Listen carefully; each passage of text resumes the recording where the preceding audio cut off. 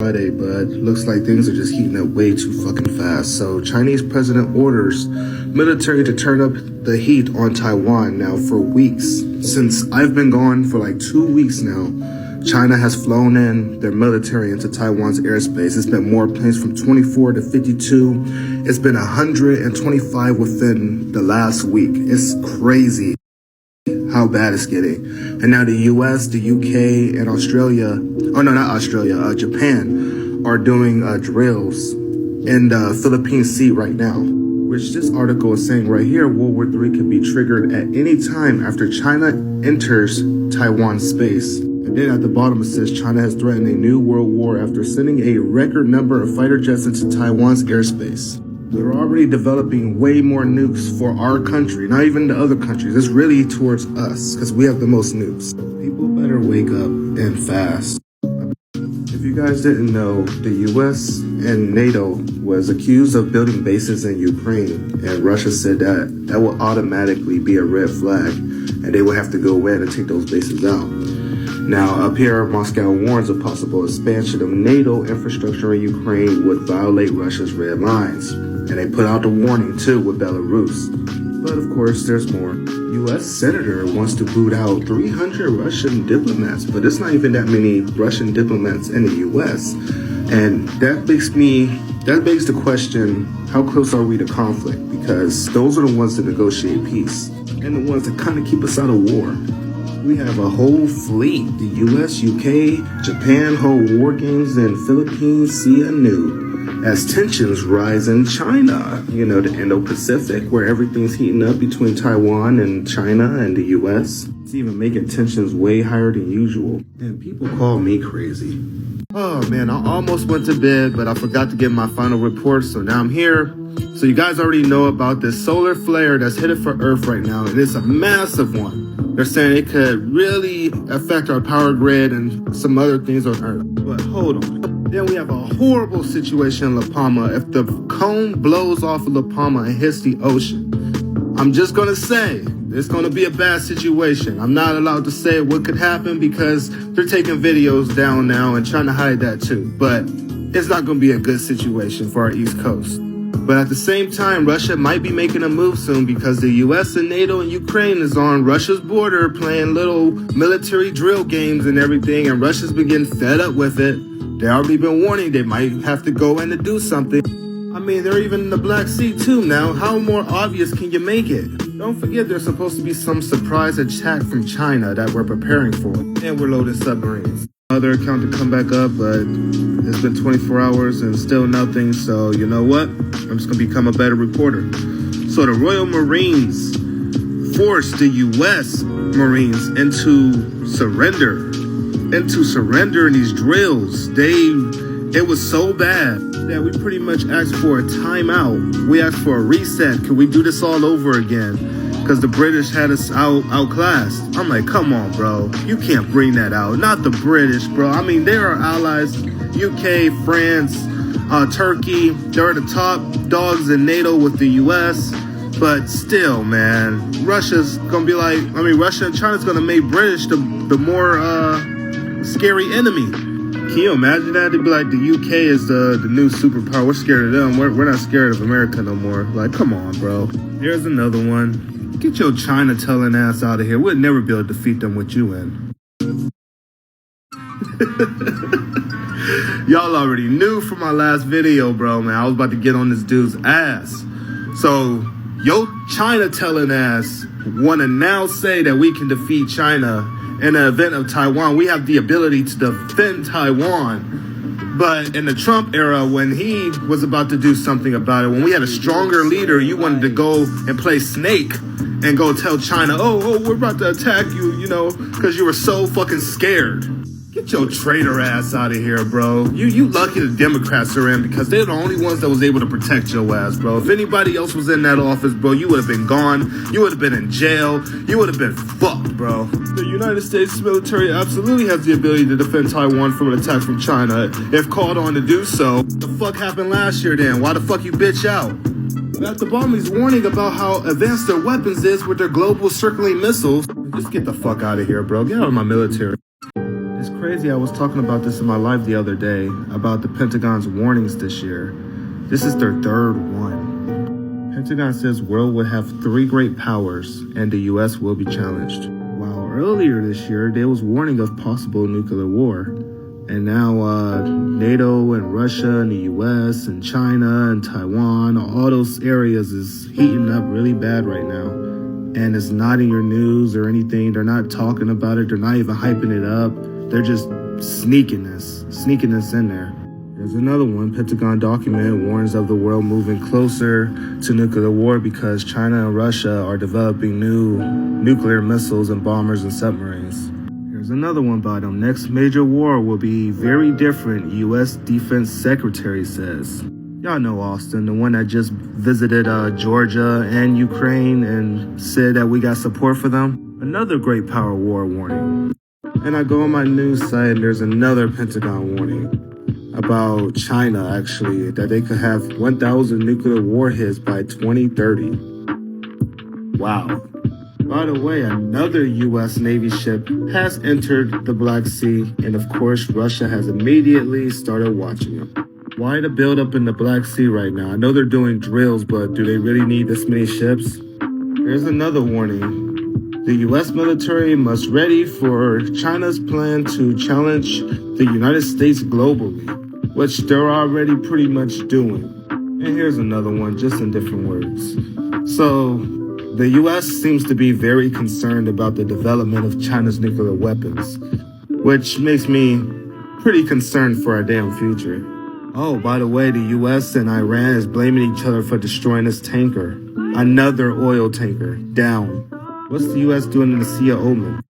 China urges stocking ahead of winter, prompting worries online. People are starting to worry in China of why they're getting more into stock up. Because one half believes it's COVID, the other half believes it's war. And why hasn't America got any kind of warning like this? We're all worried about Christmas shopping. U.S. Republicans want billions for Taiwan military aid to counter China. I mean, things are heating up. Taiwan is scared out of their ass. The U.S. is in Taiwan. And yeah, they do need weapons to defend themselves. But this could also risk starting war. Pretty soon, I'm pretty sure China's about to have enough of it. China continues tactical actions to press territorial claims with India. Now, China doesn't want to risk India going to the U.S. The U.S. do not want to risk India going to China. India really is with the U.S. and Russia, but let's hope they pick up. So it's being reported that China's intent to seize Taiwan threatens U.S. economic security. Now, it also says that it threatens the global economy, and that's because if the U.S. and China goes at it, it's going to be insane for the world. It's going to hit the world into submission, to be honest, because you got two economic superpowers who ain't going to really be able to trade anything with anyone because they're going to be too focused on each other. And I keep telling people Taiwan is important to the U.S. just like Ukraine is. And for once, I agree with Fox News on this because they're telling Austin and Miley to prepare the U.S. troops for real wars, not cultural wars, not these small wars. Prepare them for something big, you know. And I kind of agree because we've kind of been looking like some wuss lately. Another battlefield front has opened up between Belarus and Poland. I'm going to talk about it in the next video, but there were some border crossings. Okay, guys, I'm sensing something very sinister going on as another U.S. warship enters the Black Sea, but unlike the other ones, this one is guarded by NATO. Why would it need to be guarded if all they're doing is drills? So you guys are worried about Russia because y'all probably about to use that ship to provoke Russia, which Russia said would have countermeasures. Now, the last time we provoked at Russia was the UK going into Russia's territorial waters, which the ship was shot at, even though it was guarded by a U.S. aircraft. Now we're in a situation where NATO is guarding a U.S. warship. For what reason? If you're doing drills, why are you guarding it? You're worried about something. Is it because Ukraine used Turkey's weapon to attack Russia, and now Russia is thinking about moving on the offensive on Ukraine, and you guys are in the area to observe the situation? Observe.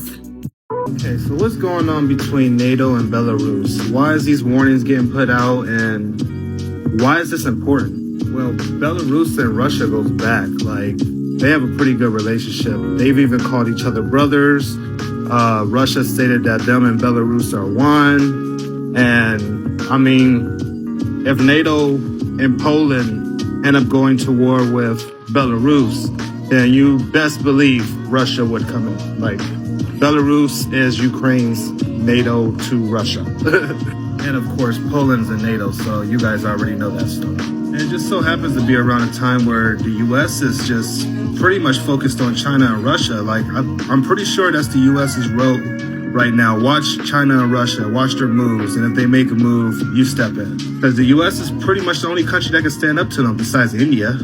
Belarus soldiers even threatened to open fire on Polish troops. When will people learn? Send Ukraine U.S. troops weapons, key Republicans tell Biden? Whoa, what's going on? So they're telling them to send troops and weapons? Okay. China says U.S. bringing world closer to nuclear war after U.S. military report. Oh, really? So now they're warning of nuclear war again. The world needs to talk about a more dangerous problem than climate change: nuclear weapons. Yeah, this ain't sounding good at all. They are reporting that a U.S. warship has entered the Black Sea amid Russia-NATO row. They seem to think Japan will help them out in the war, but I guess Japan's kind of iffy right now. This is very sinister. China clearly developing ability to evade Taiwan, top general says. You guys already know what's coming. So top general reduces time frame for war with China to 2 years, and this is over Taiwan. Really? So it was said to be 2025, and now y'all talking about 2023. Maybe even 2021, the way things are heating up. As Ukraine is preparing for a winter war with Moscow, right off rip, straight to the point. These guys are getting ready for war. I think we know what the dark winter is now. CIA chief was reportedly dispatched to Russia to warn against alleged troop buildup near Ukraine. And y'all already know the US and NATO is keeping their eye on this. Ukraine and U.S. signed their strategic partnership pact next week. That's something to keep an eye on. Let's see how Russia reacts to all this shit. Plus NATO shooting missiles on their little fucking border. More nukes. Man, this is getting out of hand. China state media, military showdown will come if Taiwan, U.S. don't change course. Well, that explains itself for real. And y'all already know what's going on with the U.S. provoking China, having its troops in Taiwan, training their troops, having their troops over in Guam, training us. Oh, man, I guess it's almost time for a world war. Russian Navy forced missile strike on Sevastopol as U.S. warships enter Black Sea. Now, I think 2 days ago, I posted an article where they were saying that the U.S. is trying to find a reason to stay in the Black Sea, the U.S. and NATO. So now they're trying to counter anything that they could possibly make an excuse about, besides the buildup at Ukraine. But that's only because the NATO forces are in Ukraine. China builds missile targets shaped like the U.S. aircraft carrier, destroyers, in remote desert. Wow. So now they want to tell you guys that the nuclear submarine going down might have had something to do with China. They said they hit an object that was underwater, but they can't even rule out that China might have had something to do with it. The Chinese submarine could have easily colluded with the U.S. submarine. So now... Nowadays, they just talk about nothing.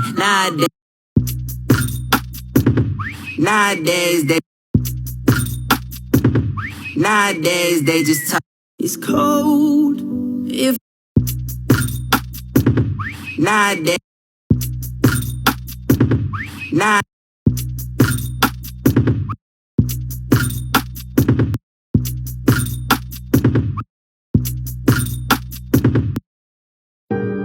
Oh man, sorry I did not report. It was breaking so fast, I would have had to make multiple videos. So I'm like, hurry up, let me hurry up and put the articles and see how this goes. This is pretty much putting pieces off the table as U.S. nuclear unit deployed to Germany with new hypersonic missiles. The Japan Marines are ready to fight. The new commander says, fight who? Y'all know something that's about to blow off? So not only did Germany just re-get this nuke unit, they're also committing themselves to the Indo-Pacific as a warship sails through the South China Sea. Not gonna lie, it's looking like NATO's on a suicide mission. China's counteraction sends warships into U.S. waters. Oh, again? They're here? I don't think I like the sound of that. Here's that mock warship that China's gonna shoot down, which is supposed to be a mock of the U.S. This is a good question. Are our people prepared to die for Taiwan? If you guys want me to be truly honest with you, I think I called it. I think war is about to happen pretty soon because the moves that's getting made right now is ridiculous, bro. It's on a scale we've never seen before. I'm not talking about China making fake warships of the U.S. to attack in the desert, or trying to send in their warships to our waters, or trying to sell in Pakistan their warships. Which really bad for India, which means India's pretty much going to have to come to our side unless Russia decides to stick with them. The UK is already telling you guys with Russia at play, we're brewing another war. Or the severe warning that the US sent to Russia over the number of troops that's at Ukraine's border. Or the secret standoff between Belarus and Poland and the US, NATO, and Russia that's going on right now because Poland's in NATO, so NATO's been making some big, bold warnings to Russia and Belarus. And people don't know about this. Yeah, at this point, I don't think there's no turning back. All right, TikTok. So I'm going to explain today why I think we're either at war or really, really close. Seconds away. So not only did the submarine go down that they try to blame on an underwater mountain, but end up coming later to say that it could have been a possible Chinese submarine that brought this down. Then China talking about attacking a U.S. mock ship in the desert around the same time. Now we're going to add all of this up. A couple of days ago, the U.S. Army reveals Cold War nuclear missile unit to deploying new long-range weapons in Europe, and these are going to be hypersonic weapons. And they say this will be used in the conflict with Russia, as you can see right there. Here's the image of the second warship that China built to destroy, of course, in the desert. There's no turning back, guys. So the U.S. is scared that Guam would be a target from China, so they decided to get Israelis Iron Dome to see how they would fare against Chinese cruise missiles. I guess we'll just have to wait and see, huh? Now, if y'all don't know, China is on the West Coast. They sent more warships to our West Coast. So on China's side, it's heating up severely bad, and on Russia's side, it's heating up even worse. And it's getting so bad with China, Germany has even vowed to their commitment to the Indo-Pacific, and they're sending warships through the South China Sea. With the U.S. and NATO's recent activities in the South China Sea, any accident can happen, and China can make a move at any moment if they feel threatened. Don't forget about Taiwan. They're a big reason a lot of this is going on. Now, with all of this going on, Japan is saying they're now ready to fight and win. So y'all know who they're talking about. They have Russia to go against, they have China to go against, and they have North Korea to go against. And I'm not going to consider Iran. Would just start trouble in the Middle East. So they have the big three to go against, and they got U.S., NATO, and all of them. But Japan is not going to be able to do much. I'm just going to say they'll probably be destroyed within a couple of nukes. Because don't forget, NATO is planning to make this a nuclear war. They already built up the strategy from it and everything, and Germany has asked NATO to use nuclear weapons against Russia, just in case Russia becomes an aggressor. And it looks like NATO provided that as U.S. nuclear unit deployed to Germany with new hypersonic missiles.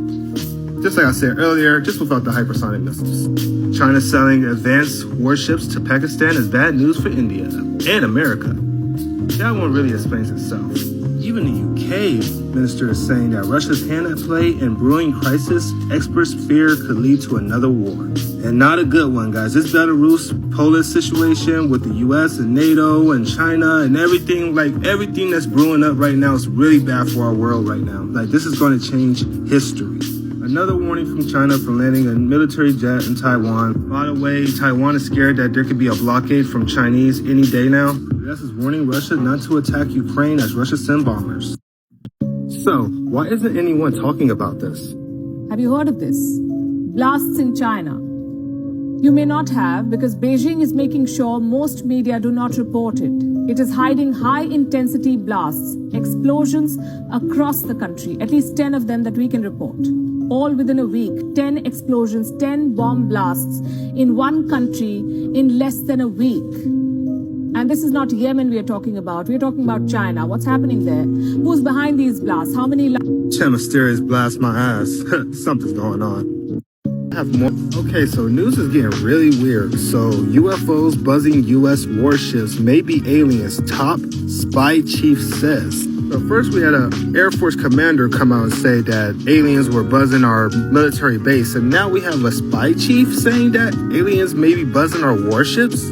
Boy, that already makes me question reality. Supposedly China has developed aircraft carriers that can go toe-to-toe with our U.S. aircraft carriers.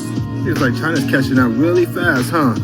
Now, I warned of a false flag. Remember this. NATO wants a war with Russia. Russia's warning that Ukraine may be used by NATO to stage an attack in Donbass that will be blamed on Russia. You can read the rest of this article if you like to. The US and NATO wants a war with Russia and China, and I don't know what they can accomplish by world domination. Like, they're going to literally destroy this planet with this war. US and allies will take action if China attacks Taiwan, Blinken says. Well, that can't be good. Okay, guys. Now, things are getting a little out of hand around the world, and it's being reported everywhere now. Now, it's not even being hidden. They're actually coming out and telling people that shit's getting out of hand. As China warns of a Cold War era of tensions. Well, of course, that's not good. Threat is real. China and Russia spark colonial space war fears as U.S. officials warn of energy, weapons, and anti-satellite missiles. Oh, boy. Europeans refuse to defend themselves, demands U.S. go to nuclear war for them. I was talking about this yesterday in my YouTube live, man. Russia accuses U.S. military of aggressive action in the Black Sea region. And that one matches up with this one, which Moscow won't invade Ukraine unless provoked. Russian envy. And you guys know NATO's been very provocative in the Black Sea. They keep flying near Russia's border, flying towards Crimea. They want this war to blow out. And then you got Poland and the Belarus situation. Believe me, this is about to get much, much worse. Look for my... You guys were from this article. Russia to enhance security measures amid NATO's assertive actions, Kremlin vows. If necessary, we will take measures to ensure our security. If there are provocative actions by our opponents near our borders, he vowed. I'm referring to NATO and NATO forces that are rather taking active and assertive actions in close proximity to our borders, be it in the air, on water, or on land. They also say they aren't our friends. These aircraft belong to those who state as their key purpose deterring and countering Russia, those that call Russia an enemy. Right. But wait, there's more. Britain is set to deploy troops to Belarus border. Now you guys are seeing NATO is building up on Russia's border. NATO is provoking the situation. They want a war with Russia, and they told you guys this goal earlier this year. They warned a nuclear war and everything earlier this year. And it's been building up to it. It was a calm period, and now things are breaking out. Not good. They're telling you nothing's coming? Watch this. Good afternoon, everyone. I am delighted to welcome Foreign Minister Kuleba here. The United States' commitment to Ukraine's independence, sovereignty, territorial integrity is ironclad. And that's something that I said again to Dmytro today. It's a position that will not change. We stand with Ukraine. It is very important that the United States stand by Ukraine in our efforts to defend our sovereignty and territorial integrity in the face of the ongoing Russian aggression. And I appreciate the messages that were conveyed to us today by our American partners. We are concerned with the reports of the unusual Russian activity near Ukraine. We're looking at this very, very closely. We're also consulting very closely with allies and partners. And as you've heard me say, and heard us say, we don't have clarity into Moscow's intentions. But we do know its playbook. And our concern is that Russia may make the serious mistake of attempting to rehash what it undertook back in 2014, when it amassed forces along the border, crossed into sovereign Ukrainian territory, and did so claiming falsely that it was provoked. We have to do the right messaging, but we also have to take the right actions. And this is what we discussed with Secretary Blinken today. Not only the messages and the narratives that Russia should hear, but also the actions that it will see coming. And You tell me what happens next. Guys, this shit's getting really worrisome, bro.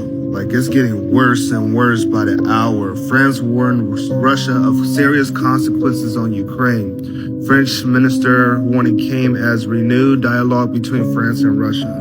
But wait, U.S. action in Ukraine backfiring as risk of Russian invasion grows, analysts say.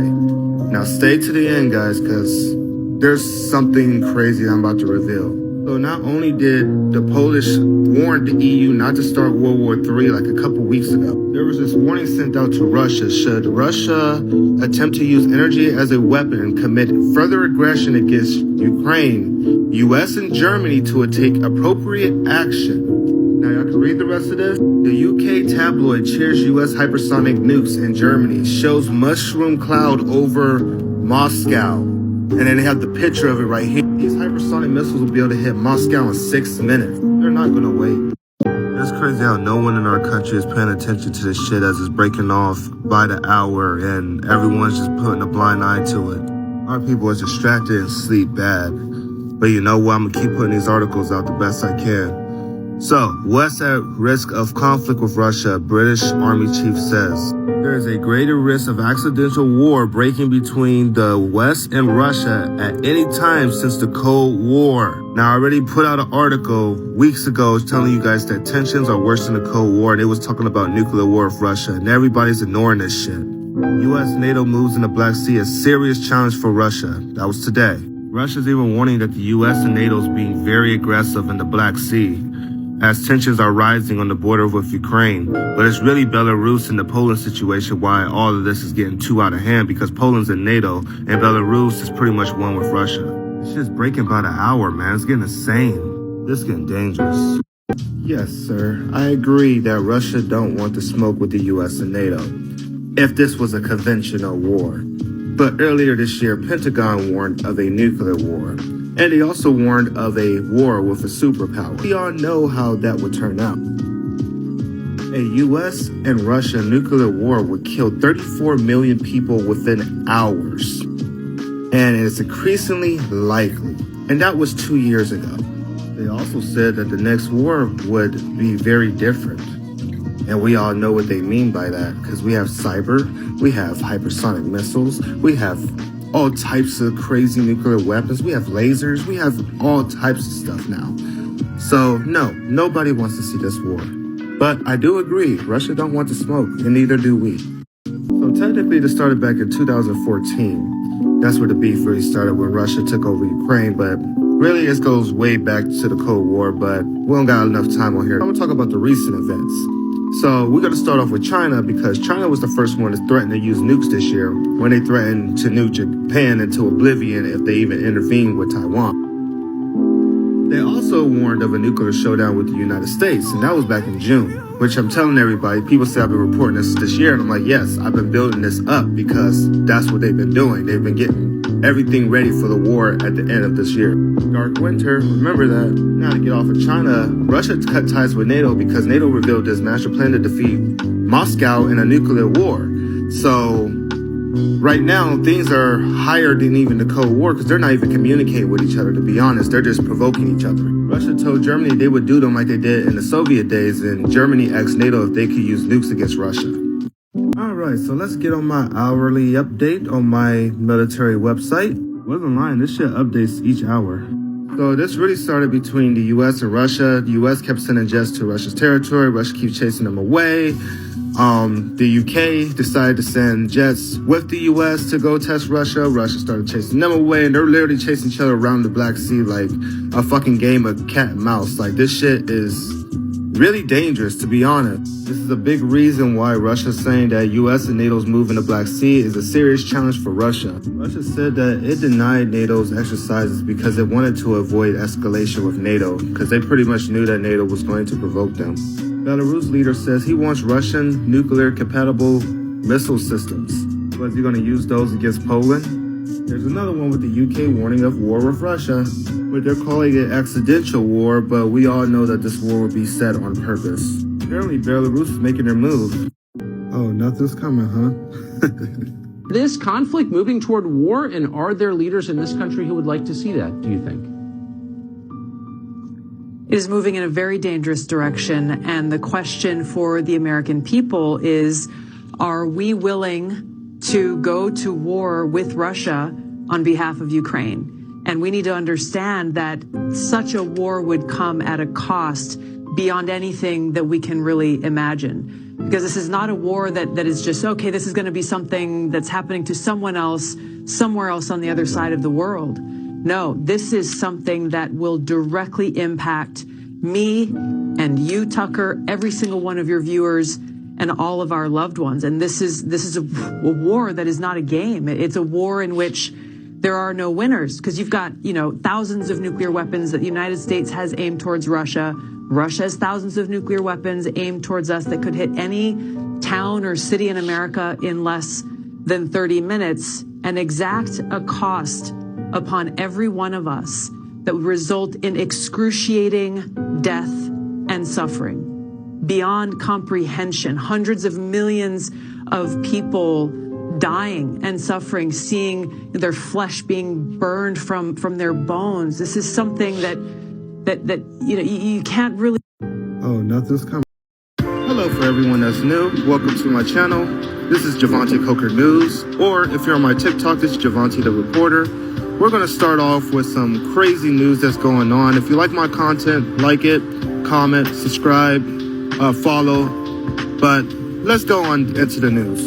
So we're going to start off with Belarus, because Belarus is pretty much demanding Russia to get their nuclear weapons from the situation that's going on over on the Polish border. And it's getting out of hand because Belarus will have to fight NATO, they would have to fight the US, and Russia has their back because Russia stated them as one. And it's actually getting pretty bad. I see that they're throwing tear gas, they have lasers, and I have a video to prove this. And they're shooting at the border, but it's not like they're shooting at each other, they're just shooting to warn each other off. Pure warning, this video might be blinding. They're pretty much doing all they can to try to get through this fence. It's crazy. Now, it has been reported that one Polish soldier has died in this accidental shooting, while 2 Russian paratroopers died during the drill. Yes, Russia has sent paratroopers to Belarus to kind of handle the situation on the border as well. And British has sent soldiers too, which I reported on a couple of days ago. So, just for the people that say I spread misinformation. Meanwhile, Iran sent a helicopter to pretty much harass this U.S. Navy ship that was in the Persian Sea. Seems like we might end up having a war on all fronts, huh? Like I said earlier this year, but no one wants to believe me. Australia already knew earlier this year that there was going to be a Cold War between the United States and China. But I'm going to place my bet that everyone also knew that there was going to be a Cold War between the United States and Russia, too, because of the Ukraine situation. But no one knew that the Belarus and Polish situation would get out of control like this. The United States is bracing itself just in case Russia end up really invading Ukraine. And they already warned Russia, so did France and Germany and everyone else in NATO, that if they attack Ukraine, it's going to be very bad for Russia. Which is one of the main reasons why the U.S. is placing nukes in Germany, so they can deter Moscow, but also because Moscow threatened Germany with nuclear war earlier this year, which was at November 3rd of this year. I try to prove everything that I say. Germany was also the one that asked NATO for permission to nuke Russia if it came down to it, which is seeming like it's about to come down to it, because Russia's not going to wait while we deploy hypersonic missiles that can hit their country in 6 minutes. Like, no, it's not going to happen. So U.S. warships, NATO spy planes have moved northwestern in the Black Sea to pretty much pick up Ukraine, Turkey, and Romania for these drills, which was confirmed by the Ukrainian Navy. So hopefully everything calms down, but it's looking like it's not. Let's just get through this, guys. Bro, I keep thinking that it can't get any worse, and it's starting to get worse. So British forces are being put on alert to be deployed to Ukraine as size of a Red Army on the border swells to 100,000 troops and the Russian army tracks U.S. ships in the Black Sea. I'll leave this on here for a second so you can read the latest news that's on this. Here we go again. The UK must be ready for a war with Russia.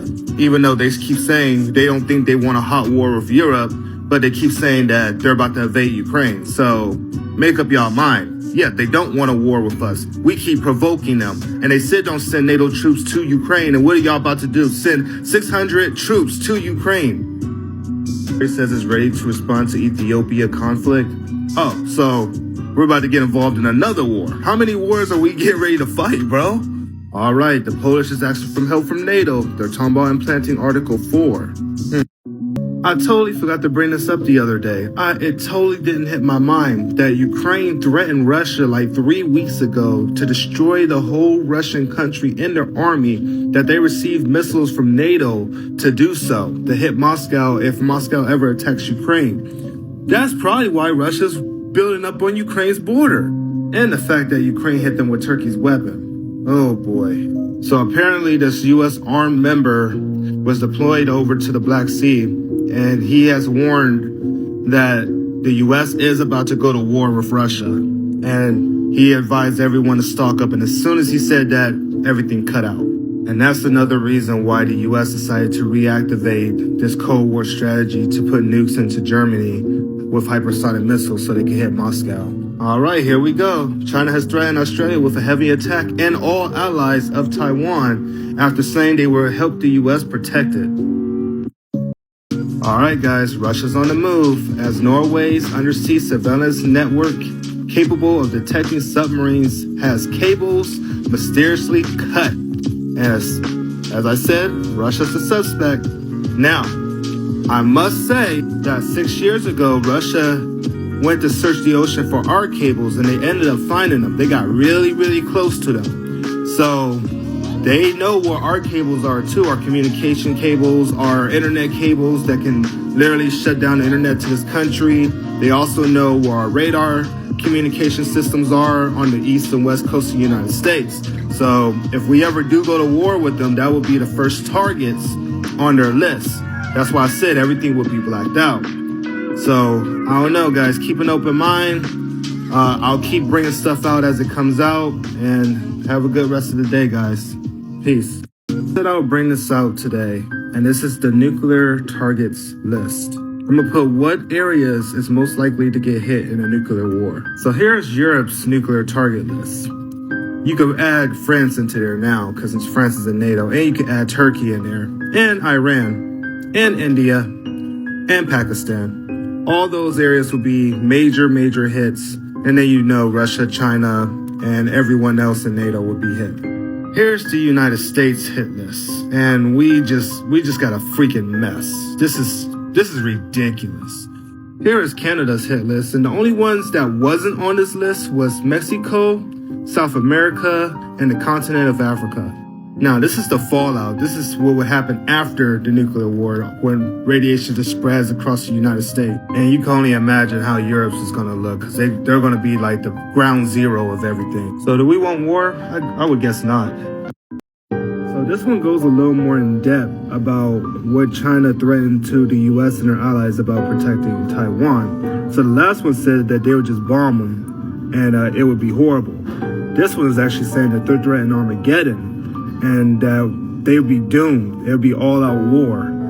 So this would be like the 20th time that Armageddon has been threatened this year by countries. Like countries are just throwing nuclear weapons up in the air like it's nothing. And no wonder the deployment of nuclear weapons is going around the world so fast. Now, here's the latest on all of this. China is preparing to take Taiwan by 2027. But actually, it's been rumored that war would happen by the end of December and the beginning of January. I'm willing to bet that it's probably going to happen in a couple of weeks, the way that things are escalating. It's whoever makes the move first. If the U.S. feels comfortable making the move first, this can blow out whenever. More likely, we're going to end up, if we end up in a war, a real shooting war with a major power, it's going to be as a consequence of a cyber breach of great consequence. It's increasing exponentially, the capabilities.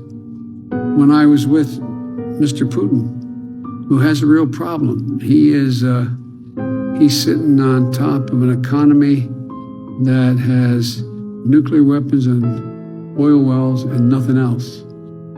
Nothing else. Their economy is what, the 8th smallest in the world now? Largest in the world? He knows. He knows he's in real trouble, which makes him even more dangerous in my view. Spent much of this week focusing more on foreign than domestic policy. He announced a withdrawal date for U.S. troops in Afghanistan and sanctions against Russia for its acts of aggression against the U.S. Christina Ruffini is at the White House. Christina, good morning to you. Good morning, Jeff. As you mentioned, since coming to office, President Biden has really tried to focus on domestic issues, right? COVID, economic relief, infrastructure. But as his own Secretary of State likes to say, foreign policy is domestic policy. And this week, there was a lot of it. And I'm really pleased to welcome such a close ally and good partner.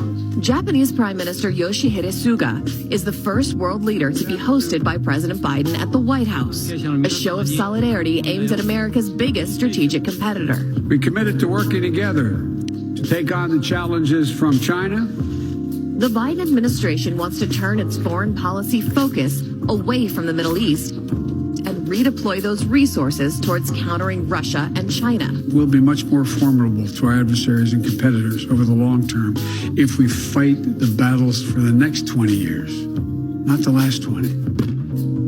This week, the president announced he will pull all U.S. forces out of Afghanistan by September 11th. The president made the decision to start the drawdown on May 1st, and that's the plan that we're going on. The White House also unveiled sweeping action against Moscow, expelling 10 Russian officials, sanctioning dozens of others, and officially blaming Russian intelligence services for the massive computer hack known as SolarWinds. Obviously, we've put sanctions in place in order to send a clear message that there should be consequences for the actions. But there were consequences for the consequences, with the Kremlin yesterday announcing its own sanctions and saying it plans to expel 10 American officials, a move the State Department called escalatory and regrettable.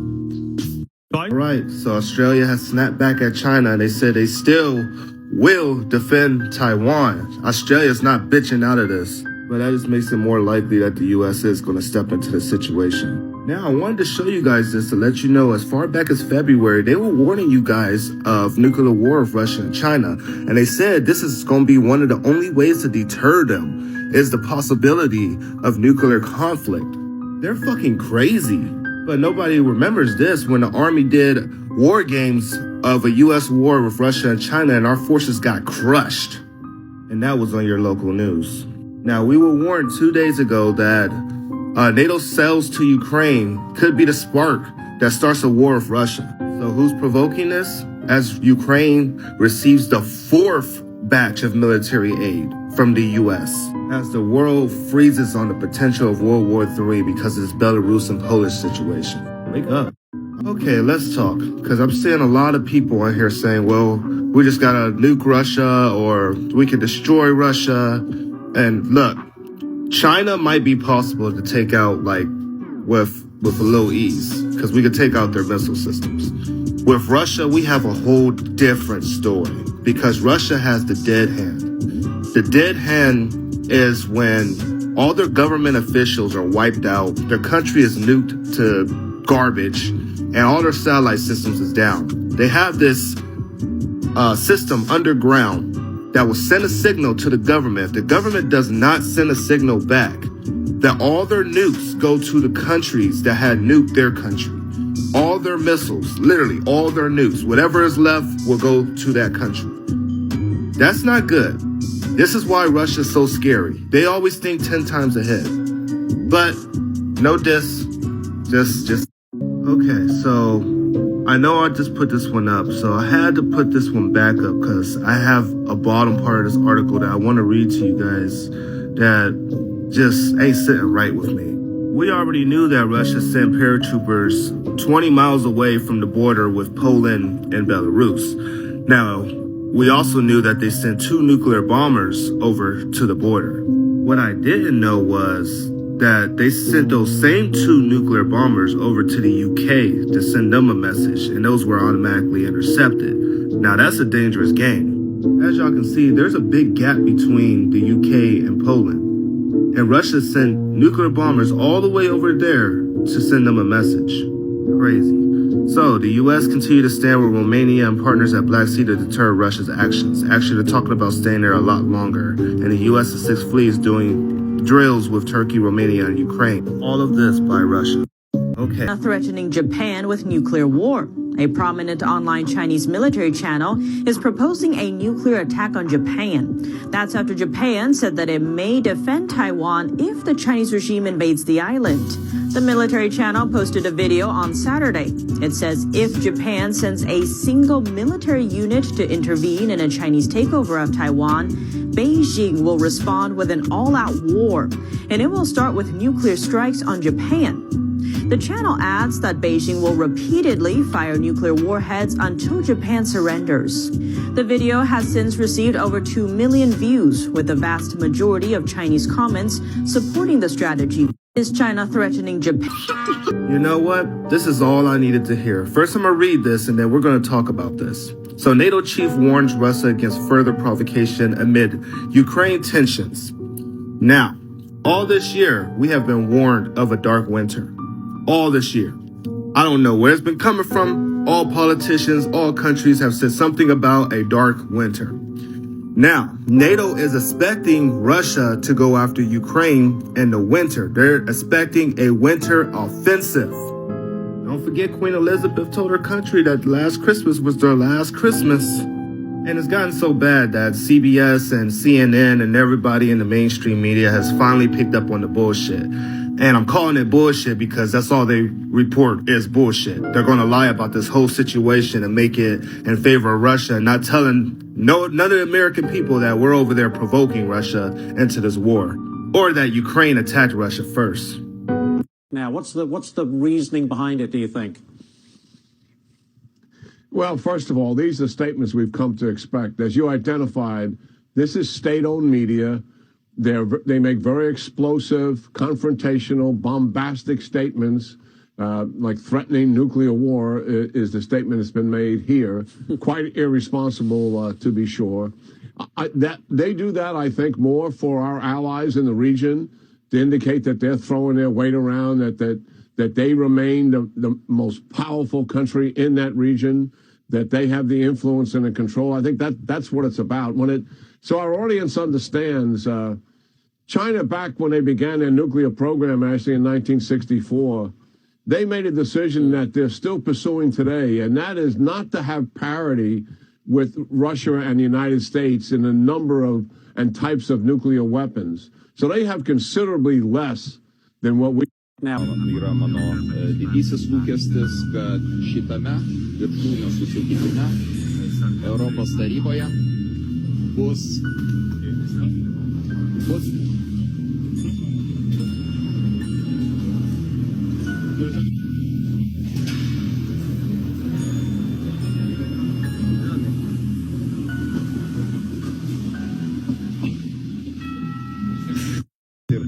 Oh, is this what they're distracting America with right now? Let me guess, there's a riot right after this. Oh, is this what they're distracting America with? In recent weeks, we have seen large and unusual concentrations of Russian forces close to Ukraine's borders, similar to Russia's buildup in Crimea and the Black Sea region earlier this year. NATO remains vigilant. We are monitoring the situation very closely, and we continue to consult among allies and with partners such as Ukraine and the European Union. Any further provocation or aggressive actions by Russia would be of serious concern. We call on Russia to be transparent about its military activities. It is important to prevent escalation and reduce tensions. NATO stands with Ukraine. We do not and will not accept Russia's illegal and illegitimate annexation of Crimea, and we call on... With nuclear submarine, Australia itself will be a target for possible nuclear attacks in the future. Can I just stop you there? Can I just stop you there, Victor? Australia will be a target for nuclear attack from whom? You do not need to know whom it will be, but as a logic, no one wants to target any nuclear-free zone which now includes Australia. Australia has said it will not be carrying nuclear weapons. These are nuclear-powered submarines, as indeed China has. But we're not talking about nuclear weapons. So how is it a target? Listen, do you really believe you can trust what Washington or even what London say? I would say the watershed moment will be if Australia is armed with nuclear submarines to be locally produced in Australia. Australia will lose that privilege of not being targeted with nuclear weapons. Of course we heard about China's hypersonic missile that goes 21,000 miles per hour, circles the Earth, can go through any defense system. But have you heard of Russia's hypersonic missile that was out first? Their nuclear weapon that could destroy the area the size of Texas or England or France, and can do the same thing as that missile. And NATO has literally been trying to defend against for a long ass time, trying to find a way to defend against this missile, because this missile is so damn dangerous. I mean, do you guys look up anything? Like, Russia is not no pushover, man. I'm just trying to tell people, they're not no pushover. China ain't either. China is a big threat. I ain't gonna lie, China's a big threat. But Russia, with the nuclear weapons, bro, y'all better wake the fuck up. The draft is already here. They passed this 2 months ago while we were all distracted. Well, I wasn't distracted. I was still doing research and putting most of this stuff out. But, oh, man. The draft has got two problems today. One problem was one that the Pentagon just brought up about Iran literally sending this helicopter to harass this U.S. warship. It flew around it really close 3 times in the Gulf of Oman. And it's like, I've been telling people this is going to be a forefront war. It's not just going to be Russia and China, it's going to be Iran and North Korea too. Russia seems to have the U.S. on their toes. For some reason, the U.S. seems to think Russia's going to do something to one of our satellites. So our astronauts had to take shelter in the International Space Station because Russia tests these anti-satellite missiles. If there's no threat, then why did they take shelter? Now, this makes me think our army's going to be split, and this gives me martial law vibes. Like, what are you guys going to do? What are y'all about to do to these states that won't force the you-know-what? Of course we covered up bombing women and children in Syria. Debris event. That's what they're dubbing this. Ground control in both Russia and the U.S. ordering the crew up in the ISS to hide inside of their spacecrafts is what they're telling us. Saying that this large debris field was passing through the area, that they did not have time to hit the thrusters. As they were reporting here not too long ago about an event where they had to hit thrusters up there, so they told them to get into their capsules, and I guess they were supposed to have an emergency exit if anything was to have gone down.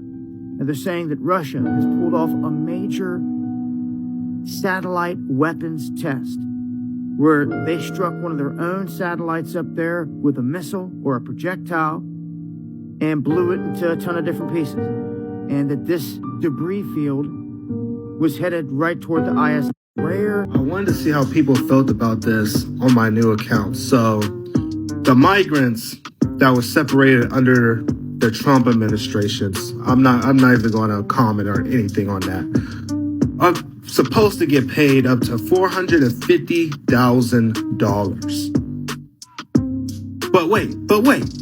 Some families can qualify for $1 million. So Americans were supposed to get more than one stimulus check this year. That's what the Democrats promised. They were like, oh, we can get reoccurring and all this other shit. We only are worth, what, $1,400 each? And they're talking about paying them $450,000 each, and some of them $1 million per family? Come on, bro.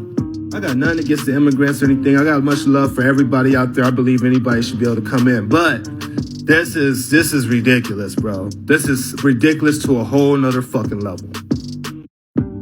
Okay, fine, all right. Yes, the U.S. has hypersonic missiles that can go 17 times the speed of sound. But that's not the only thing we got. The U.S. was more into making direct energy weapons like lasers and shit.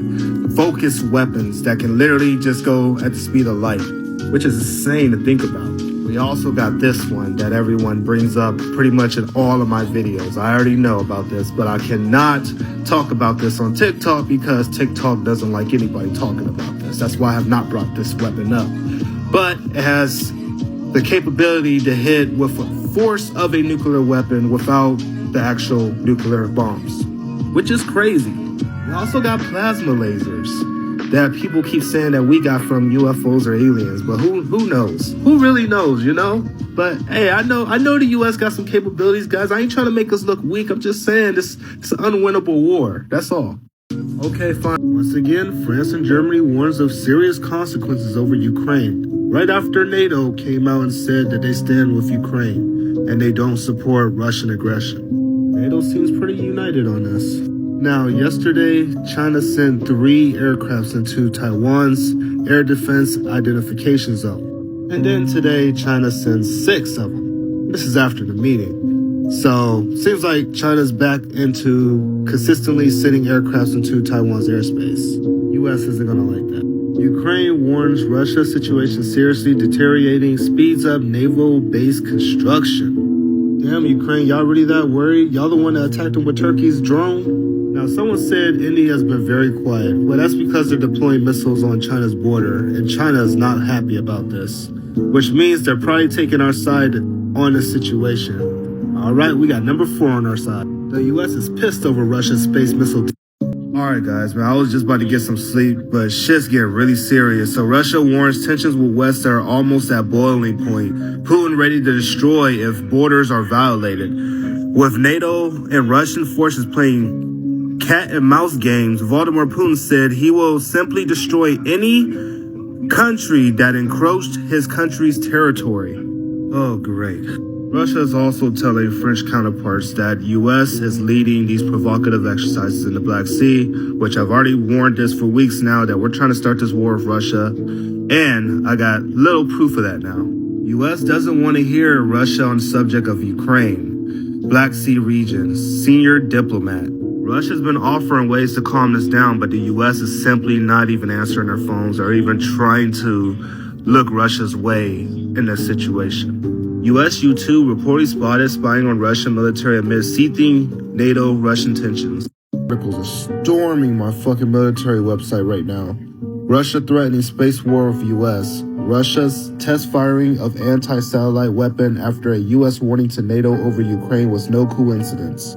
Yeah, they'll cut our cables and then they'll shut down our radar command systems and then they'll destroy our satellites and then we'll have no communication down here and yeah, it'll be a wrap from there. Russia deployed commandos to Belarus as migrant crisis, Ukraine tensions spark Western fears. So they believe this move is being made to test the U.S. and the European powers. Oh man, France, y'all president is putting y'all on the front lines. He's saying y'all are ready to defend Ukraine's territorial integrity. Oh boy, France and Russia, Germany and Russia, and the U.S. and Russia. Dude, history always repeats itself, it seems like. Oh, stay safe out there. Oh boy, I'm losing faith in humanity. I don't know why all these comms are like, look, war's never gonna happen. It's gonna be a proxy war and all this. Guys, did y'all not know they've been warning of this whole year? There's been all threats of nuclear war. NATO just revealed a secret plan to win a nuclear war with Russia as everything is spiraling out of control. Why do you think the U.S. is arming Germany with nuclear weapons right now? Hypersonic missiles that can hit Russia in 6 minutes. There is no respect for each other right now. Things are worse than the Cold War. Russia and China are growing militarily, and the U.S. is tired of it. They left Afghanistan to take on Russia and China directly with NATO. This is why all our equipment is by Russia and China. I don't get why people is ignoring this. Even Russia's warning that the ties are worse than the Cold War because at least the Cold War, they have respect for each other. Would you look at that? They're talking about stuff I've already been talking about for months that I warned up to this point. And people ignore me. Yes, I don't trust CNN. I don't trust mainstream media. But if they try to bring it to your attention, you better pay attention because things are heating up really bad. Ah, buddy. I don't know why I tried this. And look, brought this up yesterday.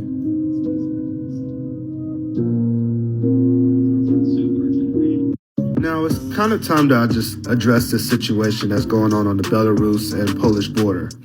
Now, it was said that most of the migrants that was led to Poland, if they turned around and tried to run back into the country of Belarus, they would be shot and killed, along with their families. That's if their families attempted to.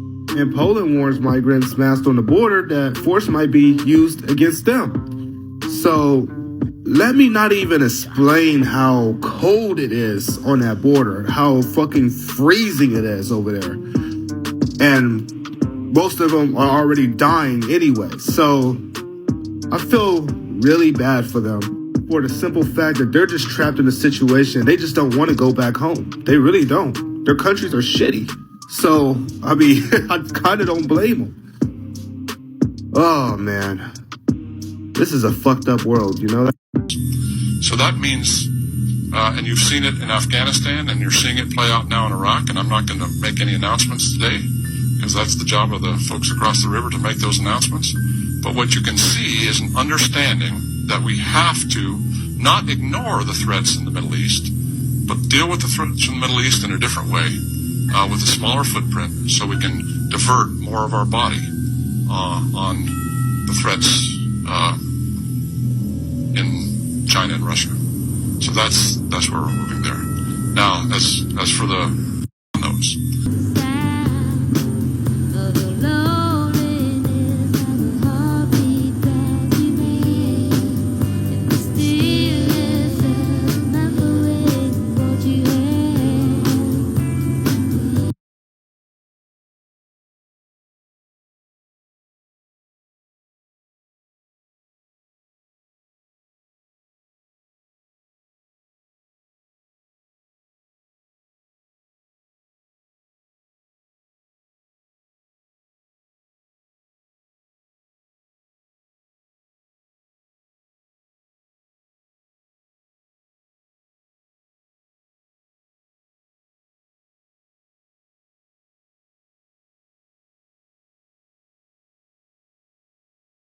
Russia's playing victim.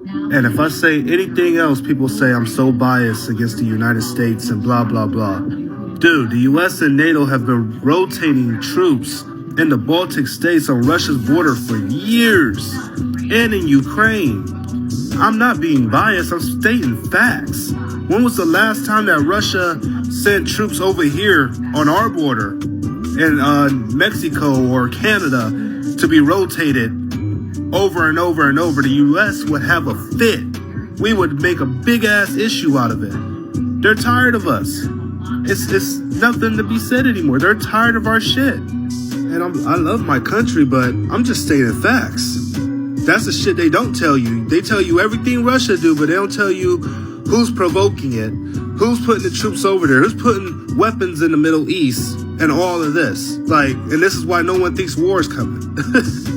China sends bomber planes to Indian border and warning to country. It's unclear what India's role is going to be in all this, but it's pretty clear that they're going to be on our side because them and China can't even get along anyway. But then again, them and Russia are pretty tight. They said meaningless talk between the U.S. and China could lead to war. As y'all probably already know, not much came out of the talks between the U.S. and China.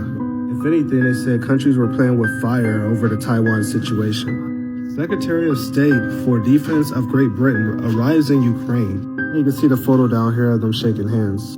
Like I said, not much came out of the U.S. and Chinese talks. In fact, Washington's about to go over to Taiwan for high-level security talks anyway. As far as the Belarus, NATO, U.S., and Russia situation, NATO has told Poland it's up to them to implant Article 4. Unlike Article 5, one country can implant Article 4 if they think they need to do so. I forgot to bring this up. So China claims Biden denounced Taiwan's independence, but warns U.S. is playing with fire. And they're referring to the South China Sea, but who knows if Biden really said that, because he didn't actually come out and say that he don't support Taiwan's independence. And why would we still be going over to Taiwan to have high-level talks about their security? He also said he would defend Taiwan against a Chinese invasion. And Taiwan says U.S. troops have faith they'll defend Taiwan. And the U.S., NATO, and EU had a meeting today about supporting Ukraine as Russia masses troops on border. Like, they really want something to pop off. What's all this support coming from? About a year ago, nobody wanted to say anything about support. It was all about independence and everything. Now we want to be up in everybody's business since we left Afghanistan, and we're leaving Iraq too. Guess we got nothing better to do on our time, than to prepare for World War III. So back in June, the Japanese warned of a potential surprise attack on Hawaii from Russia and China. I'm bringing this back out for a reason. Back in October, we were loading these 2 Seawolf fast attack subs. They literally never ever leave their port, but they went all the way down to San Diego to receive weapons. Then we were given this warning. My former colleagues told me that things are taking place in the Western Pacific Ocean, China, that are far more serious than anything the general public is being told. In fact, they said things are so serious the American public is likely to be blindsided by what's coming. Then it says they also told me that with what was loaded onto these submarines, none of them would want to be sailor on a adversary warship anywhere. So whatever, it's a really big deal, perhaps even a game changer. I'm not a war fearmonger for doing what people ask me to do and do the job that I love to do. This river is threatening to dry up, but it's not fully dry yet, but it has reached a crisis point, as millions are struggling to get water in Syria, and most of it has dried in Iraq. Like, it just looks like dust now. Like, it's so gone, bro. I feel really bad for the people in that country because I know they're struggling to get water. To be honest. Okay, here's something interesting to talk about. So 30,000 websites are down after a Google Cloud outage. If you happen to go to any one of these websites and they're not working, now you know why. After Exceptional leaves, nearly 500 Turkish soldiers are redeployed in Syria's de-escalation zone in Idlib. Syria don't seem to have a problem with Turkey's operations there, especially since they're pretty close to Russia. But if they start attacking Kurds and doing whatever they want to do again, then Russia already said that, hey, they'll start attacking their troops. Luckily, nothing like that has happened yet, so thank God. Now, if America happens to go to conflict with China, just know that Americans did not vote for this. We voted for reducing ties, not heightening them up or trying to go to war with China. No, that's not what we voted for. Though on TikTok, I seem to see a lot of people that say, yeah, let's go to war with Russia and China. I'm ready to die. Like, no, bro. No. The US and China stressed their shared responsibility to avoid conflict in their first ever virtual summit. US President Joe Biden and Chinese President Xi Jinping held the video call at a time of worsening relations between the superpowers. There's no shortage of tension over issues like Taiwan and human rights, flashpoints in a rivalry that dominates the global stage. As 3 hours of virtual meetings wrapped up, the leaders of the US and China could agree on one thing: get out of each other's way. The two nations stressed the need for their competition to remain peaceful. As I've said before, it seems to me our responsibility as leaders of China and the United States to ensure that the competition between our countries does not veer into conflict, whether intended or unintended. Just simple, straightforward competition. Chinese President Xi Jinping says cooperation benefits not only the US and China, but also the world.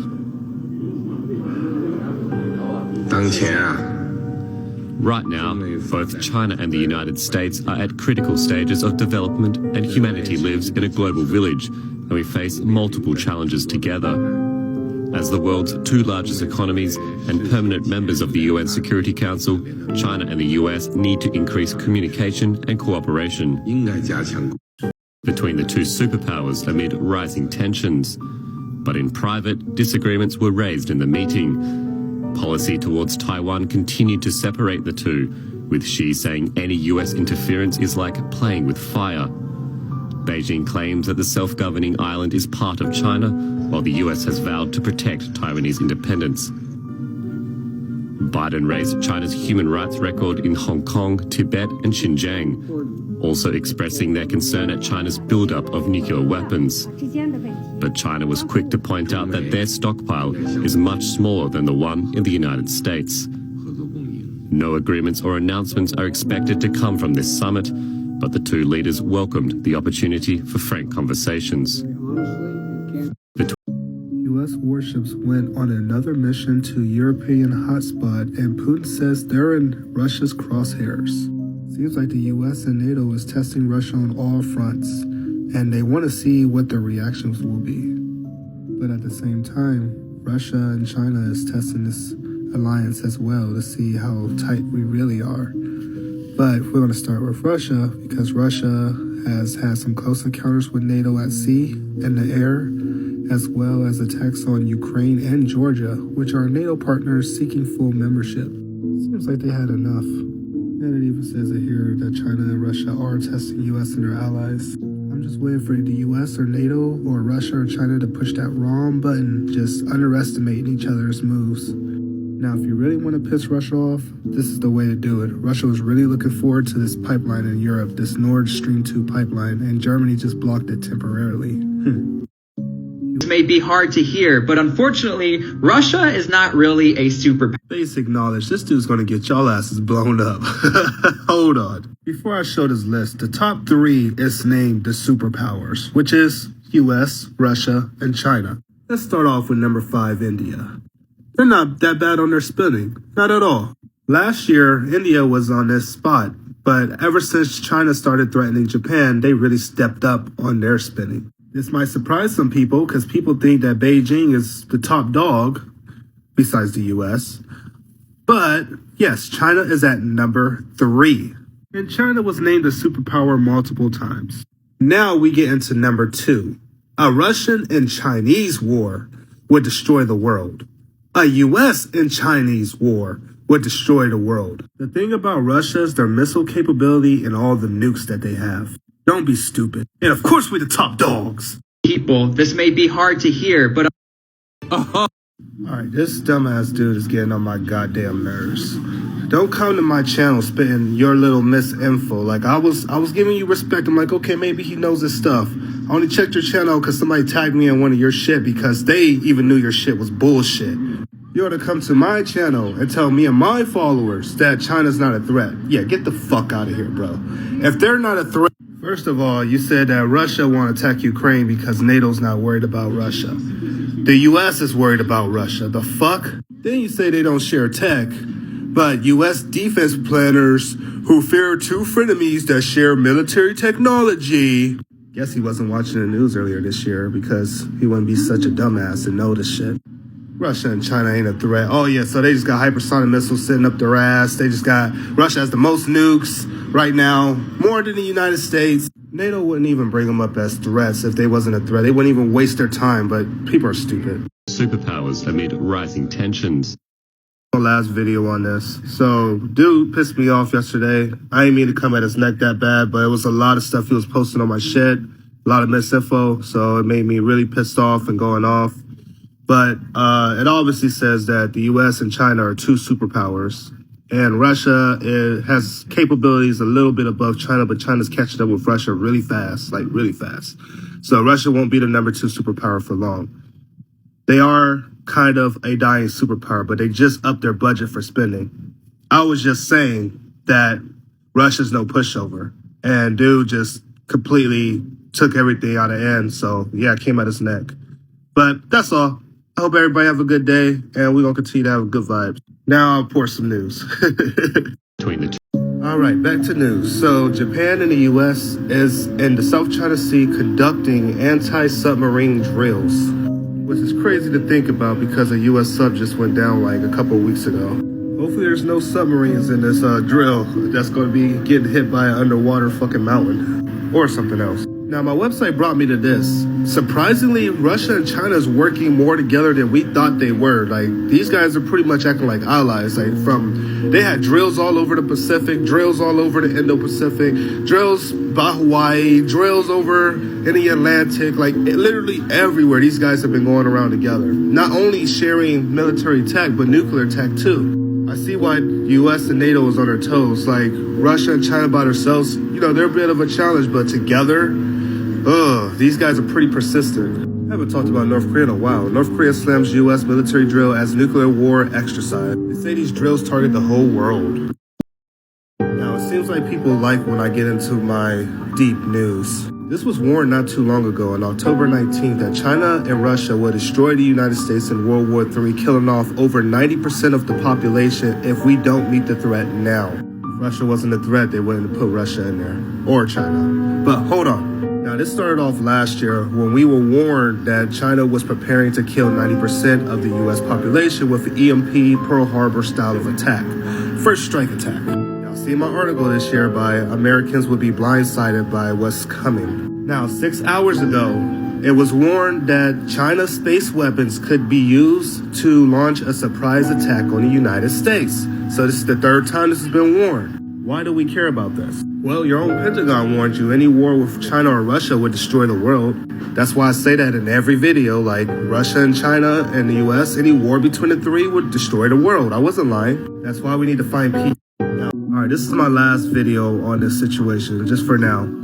So this whole year, I already showed you guys how the Pentagon warned of nuclear war, China been threatening nuclear war, Russia's been threatening nuclear war, and a lot of people seem to think that Russia's more on our side than China's side, but I wanted to put this out that the China state media warned of a counterattack with Russia to U.S. serious provocation. People ask me, well, what does the U.S. benefit with going to war with Russia and China would destroy the planet? Well, yeah, I know this, but they're trying to get to Russia and China before they get to us. Russia and China's developing these missiles that can literally EMP our country in minutes, like literally in minutes. You don't even have to use a nuke on these. You could just put an EMP on here and that would just throw everything out of whack. Our citizens would turn against each other. Not only that, Russia's known for their submarines. So they also got these nuclear torpedoes that can cause a tsunami on the east, west, and south of the United States. So while we're nuking the fuck out of them, they could be nuking us too. All right, let's go a little more deep into news. The major question everyone has is America owned by China? Trump warned last year that China will own the U.S. as it owns Biden if he gets elected. And weirdly, a few months into Biden's term, Biden says China believes it will own America within 15 years. But there's some people that's already reporting that Biden has already been bought by China. Let's not even bring up his son, bro. Let's not forget the question of what Hunter Biden was doing in China and Ukraine. Why Biden is so behind protecting Ukraine. Why Biden is really trying to start a war with China and Russia at this. Maybe it's all part of the plan, huh? Most of our politicians fear a war with Russia and China, but yet Biden is so open to the idea. And we still have all these cargo ships out there, so many of them, that we don't even know what's on there. So could there be a planned invasion? Well, you tell me. I am not here to scare people, and I'm not here to fearmonger. If you cannot handle the news that I put out, then you can go to a different channel. But for those that are interested and that want to stay, let's go. Chinese military now set for invasion of Taiwan, says Hill Commission. China's military now has the capability to conduct a full-scale invasion of Taiwan and has added new missiles and amphibious ships to the People's Liberation Army for an attack on the island's democracy. Additionally, the standoff between China and Taiwan has become dangerous because the ability of the U.S. military to deter a Chinese attack is less certain. This is why Russia and China get more confident because of what happened in Afghanistan. West violate Minsk II by promising military aid to Ukraine. The U.S. and NATO is loading Ukraine up with weapons, bro, on Russia's border. This is why Russia's so pissed. I'm not the only one thinking war is coming. If Russia goes after Ukraine again, the U.S. is telling you what they're going to do. Wow, now Fox News is talking about this. China could use its hypersonic weapons in a surprise nuclear attack on the U.S. top military official. But once again, I reported it first. Space debris from a Russian missile test could disrupt Elon Musk's Starlink project to beam the internet from orbit. Speaking of the Russian satellite test, NATO slams reckless Russian satellite strike. Said it was super dangerous to nearby space stations. Alright, let's get into the juicy stuff. British F-35 jet from HMS Queen Elizabeth crashes into sea over Mediterranean. Interesting. The UK warned Russia military aventurism would be a tragic mistake. They're talking about them building up on Ukraine, because the cost of miscalculation on the borders of both Ukraine and of Poland would be enormous. Russia criticizes Poland for calling it NATO, calling it extremely. I saw my last video cut out, so I figured you guys deserve a part 2. So a couple of days ago, Poland asked NATO if they could implant Article 4. NATO said it was up to them because unlike Article 5, Article 4 could be implanted by one country. So Poland, Lithuania, and Latvia are considering triggering NATO's Article 4. So what is NATO's Article 4? Under Article 4, any member state can convene a meeting of NATO members to consult when it feels its independence or security are threatened. In practice, it has rarely been used and sends a strong political symbol to the greater world that NATO is concerned about a particular situation. So that's why Russia is calling this move provocative and extremely dangerous. It's basically a warning. Even if no one wants war, one can accidentally happen by miscommunication. That's what's making this hotspot so freaking dangerous. China is getting louder by the day. It doesn't like other countries, especially Australia, ganging up and meddling in its affairs. As we know, Beijing is currently doing its best to punish us economically, but in the last few days, President Xi Jinping has also ratcheted up the rhetoric by warning of the perils of a new Cold War. A loose translation is, if we don't stop poking the panda, we'll face serious consequences. Now, it's worth taking that threat seriously because Xi controls the largest military force in the world. And as one of his supporters cautions tonight, the cost of conflict with China could be Armageddon. You will hear of wars and rumors of wars, but see to it that you are not alarmed. Such things must happen, but the end is still to come. Nuclear-armed superpowers, the United States and China. So now CNN is talking about this. Too many outlets are talking about this. That's making me think this is going to be a false flag attack. It's just seeming obvious at this point. So the UK and Ukraine has signed this treaty to pretty much boost Ukraine's naval capabilities against Russia. As it says down here, a deal was struck between the UK and Ukraine will see warships and missiles sold to the country amid rising tensions with Russia. Wow. So Ukraine knows an attack against Crimea would be seen as an attack against Russia. What about the attack against the Donbass when y'all use Turkish weapons to attack Russia-backed forces over there? You don't think that's why Russia's over there building up so fast? Even though you're over there shooting in the Black Sea with NATO and everything, and NATO's on Russia's border and all that, like, come on, bro. Now, this is really concerning. So the UK and Russia are rushing to find this F-35 jet that crashed in the Mediterranean Sea. Oh, boy. Okay, let's talk about the earthquakes in La Palma today. As y'all know, La Palma has been a little calm lately. It has started to calm down, but now it's starting to pick up again. So La Palma volcano was shaken by 4 quakes of magnitude of 4.0 or above. 111 quakes between 3.0 and 4.0, and 193 quakes within between 2.0 and 3.0. Now, this map right here is the 3.0 plus. This one is the 4.0 plus. Now, this is the 2.0. I know, pretty crazy, right? But that was just your little La Palma update. Some people asked me to report on this, so I thought I would just pick up on it. So if you want me to do more stuff like this, let me know. Damn. Britain is stepping up military activity near Russia's borders, Foreign Ministry. They found out about the deal between the British and Ukraine, and they are not happy about this. The framework agreement between Ukraine and Britain on naval partnership proves once again that London is stepping up military activity near Russia's borders. We are forced to bear all these consequences in mind and take proportionate measures. Russia's not going to sit around too long and let all this crap happen, I'm just saying. It's crazy how ballsy the UK is right now. Like, they making some crazy moves. Pentagon scrambles to defend juicy targets after rival space tests.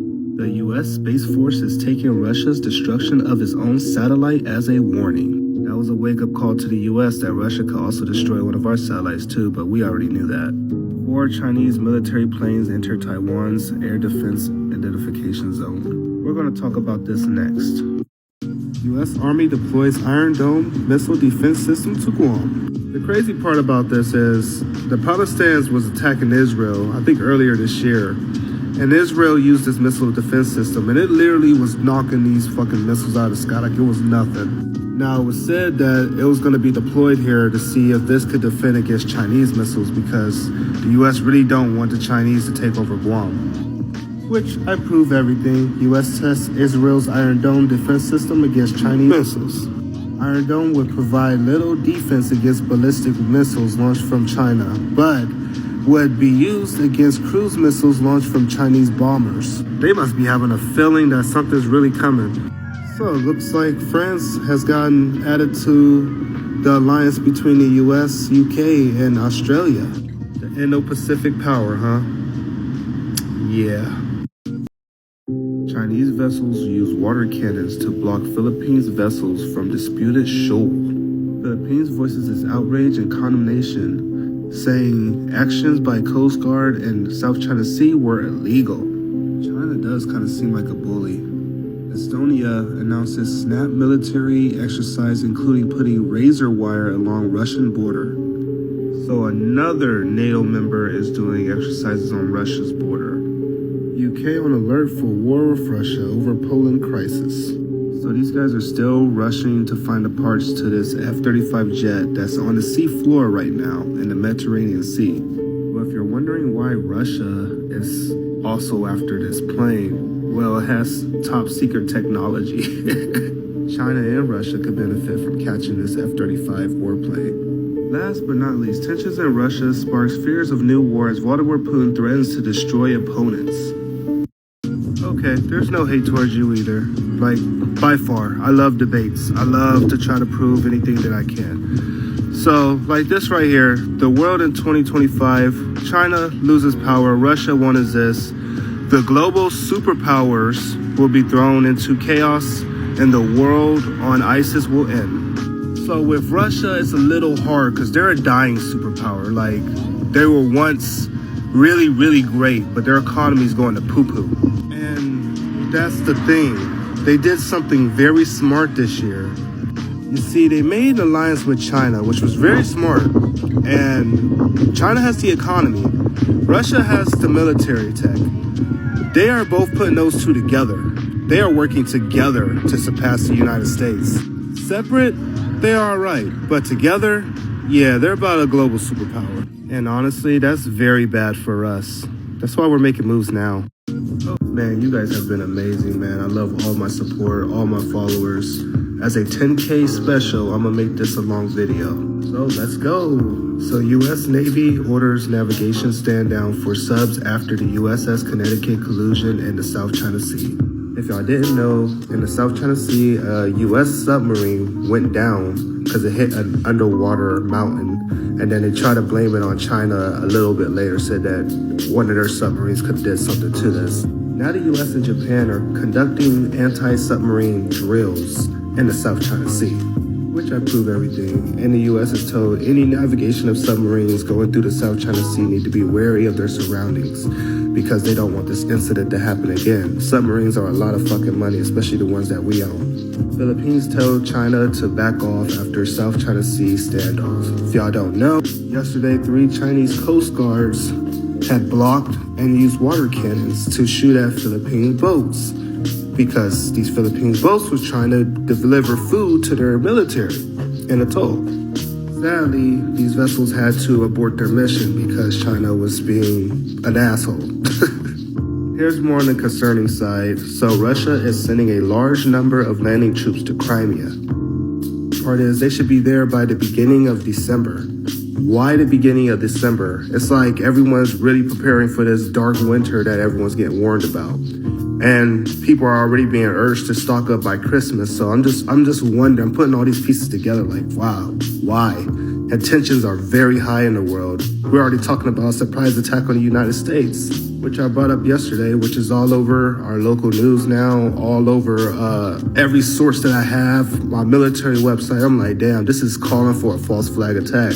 This might not even be a real attack. This might be a planned attack because Well, let's be real. I don't think Biden has much respect for us after what's been chanting around this country, honestly. U.S. Army Special Forces are shifting their focus to fighting Russia or China, and they're already practicing for it in Hawaii.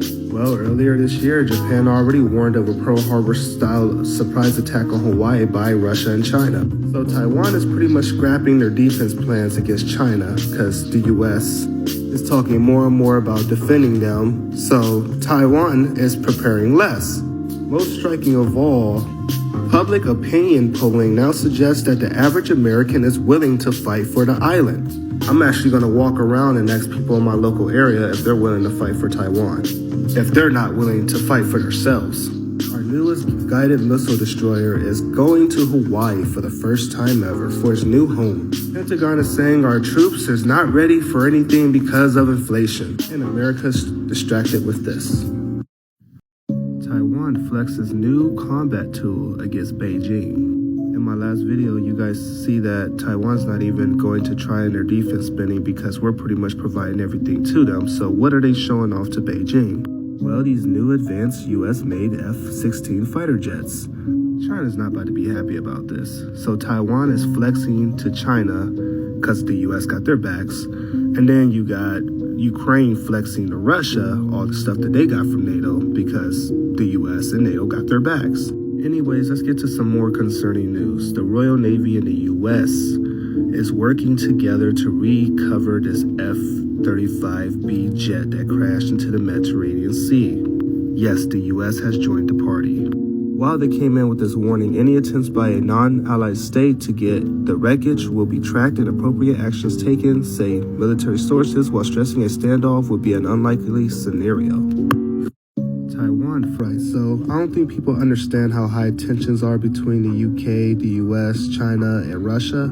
So I'm going to show you guys a little street talk that they've been doing to each other. Now, this happened on my birthday last year. And Senate Marcia has said that China has had a 5,000-year history of cheating and stealing. Some things will never change.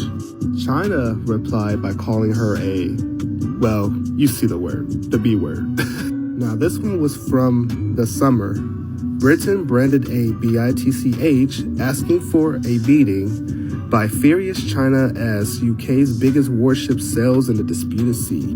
Yes, the British went through the South China Sea to get to Japan, and China called it the B word. I know I swear here a lot, but I don't know what swear words will get me in trouble or not, so I'm just going to edit this one out. Here's another one with China talking about cracking other countries' heads and spilling their blood. U.S. Russia talking about knocking our teeth out. All right.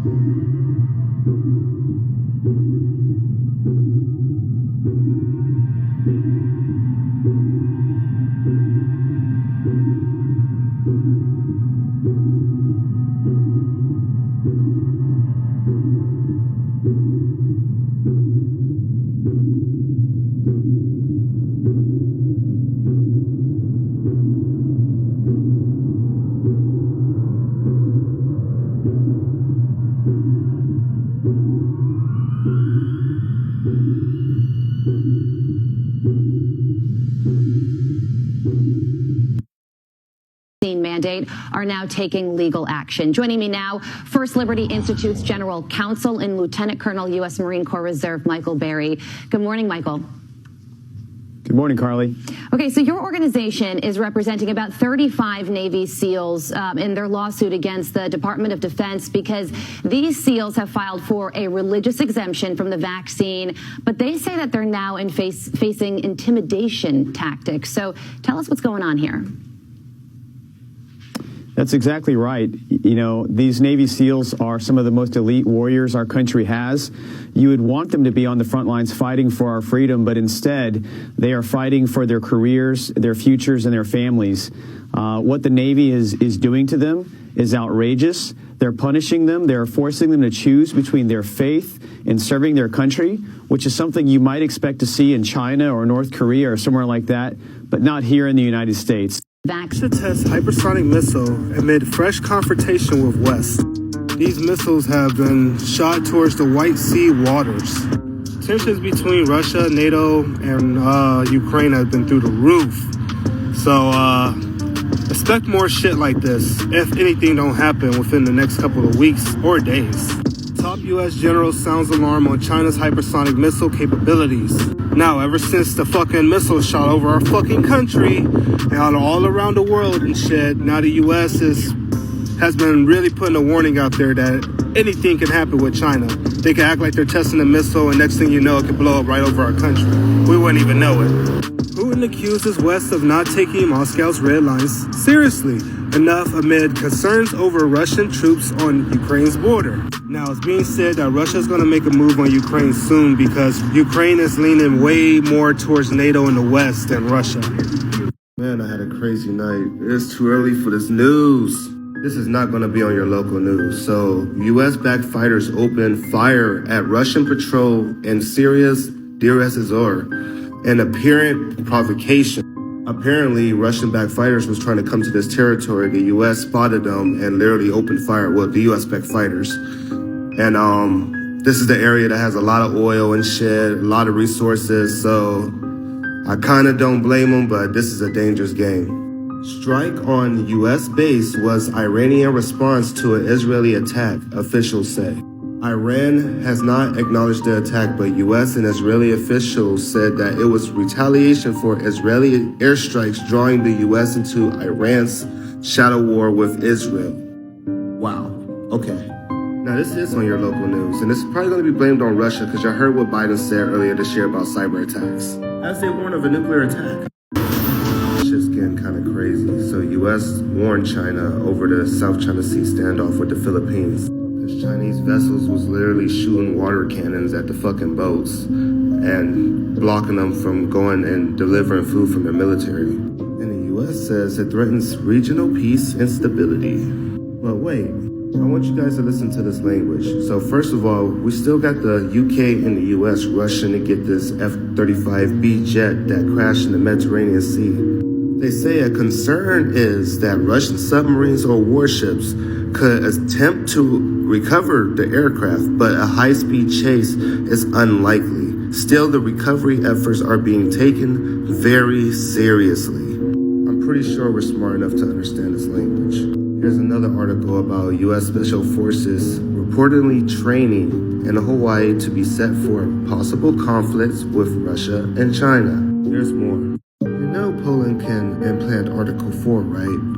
They're sending even more British troops to the border for Belarus and Poland. People are about to wake up to this. There's even warnings of a wider conflict in the region. But the British ain't even there for that. The British troops are there because the Russian and Ukraine tensions are going through the roof right now. And the US and NATO keeps warning that Russia might start a war with Ukraine. Russia's warning the US and UK that the Black Sea moves go way beyond their boundaries. At the time that Russia is saying that US and NATO is not taking their warnings or red lines seriously. And Russia is saying that NATO is taking a confrontational attitude towards Russia because they're bringing more and more weapons towards their border. Once again, I think I called it. This is set up for fucking war. Did I forget to mention that NATO praises the idea of US nukes in Eastern Europe? Oh fuck, I forgot to put that in the last video. Want to see something crazy? I went to this website to see how air activity has been in hotspots, especially in the Middle East, China, and the US. I've seen a video on more flights than usual, so I went to check it out myself. Now this is the China, North Korea, Taiwan, Vietnam, all that hotspot right now, which is still a pretty good amount of flights. This is the Middle East right now. which is freaking insane. Which I know there's a lot of countries over there, but wait, just hold on. This is the United States right now. What the fuck? Now let's put the military filter on, which is on now, where they highlight all our major stuff and everything that's over there. This one is in China, Japan, Taiwan. The US will not show you shit. Not even Mexico or Canada. I wonder why. Well, this ain't good. So the US threatens military response to China and South China Sea dispute. The US is saying that they can invoke the Defense Act that they signed with the Philippines over the Philippines and Chinese standoff, over them shooting the water cannons at the Philippines. The State Department on Friday warned China it risks military action from the United States in response to Chinese Coast Guard's efforts to block the resupply of Philippines island outposts. They don't get any more clear than that. This ain't good, man. So now Ukraine is asking for military assistance from the US. They want our help to defend them against Russia. Well, seems like another fucking hotspot. Seems like when China heats up, the Russia situation heats up too. So now Ukraine is asking for case was predictable. They did a great job distracting everybody. They really did. It's like the closer and closer they got to the end of the trials, the closer and closer we got to war. I'll see the local news bringing out like surprise nuclear attacks and stuff, and then they'll hurry up and go right back to this case. And I'm like, hold on. Like, they're making it like it's not a big deal, but it's a big deal, but it's not a big deal. Someone sent me a link to a better website to better observe our military at home. And yeah, that's pretty wild. Here's another one. And here's another one. And as you guys can see up here, there's a huge gap where there's no warplanes or helicopters or anything. At least maybe they're just not putting it out there. But I figured I'd bring this to your attention, so be safe out there. I ain't forget about you guys. I told you I was going to bring out news. I'm bringing out fucking news. So Poland warns Brussels it is starting World War III by holding back cash and row over Polish rule of law. See, I would have been had this one up, but they just brought this one out about if EU starts World War III against Poland by withholding promised funding, Warsaw would defend itself with any weapons available. Bro, could we possibly see an EU and NATO war? That would suck, because we also got a war brewing with Russia right now too, so, and China. And fucking China, man. Russia reacts to NATO's proposal to move nukes into Eastern Europe. They're making this move because conflict is becoming more and more likely with Russia. Russia's straight calling this move a threat to Russia, and they rightfully have a reason to say that this is a threat to Russia, considering that their hypersonic missiles that's about to be deployed is going to be aimed at Russia. China came back at the U.S. about the nuclear surprise attack. China accuses the U.S. of fueling nuclear war panic after officials warns of an attack. I mean, China did threaten nuclear war like 3 times this year with 3 different countries and testing hypersonic missiles over other countries and stuff. I mean, I would be warning of a surprise attack too. Not like I want war with China. I love the Chinese. They're saying they're making this move to go after Beijing. And I already said that the U.S. is trying to make moves to go after Russia and China first. Which this leads to a question. Can Biden use his presidential powers to attack China and Russia without the Congress or American people's approval? Kind of like what Trump did with Iran. Like, could Biden do that? Now, this was on your local news earlier this year. They was warning you something was coming. Top military officials warn U.S. peace with Russia and China are fraying, and that competition can lead to a great power war.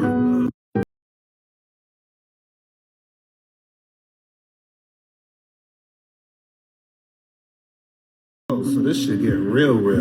Russia claims to have fried the electronics of a U.S. F-15 fighter jet. Shit is getting ridiculous.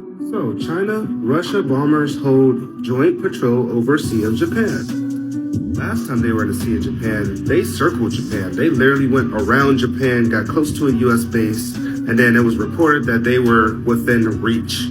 Crazy shit. This is after a Chinese warship literally went through Japan's southern territorial waters, probably to send a message. The U.S. and Japan is doing drills in the South China Sea, so what can you say?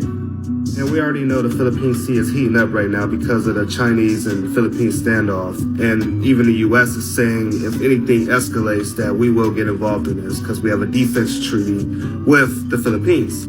As Ukraine is starting to advance into Donbass and Russia's calling it a threat. But wait a second. Is this the real reason Ukraine and U.S. help? Good morning, America. So Seoul says Russian-Chinese warplanes enter air buffer zone. How many countries are these two fucking with right now? We got Japan, we got Taiwan, we got South Korea, we got the US, we got NATO. Russia got NATO on their toes now. Then we got the EU and NATO war that we don't even know what's going to happen out of that. Russia right here is saying they will not take a blind eye to most serious provocations by NATO and the EU. And y'all know what they're talking about. The nukes that's getting sent to Germany right now, the hypersonic nukes, all the weapons that's getting sent to Ukraine and the missiles and shit. They're waking up the bear, man. And I see weird things happening in this country. I seen Kamala Harris was like president for, an hour and a half? Crazy. So the Middle East is building up on their own to defend themselves because they don't think the U.S. will come to their rescue if Russia attacks. So they're trying to get the message out there that the U.S. will be there.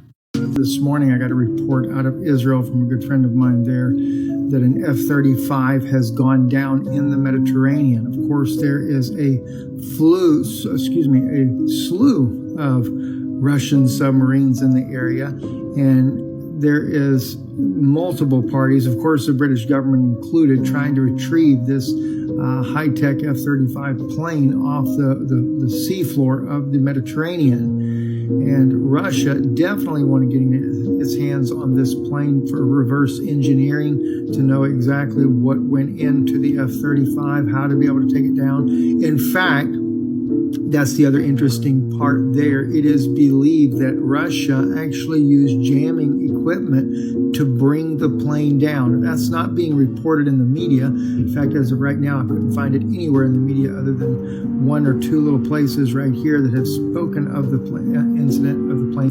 With NATO and Russian forces playing cat and mouse games, Vladimir Putin said he would simply destroy any country that encroached on his country's territory. So let me give you a little bit of background what is happening. The United States right now is holding unscheduled drills in the Black Sea. We have 3 warships, United States, and there's many NATO warships now sailing right around in the Black Sea region, right on Russia's border, folks. That's like that's like Russia having ships in the Gulf of Mexico or right off of Florida or Virginia, just sailing around within 15 or 20 miles of our coastline. So we are doing that to Russia, trying to provoke them to respond so we can go to war with them. So that is what Russia is talking about. Folks, we are threatening them. You know, a lot of people. Well, the difference is earlier this year, they went on Ukraine's border to pretty much tell NATO back off on letting Ukraine join NATO because that's one of Russia's red lines. They also wanted to show how fast they can move their troops and equipment to the border. But the weird thing is they're hyping it up the same way, but this is totally different than last time. Not only did Ukraine take out Russian-backed forces in Donbass with Turkey's drone, they also destroyed some of their equipment. And I think this is what the U.S. and NATO wanted. They are using Ukraine to start a war with Russia. They are literally sending arms to Ukraine, buffing it up. Hey, we got your back, we got this, and letting Ukraine go on its own to fight Russia just so we can get involved in this. Because Russia and China are trying to develop their militaries to surpass the U.S., and the U.S. does not want that. We want to be the top superpower. Don't even let me get on a submarine crashing or Russia taking down jets. Dispatches Russian vessel to shadow U.S. warships during flare-up.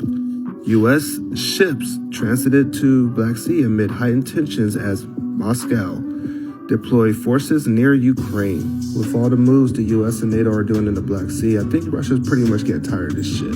Speaking of the Black Sea, look what Ukrainians' Navy just got. They got a little present from the U.S. Here's another picture. Dude, we're selling Ukraine so much shit, it's insane. We're selling them boats, we're selling them fucking missiles, we're selling them fucking guns and shit. Like, Russia is pissed, bro, because Ukraine is getting hyped up. Like, they're literally getting ready to take on Moscow, bro. The European Union's plan for a joint military force leaked to the U.S. press. So look, guys, I'm going to explain this more in another video, but they do not trust the U.S. word about protecting them against Russia because of the Taliban shit. So they're making their own alliance to make themselves stronger.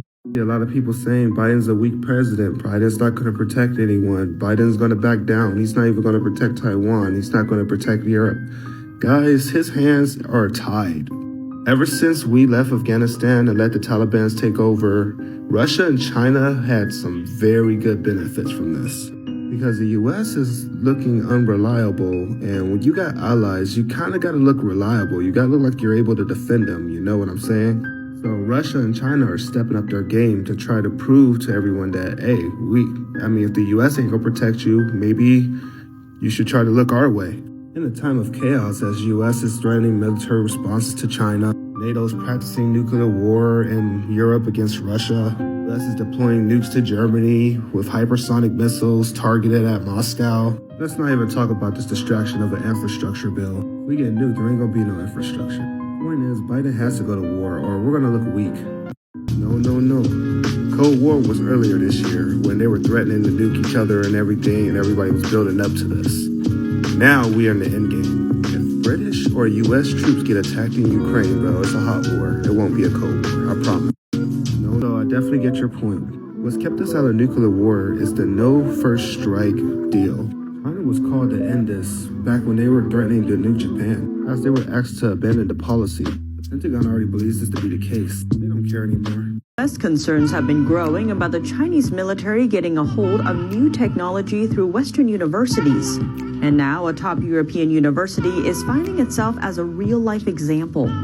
The University of Copenhagen found its own professor had been working with a Chinese military general. The two were studying a drug that helps Chinese soldiers to improve their combat ability on high plateaus.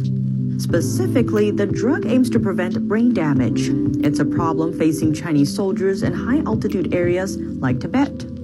Finding a solution to this problem has become a priority for the Chinese military, as it hinders soldiers' ability to fight in Tibet. Tibet is a sensitive area for Beijing. It borders multiple countries where Beijing lays claim to disputed territories. And the Chinese military has increased drills in Tibet after border clashes with India. As for the Chinese professor, his name is Zhang. Survive a nuclear war. Now, I'm not going to sugarcoat this, guys. This is kind of a world-ending event. But let's see if we can teach you the best tips and skills to help you survive. First things first, you're going to have to find your local bunker. You need to be somewhere safe to shield you from the initial blast. The government may or may not help you out with this because they're going to be trying to protect themselves. Now, if you made it this far, you're going to need a nuclear suit. This is to help shield you from the radiation and breathing in all that toxic radioactive air. Believe me, you don't want to do that. Now, you're going to need water. If you get exposed to radiation, this is going to be your best friend. Honestly, it might be the only thing that we can drink after a nuclear war anyway. Now, you're going to need an old school radio to figure out what areas are getting hit near you or figure out the best way of survival. It may or may not work because stations might be down. You'll need a solar generator because in times of survival, it won't bring attention, unlike a gas one. By the way, you might walk out to your world looking different in nuclear fallout. Wow, so Russia's warning Turkey over military cooperation with Ukraine. Man, please let Turkey be on our side on this, man, because Turkey, the UK, and France are going to be major plays in this. And of course, you already know the US is. If shit breaks out, I really hope it doesn't. But the Pentagon chief confirms the U.S. is ending combat missions in Iraq. Our mission in Iraq will be completed in 2021, which means our troops will probably be out there within the next month. Which means more troops to focus on Russia and China, just like they did with Afghanistan, right? Maybe that's why they're reassuring the Middle East so bad, because now we got no one to focus on but the Middle East. Even our top U.S. admirals warning about China, saying allies need to operate with greater sense of urgency amid rising tensions and China's increasingly assertive military actions. Philippines. Yeah, I think we know this. It's crazy. I was getting ready to report, and one of my followers sent me this article about Russia preparing to attack Ukraine by late January. Ukraine Defense Intelligence Agency Chief So we already know that they're all on the border right now. They have 92,000 troops there. Well, there's some reports saying that they have 100,000 troops there already. So first they warned of a Chinese nuclear attack, and now they're saying the U.S. Navy should worry about a Russian limited nuclear strike. Where is all these warnings about nuclear strikes coming from, bro? Russia paying close attention to the UK's flagship aircraft carrier after F-35 jet crashes into sea. Russia is always active in the Mediterranean Sea, and now that the British and America is there, it's becoming a hot zone. Race to recover UK's expensive-ass F-35 jet before it's found by Turkey or Russia. Oh, so Turkey's looking for this shit too.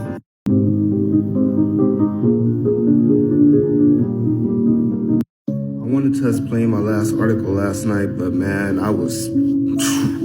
we had a crew night out, and yeah, I wouldn't have been able to talk on here. But now I'm here. So, U.S. urges EU countries to take measures to prevent Russia from taking military action in Ukraine.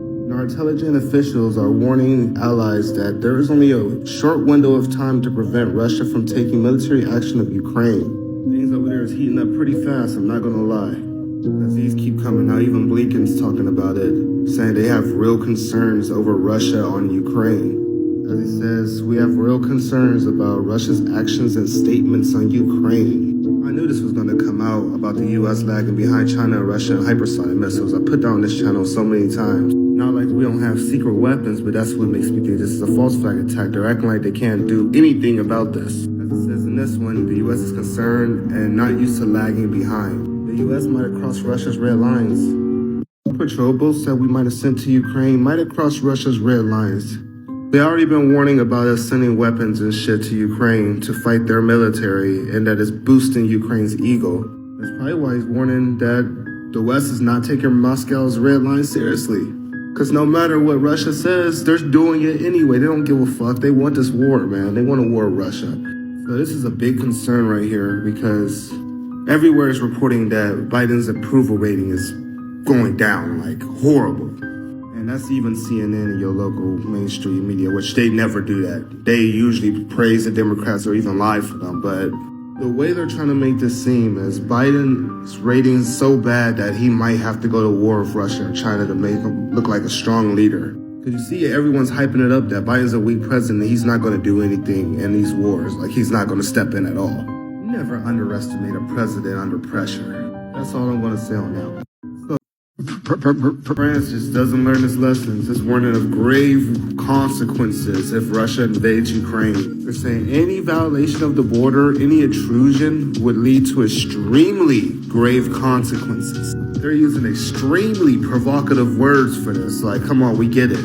Russia slams Western hysteria over Ukraine. It's not helping that Ukraine got hella countries backing them this time. Like, I honestly feel like they're going to defend Ukraine. That's not surprising with Biden's relationship with Ukraine, and this is Biden's last chance to prove his power. Here's another article. Russia set to launch winter invasion of Ukraine, U.S. media claims. How do we know when Russia's going to invade Ukraine? Is that the day we're going to make a move?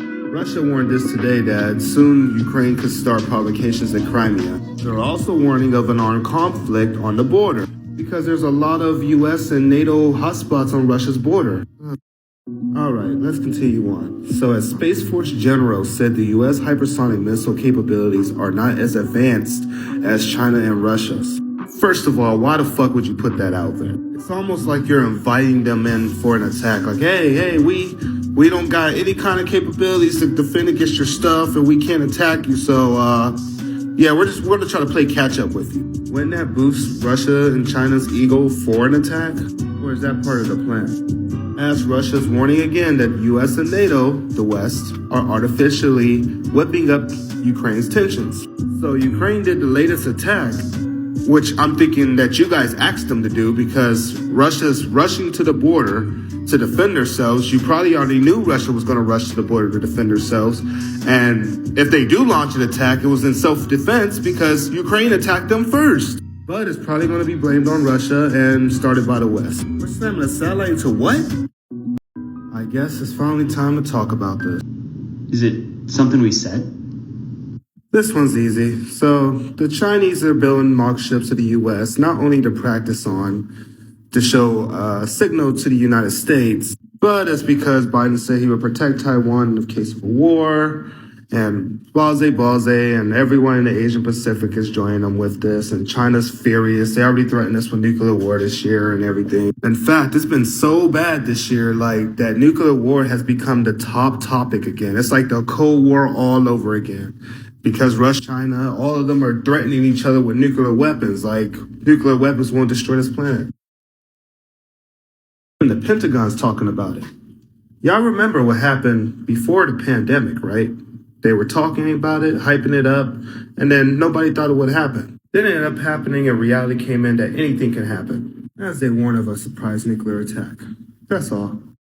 So, ignores Russia's warnings and continue to fan tensions at its borders. They're all saying that Russia's the aggressor, Russia's the one building up on its own borders, even though Ukraine is the one that attacked Russian-backed forces and, provoked the move. Anyways, now the U.S. is holding exercises with Estonia right on Russia's border. Now, I wanted to talk about this because it seems like NATO is getting all their members to try to back Ukraine, which means Ukraine might be backed for a membership if they haven't already got accepted into NATO. And maybe NATO hasn't came out and said that yet because they know Russia would act fast. That would be an automatic war with Russia. Russia wouldn't wait no time to start destroying Ukraine because NATO would be able to put missiles right on Russia's border to hit Moscow, which they're doing anyway. Lithuania is another member of NATO, and they offered to support Taiwan's independence. Well, you can see how China reacted to that. Warning, the U.S. has warned Europe that Russia may invade the rest of Ukraine. Russia continues its physical buildup of troops on the Ukrainian border, and this is setting off alarm bells as tensions flare in the region over migrants. If you remember, in the spring, Russia put nearly 100,000 troops on the Ukrainian border and made sure everyone saw them do it. But what makes this time different is that Russia's deployment of troops have been covert and often taking place at night. When Ukraine declared its ambitions to join NATO and the EU, Moscow issued a warning that, quote, they will regret it more than they've regretted anything in a long time. Such an invasion would see NATO defending Ukraine from Russia. Well, American officials have said it's impossible to know Moscow's actual intentions with this highly unusual military activity. They have shown in the past that they are not afraid to use force to achieve their desired results. Terrifying breaking story just came on the news is that China's hypersonic nuke fired a second missile in mid-flight, leaving the Pentagon reeling as experts say it defies science. So this is the breaking news that China is far advanced, more than the United States in this hypersonic technology. And if we go to a war with China, this means that they can launch missiles on us that we cannot defend. So let me read a part of this article. China's round-the-world hypersonic nuclear weapon fired a second missile while traveling 5 times faster than the speed of sound, reports claim. No country has previously been able to demonstrate this advanced engineering feat, and the test is said to have caught the Pentagon scientists off guard. All right, let's talk nuclear bunkers. Are there any nuclear bunkers in the United States? Surprisingly, there's a bunch of these motherfuckers. Actually, a lot. We have built a lot in the Cold War era, and it was mostly for government officials, maybe some privileged citizens, and the military. But most of these are abandoned these days, which means some are for sale, some are occupied, some have been turned into underground transits.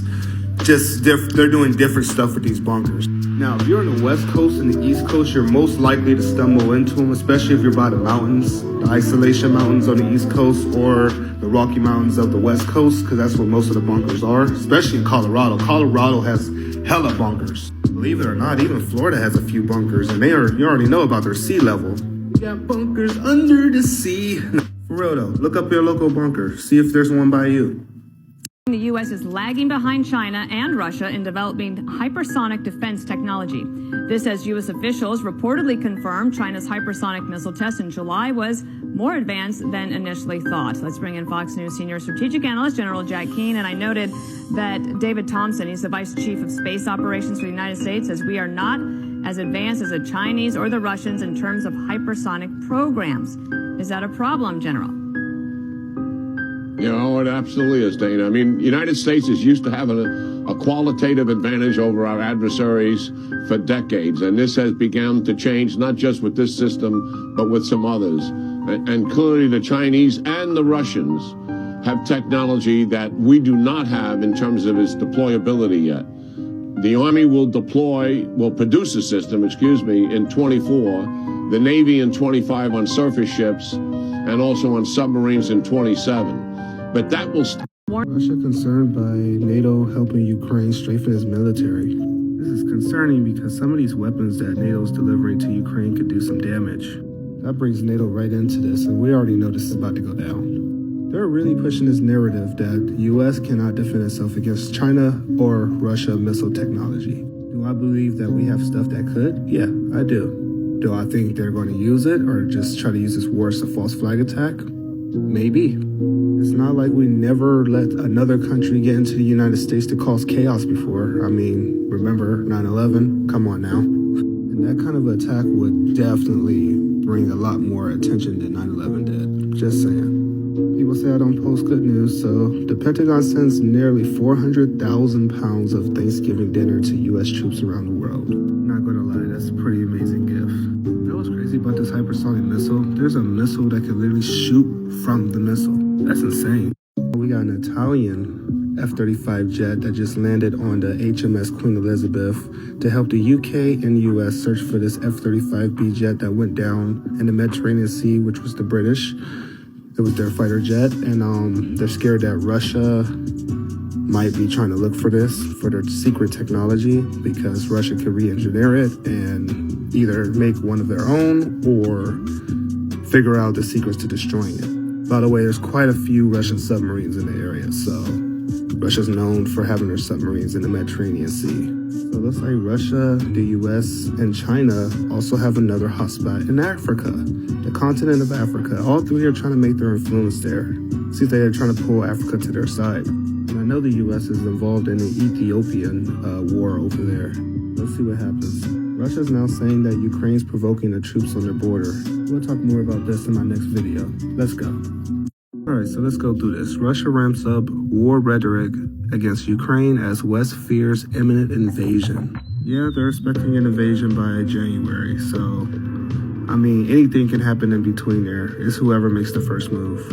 Leaders in Russia on Monday presented the unified case that Ukraine was needlessly deploying its military forces to challenge Russia's sovereignty and its nearby interests, that rising concern in the West of military action by Moscow represents only an attempt by Kyiv to mask its own intentions to do so.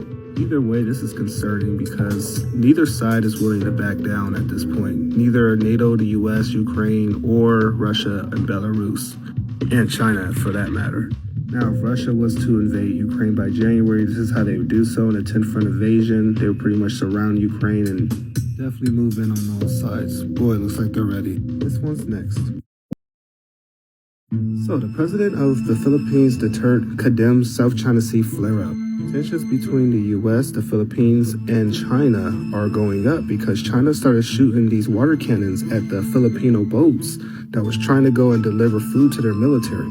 We all know that China tries to bully smaller countries, but the U.S. have stepped in on this and said that next time there will be military action because we have a defense treaty with the Philippines.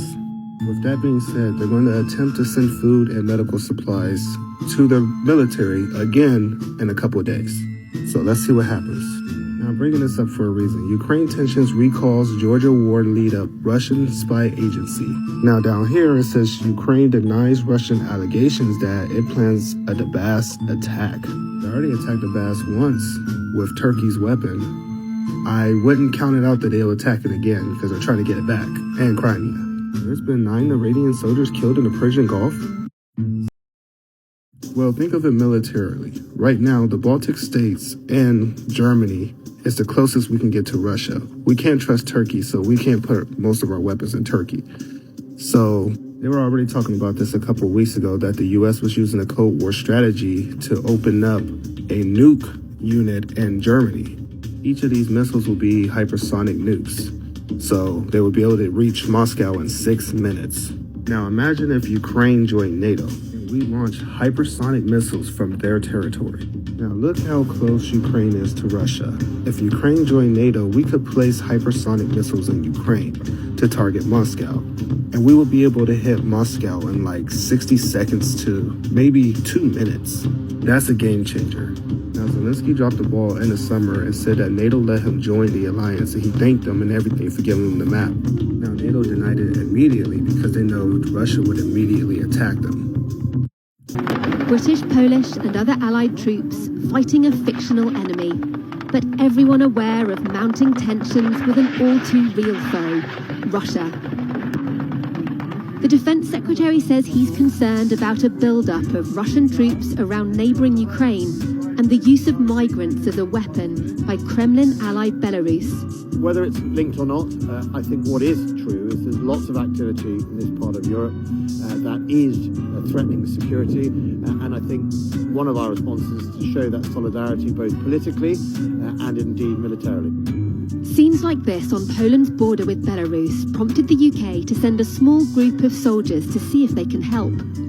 Minsk accused of pushing migrants into the EU to create friction. Britain will likely send at least 100 more military engineers to build fences in the coming weeks. This may be seen as a... Good morning to the world. All right, I'm going to start off by saying a weird article. Now, the U.S. is known for going through the Taiwan Straits. The weird thing is, China usually comes off and goes with an angry response. There was no response this time. In fact, the only thing I could find was 6 Chinese fighter jets entered Taiwan's air defense identification zone. But they've been doing this every day for the last 2 months, so this is pretty normal. They did have a reaction to the US, UK, and Australia signing this deal to share sensitive information with each other about military and nuclear submarines. They signed this one yesterday. Choose a side, China tells Taiwan firms as it punishes conglomerate. This might be the final warning to the Taiwanese people. Usually there's a vote if they would rather be a part of China or Taiwan. Kind of like the Ukraine situation. Now Ukraine is asking NATO for air defense aid. We'll talk about this one next, as Ukraine seeks air defense aid. So this is what we're going to talk about. Now, so Ukraine is sounding like Belarus right now. Belarus just asked Russia for nuclear weapons.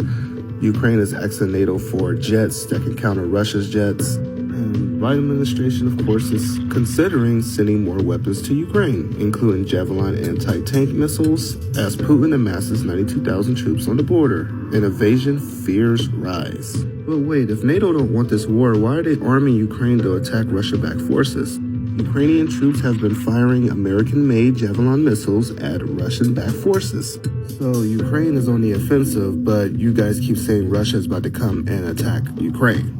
Now, when Russians start storming through that border and attacking Ukrainian and NATO and U.S. soldiers and shit, just remember the U.S. and NATO pretty much provoked this by arming Ukraine to attack Russian-backed forces. Russia keeps warning them.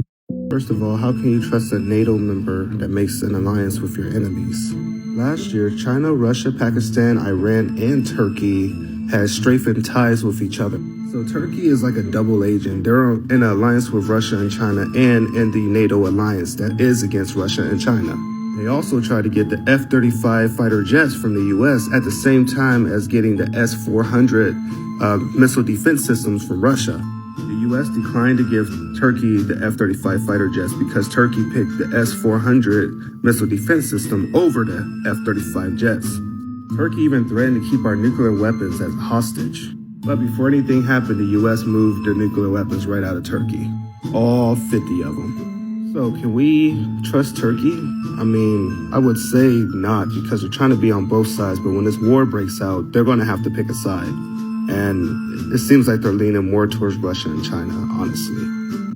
This warning goes out to Americans. The high stakes of the U.S.-Russian confrontation over Ukraine. There's a very high chance that America is going to get involved in this war, not only because we're supplying Ukraine and Ukraine is using it against Russia, but because the U.S. and most of NATO has vowed to not let another invasion of Ukraine go down.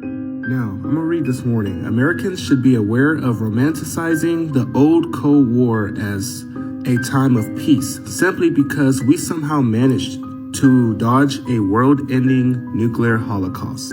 We barely dodged one back then, and now we're on the verge of another fucking nuclear holocaust. And this time, things are different because we have no respect for each other. So the Iranian Navy admits to 9 deaths during clashes with the U.S. Navy. Yes, 9 Iranian soldiers were killed. We can have a lethal weapons package to Ukraine by January. Russia's not gonna like that. This one's next. Now this warning, right, yeah, I did forget to talk about this. China backs down in South China Sea after U.S.-Philippines warnings. We gotta keep in mind, China doesn't have any of their hypersonic missiles in, and they are not ready for a war with the United States. Not yet. They're not ready yet. They're building up to it, but they're not ready yet. On the other hand, Russia is ready. They're not the type of country to back down from a fight. Even though they pulled their troops back earlier this year, but it was really just a flex, to be honest. But, we don't want to see a Russian and U.S. war. Nobody wins that war. I'm sorry. I know we got high tech, but China and Russia also got high tech. Everyone's years ahead from what we know, and publicly. China got shit that's years ahead. Russia got shit that's years ahead. And the U.S. got shit that's years ahead. So I can only imagine what they got that would just fucking fuck up this whole fucking planet. Can we just say no to war? Like, come on, guys. Can we just say no? I mean, I'll fight if I have to. You know I'm there, but damn. Moscow claims the U.S. conducted nuclear drills near Russian borders. Oh boy. U.S. bomber planes carried out about 30 flights near Russia's border. Russia's defense chief claimed on Tuesday the U.S. Air Force planes carried out exercises imitating the use of nuclear weapons against the country. About 10 strategic bombers practiced the option of using nuclear weapons against Russia almost simultaneously from the western to eastern directions. Boy, they're really preparing for something big. No, Molly, get off the fucking phone with Russia, bro. You already told China we were gonna attack. Now you wanna tell Russia too? That's what you're doing? I'm not even gonna report on this. This dude pissed me off. U.S. bomber flights prompt Russia, China to announce military cooperation. As we get more provocative, these two are edging more and more close to each other. U.S. preparing for multiple contingencies as Russia-Ukraine tensions rise. Because we got Ukraine's back. NATO's nightmare. Russia's new hypersonic missiles. Now all 3 countries got these missile gliders. And these missile gliders can literally launch like 6 fucking hypersonic missiles from them. I mean, it's crazy what they can do. Plus the NATO don't got this tech, but that's why they rely on the United States. The United States don't really care about hypersonic missiles. We're more into lasers and futuristic shit. Not to say that China and Russia don't have lasers and shit too, because they actually do. Russia warns of armed conflicts with NATO, but Belarus might be Putin's target. Can you imagine if Putin just invades Ukraine and then he invades Belarus right after? But I don't think he would do that. Belarus seems like they're willing to give up their whole country for Russia. But that leads me to a question for you guys. Do you guys really think we should die for countries, or do y'all think we should bring it back to the old days where our top dogs would fight for us? Like, what do you think?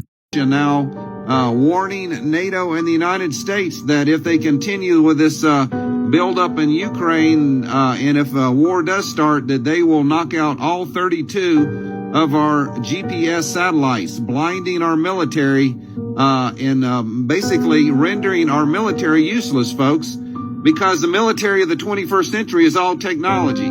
They rely on these satellites to give them coordinates so they can shoot their missiles and direct the war-fighting effort.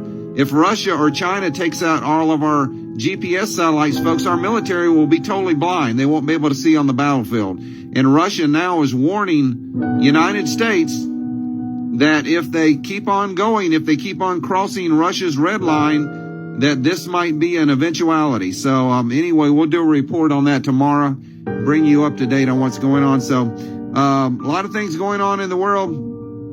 Bro, people are coming out with things that I reported weeks ago, and they're starting to share this guy around. And I'm like, wow, people didn't listen to me weeks ago, but now they want to listen to other people.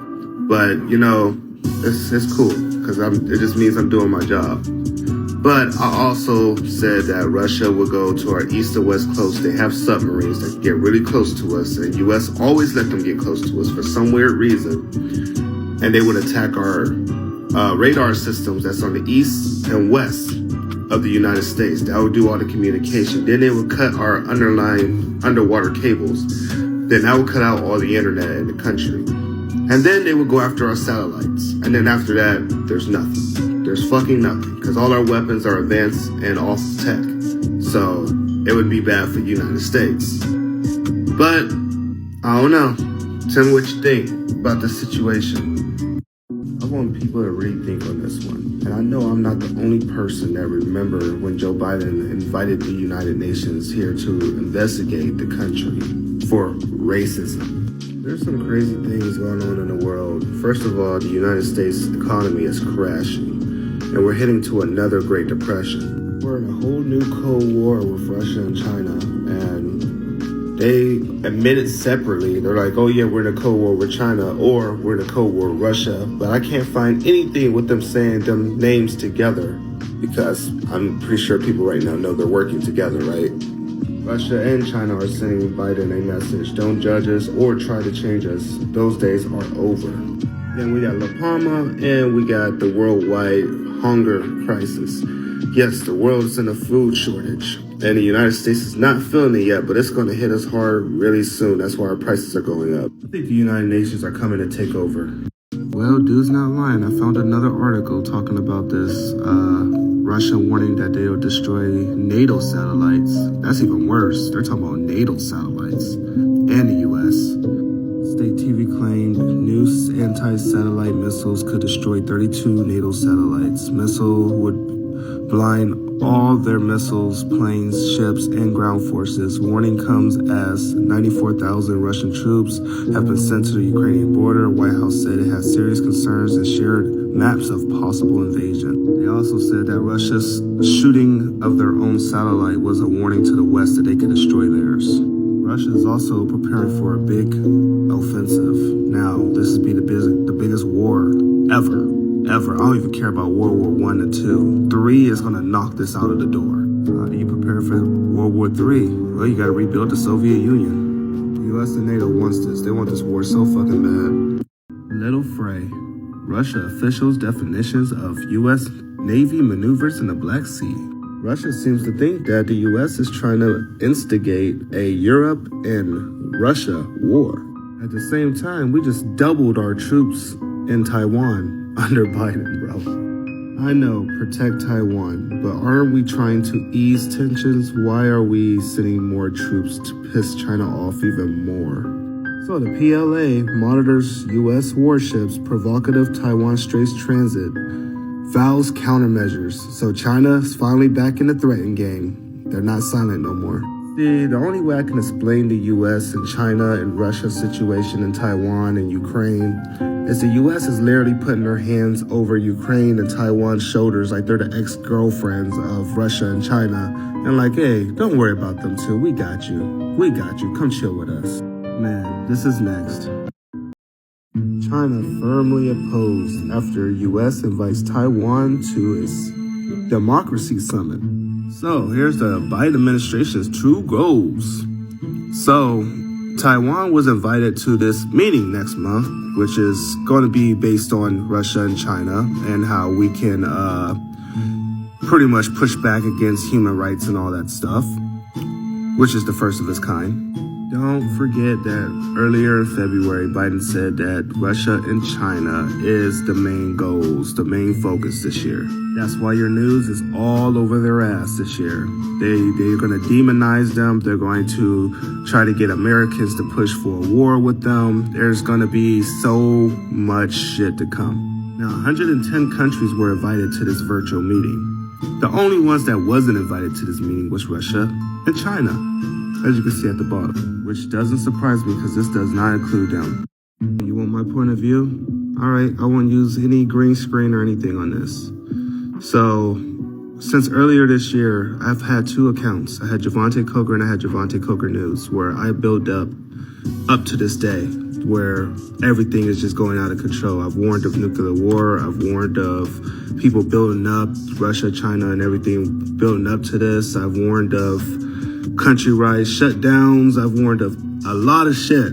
And people didn't believe me back then. They're like, no, it would never happen. It's impossible. They seem like they're at peace now. Russia backed down. Ukraine would never get invaded, all this stuff. And now, you know, people are seeing it on their local news. It's everywhere now. Everywhere. And I warned of this months ago. I mean like 6, 7, 8 months ago, bro.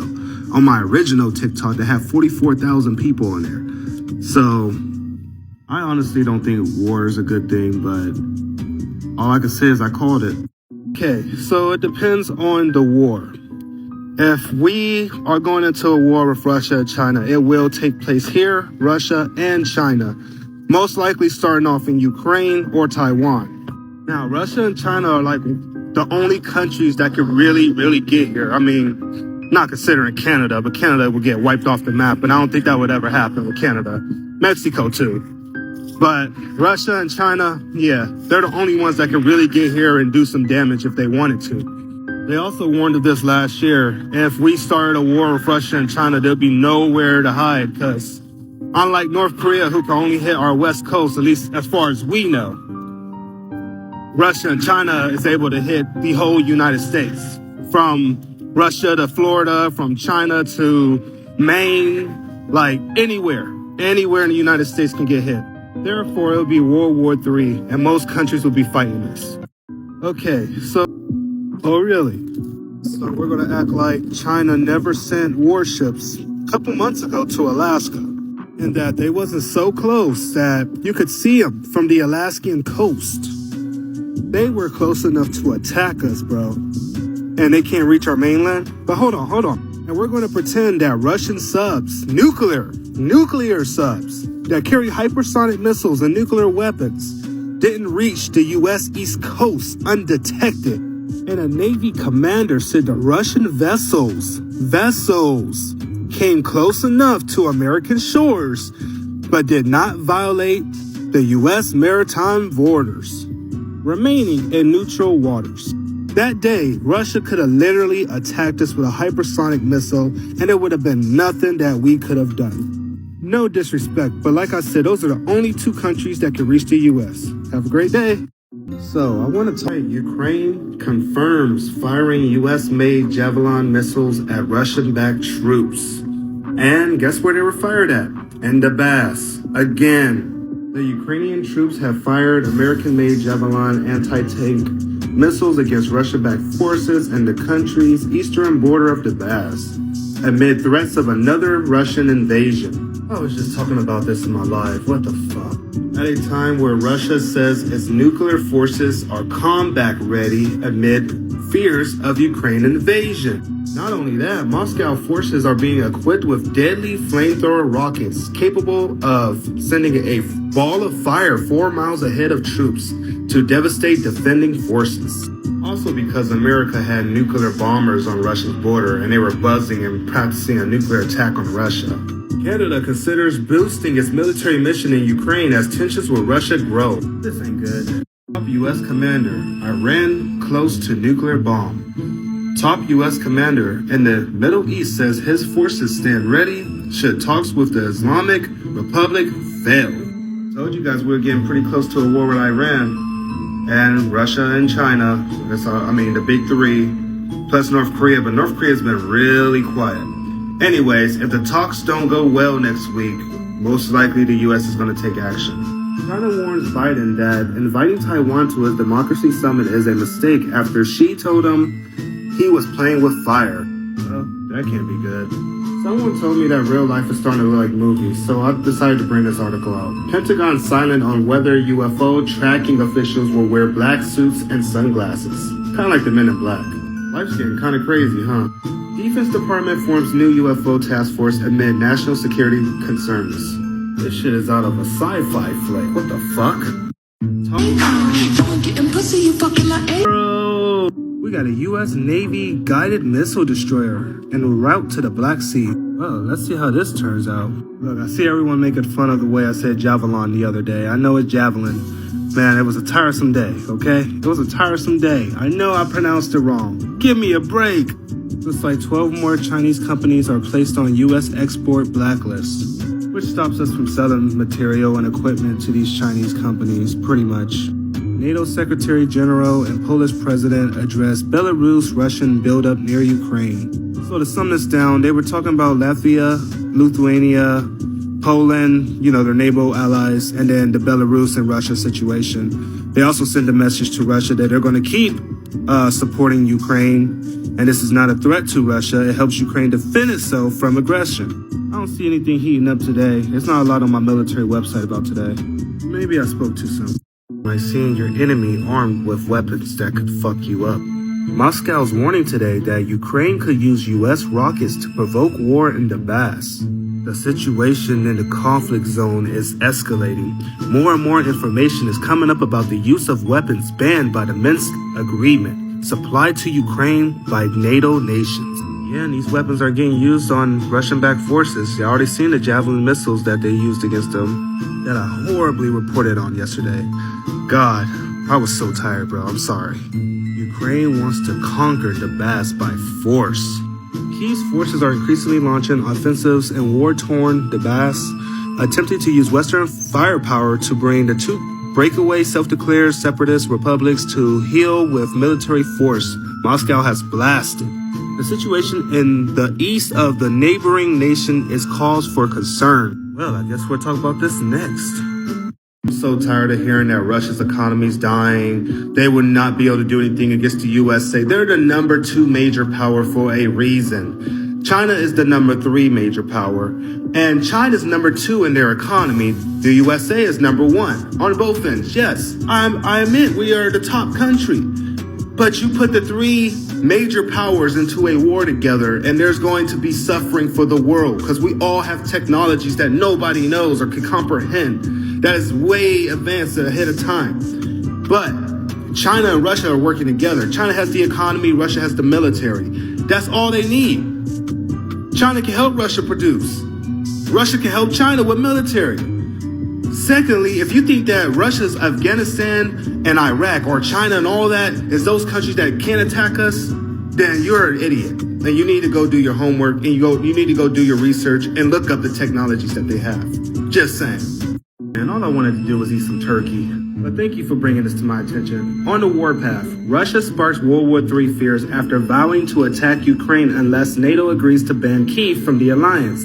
Russia will attack Ukraine unless NATO gives a cast iron guarantee it will never let Kyiv join the U.S.-led alliance. A senior Putin aide warns. Oh, that's the craziest warning so far. I already had this one saved in my phone because I saw this one earlier. The British Army restructure sees hundreds of tanks, troops return to Germany after withdrawal less than a year ago. Just showing you guys how crazy it's getting over in the Middle East. Seems like everyone's moving everything everywhere. This is about to be interesting. Russian fighters made practice attack runs against a U.S. Navy destroyer. I'm going to believe this one is a response from the U.S. practicing nuclear attacks on Russia on their border. Ukraine to use all means at its disposal if Russia attacks. There's more to the story. Come on, I didn't forget that I said I would talk about this. So, Polish leader suggests NATO expanding military presence on its eastern flank. Russia had already said that this was going to be a bad move because this heightens the chance of miscommunication and accidental war. The British has already warned with war with Russia, and they're the first ones over there. New technology can enable humans to travel at 7 million miles per hour, which is 1% the speed of light. What? The drums of war in Taiwan and Ukraine. And their rhetoric, as well as their military investment, training, and deployment decisions, China and Russia have both clearly signaled their aggressive strategic intention. While the U.S. and NATO are both provoking this too, because U.S. is in Taiwan and NATO is arming Ukraine. But no one's in the right about this, just to be honest. Russia accuses Ukraine of military offensive in Donbass. You already know. Ukraine holds military drills, warns Russia against invasion.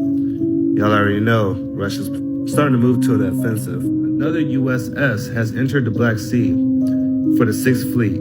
We have now officially entered Cold War II. The British troops return to Germany amid fears of Russian threat to Europe's border. They are planning on defending Ukraine, and this is about to get out of hand pretty soon, bro. I am not playing. Day in review. Ukraine announces national air carrier as Russia keeps amassing troops and jails 21 men in Crimea. Russia's not playing no more. They're trying to send a message, and the message is coming clear. Guys, war is coming soon. Like, legit, I can see the buildup for sure now. American TOW missiles knock out a T-90 tank in Syria. Right now, Russia is tracking this destroyer. They want to make sure that the U.S. is not trying to make any kind of crazy moves. Everyone had a good Thanksgiving. Man, I was not expecting to wake up to this.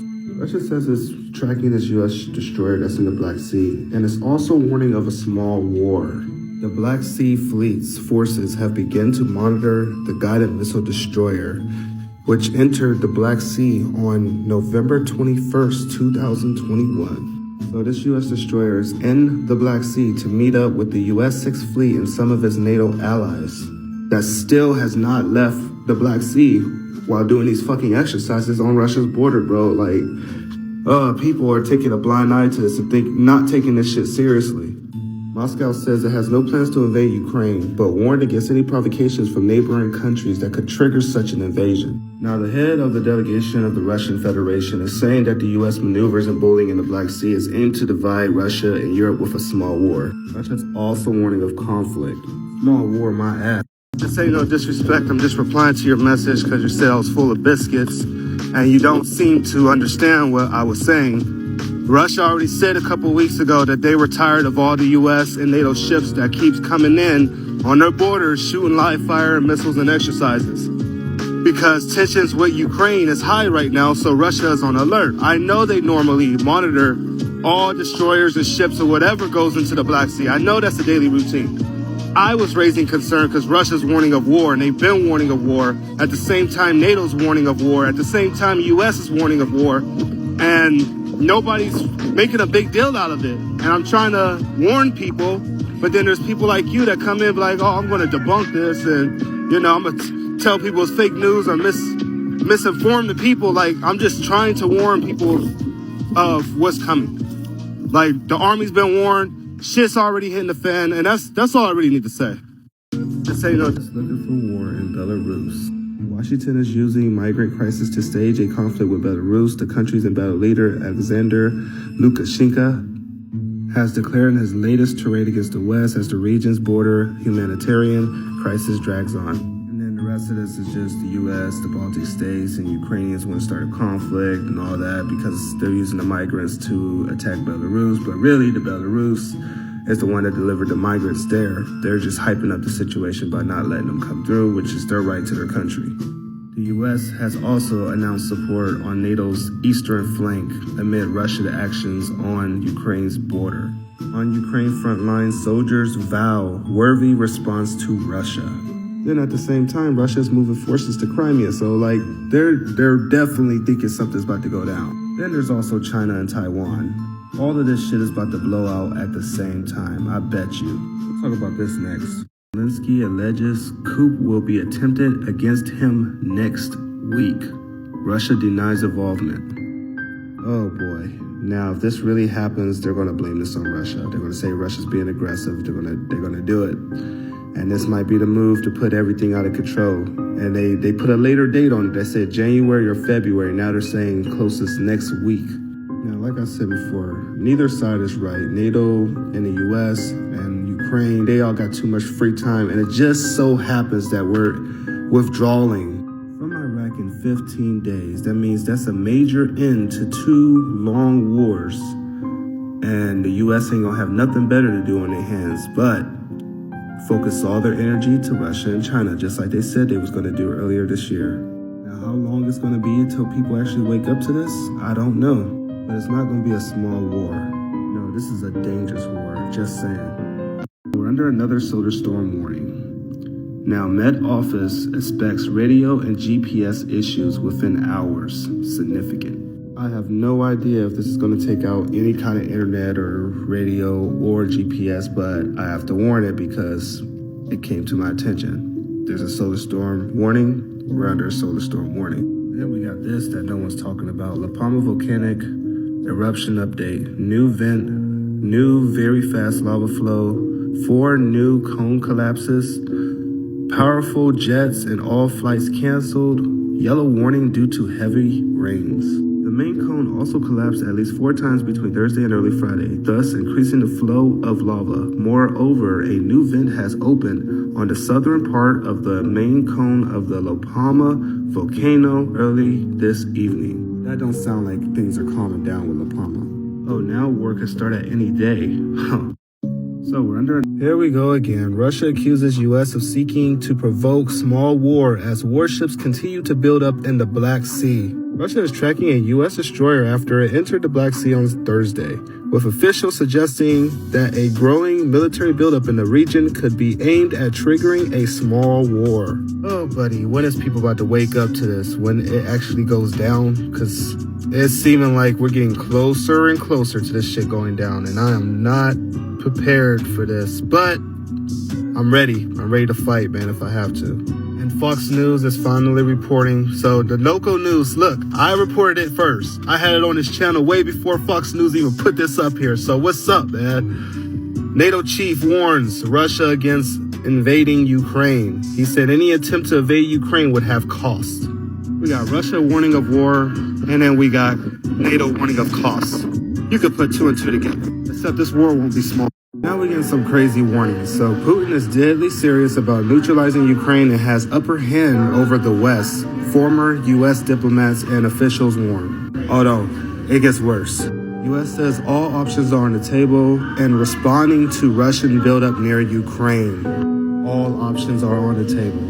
Russian Navy missile ship holds artillery practice as U.S. warship enters the Black Sea. Honestly, I don't think any of this is going to end well. But wake up, and I'm going to keep you guys informed the best way I can. So I think I finally figured out what's going on. So earlier this year, NATO said that they support Ukraine, demands the return of Crimea. U.S., NATO, EU rallied to support Ukraine as Russia masses troops on border. That was a couple weeks ago. So, like I said, this was building up. But 10 days ago, Ukraine Marines held drills near Crimea. Then Moscow warned that Ukraine wants to conquer Donbass by force. Even Turkey supports the idea of Ukraine getting Donbass and Crimea back. So this is what I'm thinking. NATO do not recognize Crimea or Donbass as Russia's. So they're probably telling Ukraine, you guys can attack on your own property. And if Russia attacks back, technically that's an attack on your land. Hence why they keep saying an attack is coming on Ukraine soon, and that Russia's going to come in for an invasion. I see it now. NATO's about to try to take on Russia. Googled, are China actually preparing for war? According to this, if China tried to reunite and take back Taiwan and the US, the UK and Australia step in, China's leader said in a speech, and I quote, anyone who dares try to do that will have their heads bashed bloody against the Great Wall of Steel forged by over 1.4 billion Chinese people. And the official position of the US is this. So are you saying that the United States would come to Taiwan's defense if China attacked? Yes, we have a commitment to do that. They have also recently banned all effeminate men on TV, had major reforms of all of their social media, limiting what they see, and heavily restricting the time that people can use social media and play video games. Apparently, they want their youth to grow up to be astronauts and scientists, not influencers. Now, in the YouTube video that I just posted, we look at China's spies that were caught, them bulking up on weapons, and if our generation would be even prepared for a war. Check it out. I've been trying to do for the last couple of weeks is warn people, for those that saying Russia's bluffing, oh boy, you're about to be in for a treat. So first I'm going to talk about this one. Russia produces deadly, unstoppable 6,670 miles per hour hypersonic war missile. It has been identified as Moscow state-controlled TV as Vladimir Putin's weapon of choice to wipe out American cities in the event of an atomic conflict. And they're rushing these missiles out. Now, this ain't the worst part. Mission-ready nuclear submarines of Russia Pacific Navy urgently leave port. Against the background of rising tensions between Russia and NATO, all nuclear submarines of the Pacific Fleet of the Russian Navy in the state of combat readiness left their places of deployment and went on alert duty. Here's another one talking about it. After the U.S. told Russia all options are on the table. Israel's even escalated military threats against Iran. Man, this war might start sooner than we think. DEFCON level is at 4 right now. At least that's what they're saying on the internet. But hold on. The Central Command was raised due to a U.S. strike on a vehicle near Benish, and a raised EU command level due to the U.S. activating artillery command in Europe as Russia massed troops and artillery near the Ukrainian border. Now, this is the Central Command that they're talking about. It's been raised up to DEFCON 3. Now, considering these go from 1 through 5, 3 is not a good number. When we're at 3, that's usually not in a good spot at all. Now, the European command has went up to a 4. It was at a 5 yesterday. I usually check on these websites. Now, someone said something about us being DEFCON 2. I can't find anything about us being DEFCON 2 unless it's hidden somewhere on a different website. But the fact that everyone's raising their DEFCON levels is never a good thing. Keep in mind also that back in, I think it was 1952, that Crimea was gifted to Ukraine by the Communist Party in the Soviet Union. So, just saying. Anyway, it was this coup that was started by the U.S. government that started all these problems back in 2014. In this article, you will find incontrovertible proofs that not only was it a coup, but that this coup was originated and organized by the U.S. government, and that the U.S. government initiated the new Cold War. Russia's government just reacted to America's aggression, which aims to place nuclear missiles in Ukraine, guys, less than 10 minutes flight time from Moscow. And Moscow, Russia, Putin cannot let that happen, period. During the Cuban Missile Crisis in '62, America had reason to fear Soviet nuclear missiles that were 103 miles from America's border. But after America's Ukrainian coup in 2014, Russia has reason to fear NATO nuclear missiles not just near, but right on Russia's border. And that would be catastrophic. They can't allow that. So that's a big reason we're seeing Russia build up all the troops that they are. They're tired of dealing with this. It's time to end it. And I believe that they're going to. All of the nuclear submarines in the Russian Pacific Fleet have been sent out to sea. So this is a breaking emergency news alert, folks. And let me read you just a little bit about what happened. United States threatened Russia the other day. This is from Reuters News. The U.S. says all options are on the table over Russian troop buildup near Ukraine. So it says all options are on the table of how to respond to a Russian's large and unusual troop buildup near Ukraine's border. And the NATO alliance will decide what the next move will be following consultations next week. The State Department top U.S. diplomat for European Affairs said on Friday. So we're going to... Africa, Europe, Asia sparks new travel bans, over this. I'm not going to say too much about this. I thought I was shadow banned because after like 20 minutes to 30 minutes, I always get like 200 to 400 views. And I only had like 14. And then it was like an hour, I had 14. I'm like, dude, what the hell? So I contacted TikTok and then I made that video. And I went to talk to my friend and then I came back and it was already up in the thousands. I'm like, oh, are you fucking serious? Now people gonna think I'm lying. Anyways, the Chinese said the British F-35 crashed after trying to intercept a Russian Su-30. So why are they so quiet of how it went down or what happened to this jet? And no one still hasn't found it. While Poland calls on NATO to send more forces amid concerns about Russia, which is definitely not good. Definitely not good. So next week, the U.S. is going to discuss with NATO what they're going to do with Russia. Not good. Russian-controlled forces in the eastern part of Ukraine are increasing their combat readiness and carrying out large-scale exercises there. Russia has said in the past that Western concern over a possible invasion is part of a disinformation campaign. But what's the truth? National Security Correspondent Jennifer Griffin has an update from the Pentagon on just how seriously the U.S. is taking this threat. Good evening, Jennifer. Good evening, Brett. Tonight, all eyes at the Pentagon are focused on Vladimir Putin's next move. 100,000 Russian troops remain in formation on the border with Ukraine. Preparations for a very strong U.S. response, I'm told, are underway.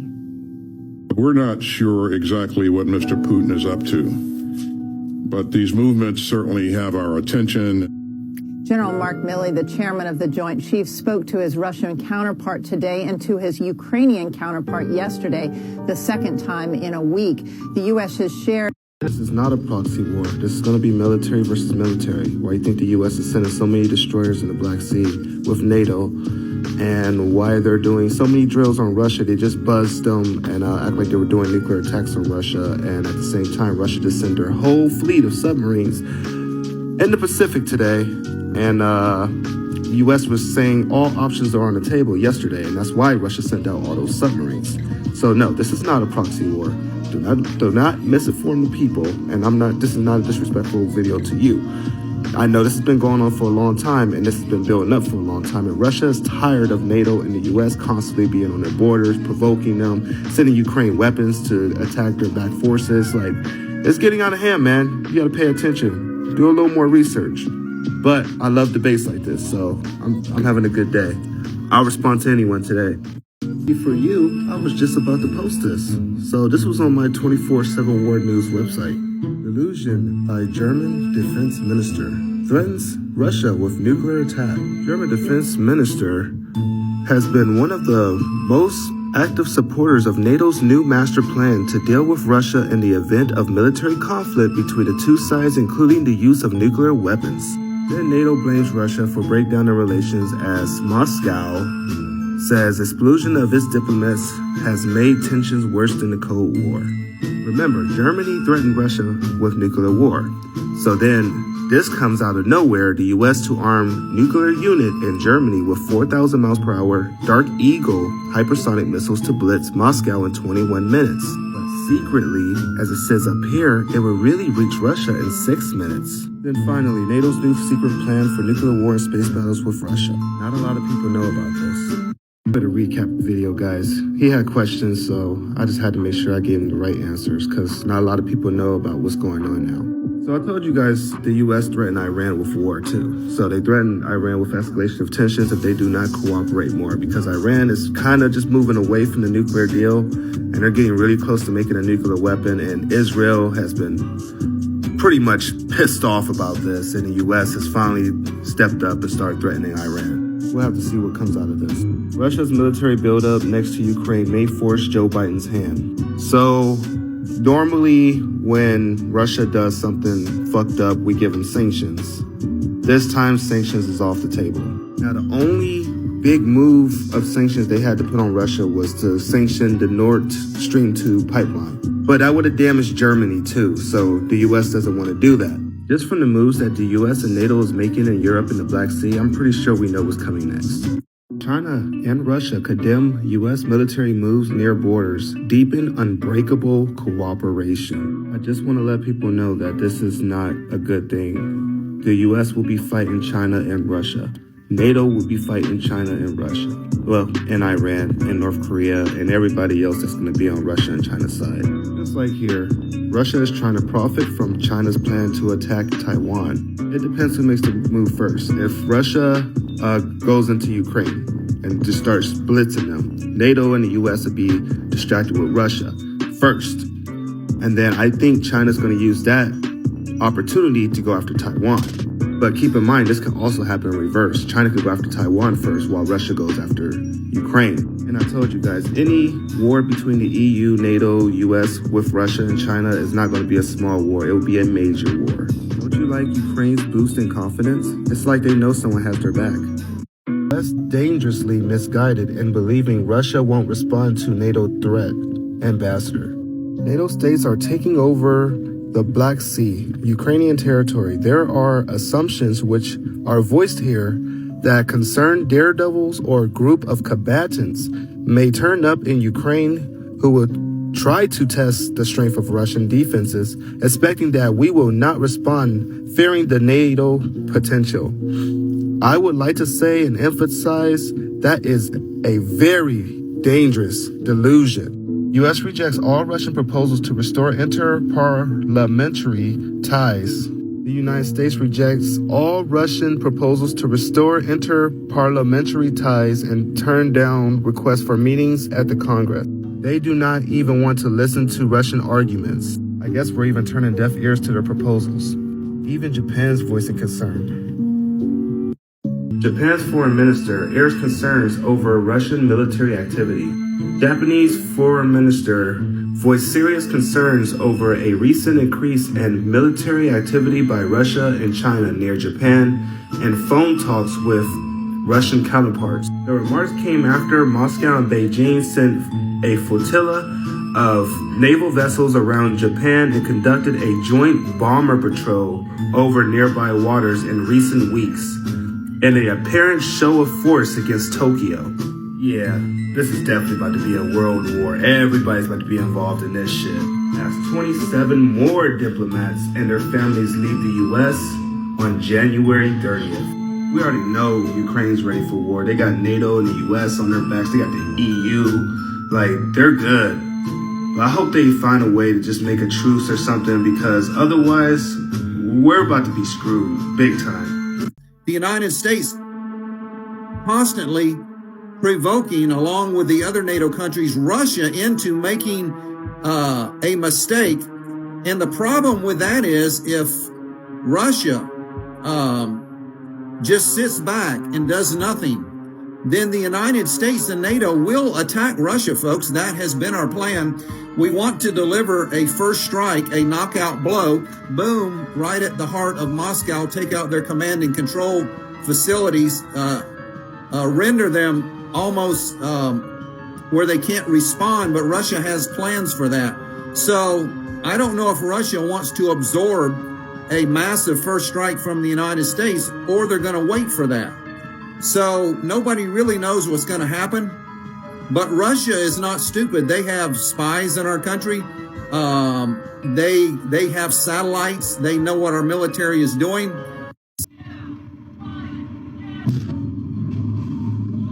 An explosion right near a Navy aircraft carrier. But it wasn't an attack. It was just a test. It's called a full ship shock trial. The Navy says it routinely uses live explosives to test that their warships, quote, can continue to meet demanding mission requirements under harsh conditions they might encounter in battle.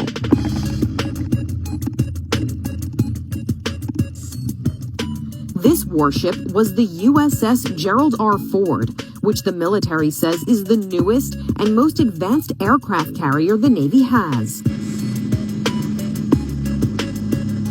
Officials say the 100-ton vessel was able to successfully withstand the explosion, which geologists say measured as a 3.9 magnitude earthquake. The tests took place off the coast of Florida. Russia scales up warhead production ahead of alleged Ukraine offensive next year. Russia is rushing the development of their hypersonic missiles and are trying to modernize their nuclear weapons and other weapons to pretty much stand up to the West. And if you don't know who the West is, it's US and NATO. Now, I know people hear that there might be another outbreak soon, but it's not from China this time. It's from Africa, surprisingly. I'm bringing this out because China's warning of a colossal COVID outbreak if it opens up like the US and France did. Now, Fox News put this out yesterday. A US-Russia war over Ukraine would be catastrophic. If you thought the $2 trillion and 6,000 American lives were a steep price to pay for a no-victory outcome of a 20-year engagement in Afghanistan, you ain't seen nothing. U.S. costs and losses in a war with nuclear Russia would be catastrophic. Such a war is unwinnable, and it's not worth sacrificing American lives to wage. Yeah, it would destroy the world. Threat to the West. How Russia's deadly new military alliance with China could end America's status as world's leading superpower. Russia and China's deadly alliance would effectively end the United States' status as a world's leading superpower, an expert has claimed. Yeah, I try telling people that. People ain't really, hip to Russia and China's technology, but they listen to what the mainstream media says, which now they're trying to say that Russia and China is stronger or whatever. But back in the day, they were all like, oh, their shit's outdated, their shit's breaking down, China can't fly a missile into space, and blah, blah, blah. Now they're proving everybody wrong. They're even saying the United States is behind, but we're still number one. We're still a strong-ass army. We're just falling back. All of our economies are dying, and the world is going through a lot of shit right now. So this is the U.S. right now, and then you got Russia and China, and then you got them combined. It's insane to think about a war with both of them. I see people always ask, why do I push this? Why do I try to scare people and say that Russia and China and the U.S. would destroy the world? It wouldn't happen like that. It'd be MAD, mutual assured destruction and all. I'm like, no. If we were back in the Cold War, I'd be like, yeah, this war would never happen. But today's time, nobody has respect for each other. We're not in the same world we used to be in. So yes, such a war would destroy the world because it seems like countries are more willing to use nuclear weapons these days than they were back then. So I'm going to start off with this U.S. general's warning. War with Russia and China would destroy the world, and America must find ways to make peace with its eastern rivals, top U.S. general. And that was a couple months ago. They warned it a couple times. Even in June, when tensions were high, Russian officials warned conflict between China and the U.S. would exterminate all of mankind. The crazy part is we've been warned of nuclear war all year, and now look at our situation. They are trying to reduce tensions, as the U.S. was thinking about pausing lethal aid to Ukraine to reduce the risk of confrontation with Russia. Now, as I go through this article, it says that the U.S. has options to de-escalate the situation. They have options. But on the same article, it says, on the other hand, the U.S. may take steps to strengthen Ukraine's defense capability, including providing more air defenses and other military support, imposing tougher economic sanctions on Russia. So right there, that doesn't sound like peace. Don't forget that next week, there's a huge meeting between a lot of countries, including NATO, Taiwan, Ukraine, the U.S., about what they want to do about the Chinese and Russian threat. Didn't Ukraine warn of a coup next week too? And Russia and China are already concerned about this summit, saying it has a Cold War mentality.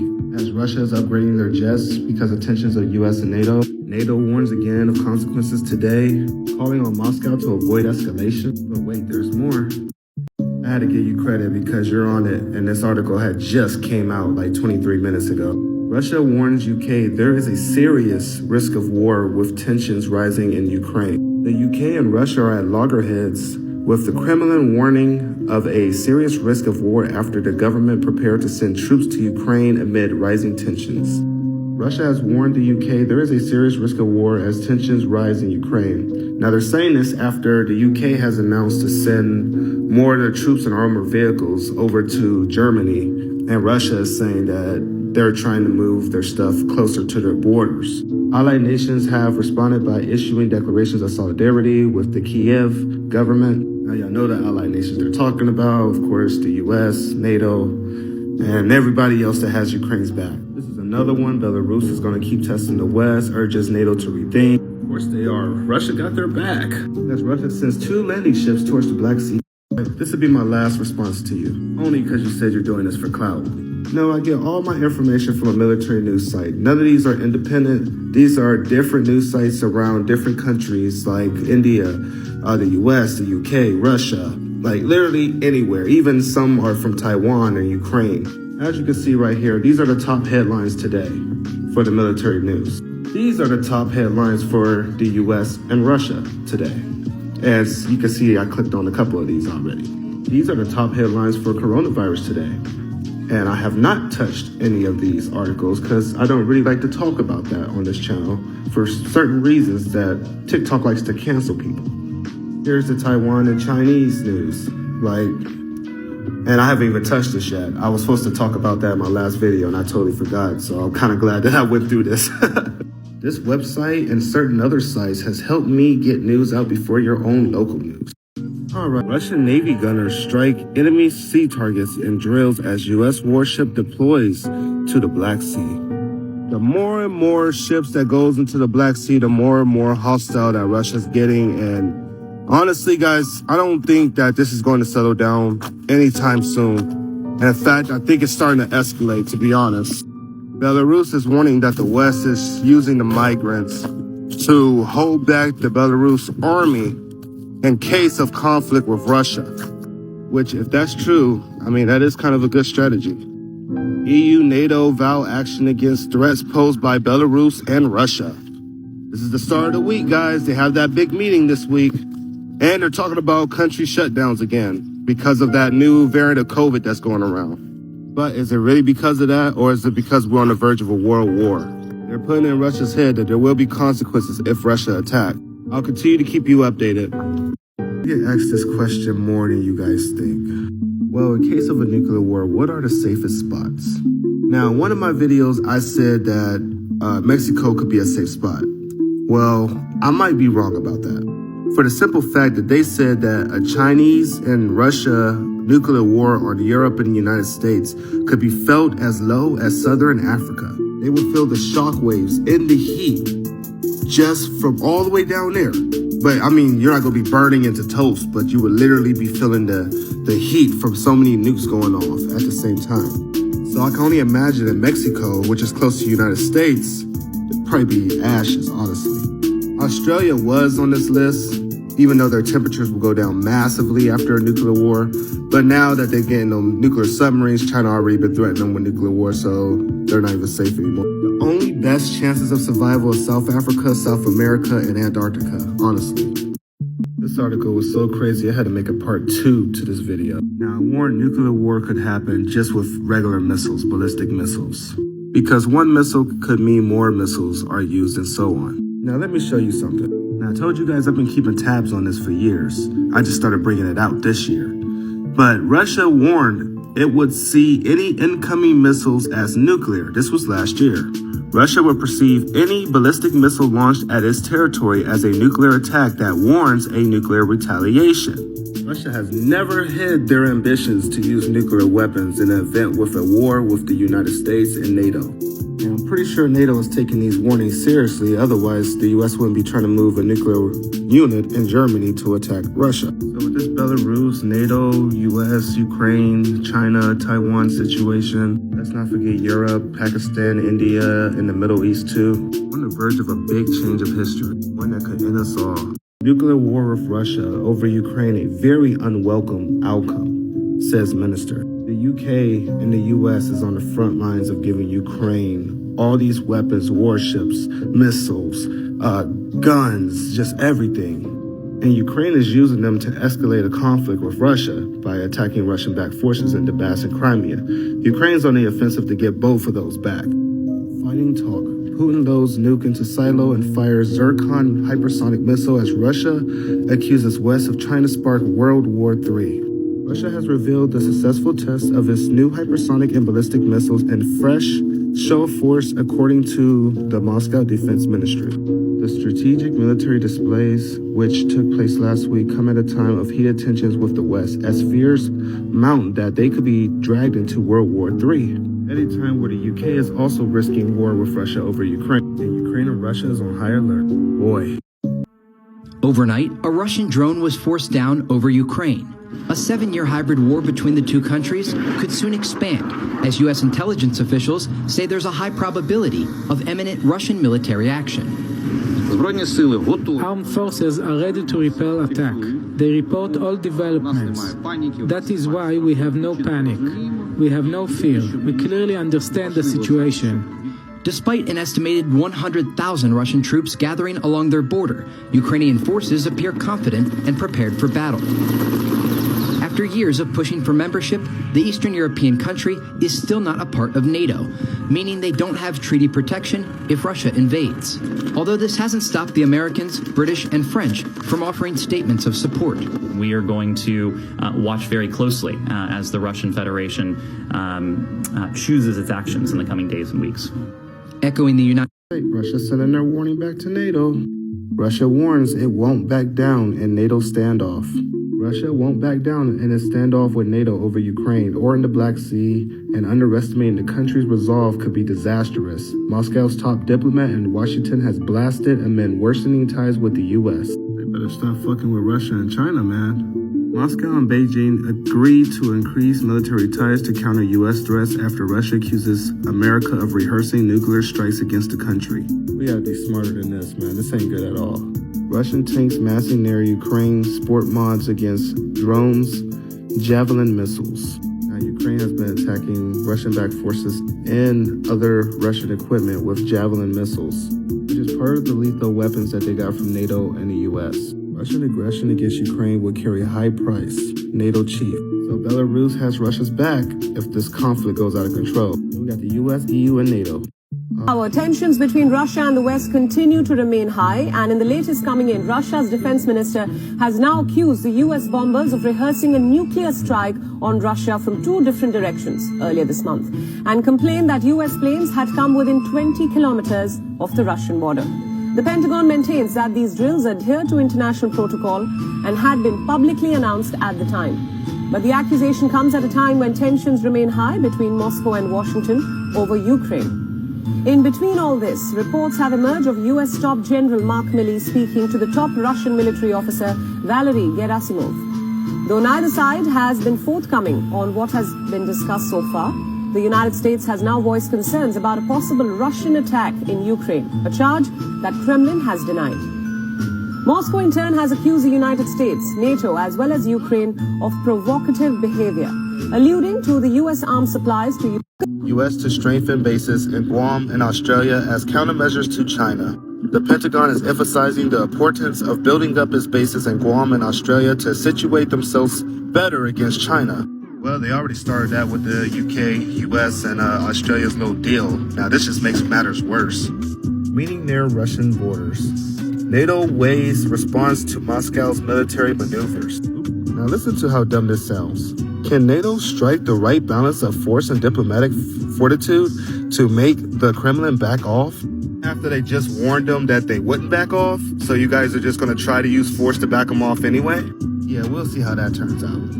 And I forgot to put this out earlier today, but the NATO summit is tomorrow about Russia, China, and all that. They got all the fucking countries and everything, Taiwan and everything going to be in this. This is going to be insane, guys. But I'll keep you updated. Now 115,000 Russian troops on the border with Ukraine. That includes troops on the eastern border of Ukraine and the occupied areas of Donbass and Crimea. This is even more troops than earlier this year. They are not playing. Ukraine's top diplomat says any Russia attack will involve Black Sea region. We are relying on the EU and NATO to take an active role. Of course, Ukraine's bringing us in this. This is what US and NATO wants anyway. He said that Ukraine's allies only had a window of a few months to take action to discourage the Kremlin from any military action. Wouldn't it be better to make peace with them? God, our politicians are so stupid. I was going to end there, and then I forgot to say that the U.S. and NATO is in the Black Sea. So if Russia attacks the Black Sea, most likely they're going to be involved in it. Wake up, folks. Well, guess 5 o'clock in the morning, I get some crazy shit. So U.S. to send bombers and fighter aircrafts to Australia to counter China. The United States plans to deploy additional rotations of fighter and bomber aircraft in Australia to deter against potential Chinese military aggression and threats from North Korea. And we're also building bases on Guam and Australia to counter Beijing's military buildup in the Indo-Pacific. Pentagon plans stronger U.S. posture towards Russia and China. Now, pay close attention to this. So U.S. strengthens its military within Europe to contain Russia. The U.S. Department of Defense has decided to increase the number of its soldiers in Germany, lifting the 25,000 man limit, which was introduced by Trump. On the 25th, the British said they were sending troops and tanks to Germany because of war fears with Russia. The U.S. now has strong support for Ukraine and Georgia to join NATO. Not good. Two things I want to talk about, which I have some new news on here. But y'all do realize if Ukraine joins NATO, that's an automatic war with Russia, which I think they're about to announce pretty soon. And I'll explain that in a second. Isn't it crazy that we helped Russia defeat Germany in World War II? And now we might be helping Germany defeat Russia in World War III, except nobody wins. All these countries are going to be gone, bro. The rivalry between these countries just never ends, does it? So Latvia, just like pretty much everyone else in NATO and the Asian Pacific, is calling for permanent U.S. troops to guard against Russia. Man, NATO is thinning us out. It's like every member in NATO is like, oh, we need the U.S. here. We need the U.S. here. We need troops here. We need your equipment here. Like, god damn. Shows who the leader is. They're not asking Germany, UK, or France or anybody. Now, together today, NATO has warned Russia to avoid costly mistake in Ukraine. U.S. stepping up Russian deterrence in Europe, Pentagon, and Joe Biden. Great. This is what I was talking about. We'll talk about this next. So remember I told you guys I have a feeling that Ukraine already joined NATO? Well, I finally found the article.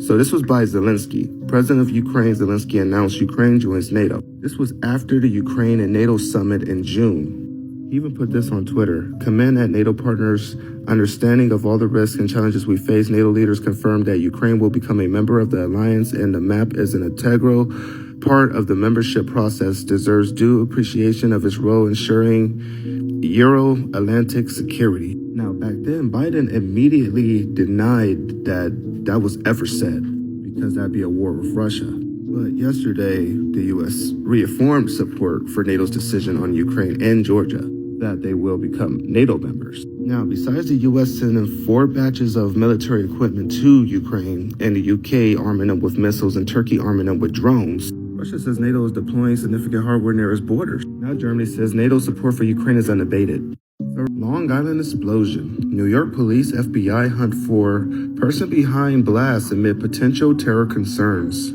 Supposedly this little explosion shook homes from miles away and shook cars. And now they're scared that this could be a lead to something else. Destroy them. China's dark warning on Taiwan after sending warplanes into the region. China has exploded with rage and made a chilling new military move that it claims will mean anyone standing in their way will be destroyed. They must be close to being ready to make a move. And at the same time, Putin warns West Moscow has red lines about Ukraine, NATO. Vladimir Putin sternly warned NATO today against deploying its troops and weapons to Ukraine, saying it represents a red line for Russia and would trigger a strong response. Just like NATO is worried about Ukraine getting invaded, Russia is worried about NATO's drills near its borders. And we will talk next. So I gotta dumb this down for the people that are young and don't understand what I'm saying in my video. I literally said that this happened back in June, in the beginning of this article. I said I finally found this article about Ukraine joining NATO because I said on this channel so many times that I believe Ukraine already joined NATO. So I was explaining, I was going back to the article that said that Ukraine joined NATO, if you were smart enough to comprehend that. Then I sent out the tweet that I said that was back in June because this is a recap video, and I explained what Zelensky said back then, that NATO let him join. Then I said back in June that Biden denied Ukraine's membership because it'd be a war with Russia. And then I said right here, because this is 11/29, this is not an old article, that yesterday the U.S. supported Ukraine and Georgia joining NATO. And you never followed me, so stop lying. So people are asking me about this meeting, what time is it and all that. So the meeting has already started. This meeting is going to last for 2 days, and this is going to be how NATO and the U.S. and everybody will respond to Russia and China. It has a bunch of countries in it. And yeah, we'll have to see what happens. Now, they warned this before the meeting. Russia would pay a high price for any new military aggression against Ukraine. NATO and the United States warned on Tuesday as the Western military alliance met to discuss Moscow's intentions for massing troops on the border of the former Soviet Republic. Now, this was jointly said by the alliance, so everyone probably except for Turkey, I would say, is probably in on helping Ukraine. As Ukraine is already condemning ceasefire violations by Russia-backed troops as invasion fears rise. That was also an hour ago. Stuff is getting more and more concerning by the day, but of course, like always, I'll keep you updated. Guys, I'm at work until 6, but I am going to report. Putin warns Russia will act if NATO crosses its red lines in Ukraine. Now, Putin's not playing. He's telling NATO that he's going to act if they keep this up. And that includes putting missile capabilities on Ukrainian soil as a trigger. Belarus ready to receive nuclear weapons from Russia, says in warning to NATO. The president of Belarus has suggested his nation will take advantage of access it has to nuclear weapons via its Russian ally, should NATO decide to arm parts of Europe with similar machinery. Don't forget that the U.S. is supposed to put them hypersonic missiles in Germany to target Russia. M16 warns China miscalculation, overconfidence could lead to war with UK and allies. There's no doubt in it anymore, bro. We're so close to war with these two, it's not even funny. And I think the US, UK, NATO, all of them are just going to try to provoke this. This is going to be crazy, bro. Warns on Ukraine red line as US, UK pledge response. President Vladimir Putin warned West not to cross Kremlin and security red line as the US and UK said any Russian incursion into Ukraine would trigger serious diplomatic and economic responses. Expansion of Western military infrastructure into Ukraine would leave Moscow exposed to the risk of an attack in as little as 5 minutes if supersonic weapons are placed there, Putin said. We will have to create something similar to those who threaten us, and we can already do that now. Russia will have a sea-based hypersonic missile capable of traveling at 9 times the speed of sound from the start of the year, and the flight time to those who give out such orders will be 5 minutes. He's talking about the United States. Boy, oh boy, this ain't good. Russia is already being blamed for 659 violations altogether. I'll talk about this next. Man, I just got up, man. I got some crazy news, man. Twitter is on fire today. Twitter is on fire about Russia. Vladimir Putin is supposed to give an urgent speech at 7 o'clock today. And he's warning the U.S. and NATO and everybody, like, you guys keep crossing the red lines. If y'all cross it again, he's threatening everybody with hypersonic missiles. And I'm going to post this on here. It's all over Twitter. It's all over YouTube.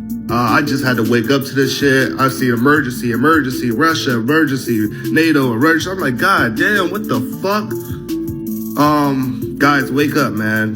I don't think this is a bluff this time. I think shit's about to get really serious. They've been provoking Russia. They're still in the Black Sea.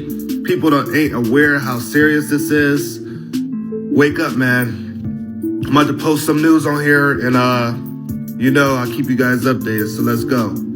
Putin warns NATO not to deploy troops or weapons to Ukraine. Russian president said he's worried about NATO drills near his borders, and such threats are red line. Everything I'm starting to put on here is now getting reported over there, but they're so late on this shit. That's the problem. Something serious is up. Russian President Putin to make urgent statement, 2 p.m. Moscow time. Something very strange is going on, and it appears ominous. At 11 p.m. local time in Moscow on November 30th, the Kremlin announced that President Putin will make an urgent statement at 2 p.m. Moscow time on December 1st. That would be 7 a.m. for us. For the Kremlin to make this statement at 11 at night is very, very unusual. The announcement came as the meeting of the highest levels of the Russian government were just concluding in the House of the Government of the Russian Federation, which is another oddity. This one went fast, so I'm gonna have a part 2 for this video. Twitter's still posting about this from minute to minute. Okay, now back where we left off. High-ranking government officials don't usually meet late into the night unless something very important is taking place. If you're new to this video, go to my last video for more information. This speech is taking place right now, and then there's more to that. NATO also issued a classified update to all NATO members. Now, this was last night, and nobody's talking about this because this one's supposed to be classified. NATO chief says allies must prepare for the worst in Ukraine. He warned Tuesday that the U.S.-led military organization must prepare for the worst as concerns mounts that Russia could be preparing to invade Ukraine. They tried calming this down, but Kremlin says that Russia cannot de-escalate the situation due to Ukrainian troops' presence nearby. Oh boy. NATO must be prepared to fight without communications. NATO is getting ready to fight blind. Russian and Chinese jammers will likely cause issues for NATO. I still have a lot more. Blinken warns Russian aggression in Ukraine would trigger serious consequences. Now, I posted Fox News last time. I'm showing you guys that it's all over your local news. The thing is, they're not telling you that military option is on the table. And they keep trying to put it around like, oh, no, it's diplomatic and economic. No. They have military options on the table. U.S. said all options are on the table right now. Remember that. Putin threatens U.S., NATO, possibly with hypersonic weapons if they send weapons to Ukraine. Now, this one came out today. Russia to top U.S. tech firms. Set up shop here or get out. A new Russian regulation requires 13 large foreign tech companies, mostly U.S.-based, to establish an official presence in the country by the end of the year. U.S. in hypersonic weapon arms race with China, Air Force Secretary. The United States and China are engaged in arms race to develop most lethal hypersonic weapons. Crazy. U.S. South Korea to bolster alliance talks amid North Korean nuke threats and challenges from China. All right, off to the good news. So the wreckage of the $100 million F-35 fighter jet that toppled off of HMS Queen Elizabeth is found on the Mediterranean seabed, as top security advisor says recovery will be cautious with Putin's Navy likely to be watching. Good news that they found it. I guess they're trying to make bad news that Russia might try to get it in some kind of way. All right, so I see people asking, what was in Putin's speech? What did he say? What happened? Putin says Russia taking adequate measures in response to NATO's provocation. Putin also demanded that NATO guarantees not to expand eastward. In dialogue with the United States and its allies, we insist on working out specific agreements that would exclude any further NATO moves eastward and the deployment of weapon systems that threaten us in close vicinity to the Russian territory, Vladimir Putin. You don't want them sending no more weapons to Ukraine or trigger a strong response. is calling on NATO to do a deal. He wants a written down deal that they will not send any more weapons to Ukraine, that they will not send any more missiles, that they will not try to put hypersonic missiles in the country. The same with the Baltic states, anywhere on Russia's borders. They don't want no more weapons on Russia's border that's going to threaten Russia or their capitals or any of their military. At the same time, NATO had a meeting on what to do with Russia and China, and ever since they've been expanding everywhere, literally everywhere. South Korea, fucking Japan is asking for them, fucking Poland, Germany, everywhere, literally. Now, we're all aware that Ukraine's been attacking Donbass. Russia has said that Ukraine has deployed half of its army to Donbass conflict zone, even more troops than Russia. Russia accused Ukraine on Wednesday of deploying half of its military, or 125,000 troops to Donbass. Now, if they do this anyway, there will be a strong response for Russia. This is the last attempt to avoid war with us. Obliteration. Russia hypersonic missile test stokes nuclear World War III fears as experts warn conflict would be the most devastating ever seen. Russia's hypersonic missile tests are prompting fears that a truly catastrophic and devastating war could break out as tensions between the U.S. and Moscow are simmering, an expert has warned. Russia hypersonic threat. Missiles could hit U.S. cities. Remember, Putin's city already has missiles that can hit the U.S. or Europe in 5 minutes? These are the missiles that he's talking about, the Zircon missiles. Russia expels U.S. embassy staff who has been in Moscow for more than 3 years. Putin ramps up response to Washington kicking out his diplomats a day before the two countries meet to discuss deteriorating relations. Remember, the less diplomats that we have in each country, the harder it is to negotiate or to keep peace within regions. 11 arrested in Belarus for online comments on the Russian paratroopers' deaths. Yeah, the people got questions. This one's next. NATO on guard against Chinese and Russian missiles that can hit allies. So NATO's Secretary General said on Wednesday that the Western Alliance was working closely to protect allies against new Chinese and Russian missiles that can reach Europe and North America. Russia, but also China, now invest heavily in nuclear-capable systems that can reach all NATO countries. Man, that's crazy. It is something we have to take very seriously, he said, citing Russian investment in extremely long-range, high-speed, maneuverable missiles. Then yesterday, the UK spy chief lists China, Russia, and Iran as top threats. It's like everyone's making their enemy list, huh?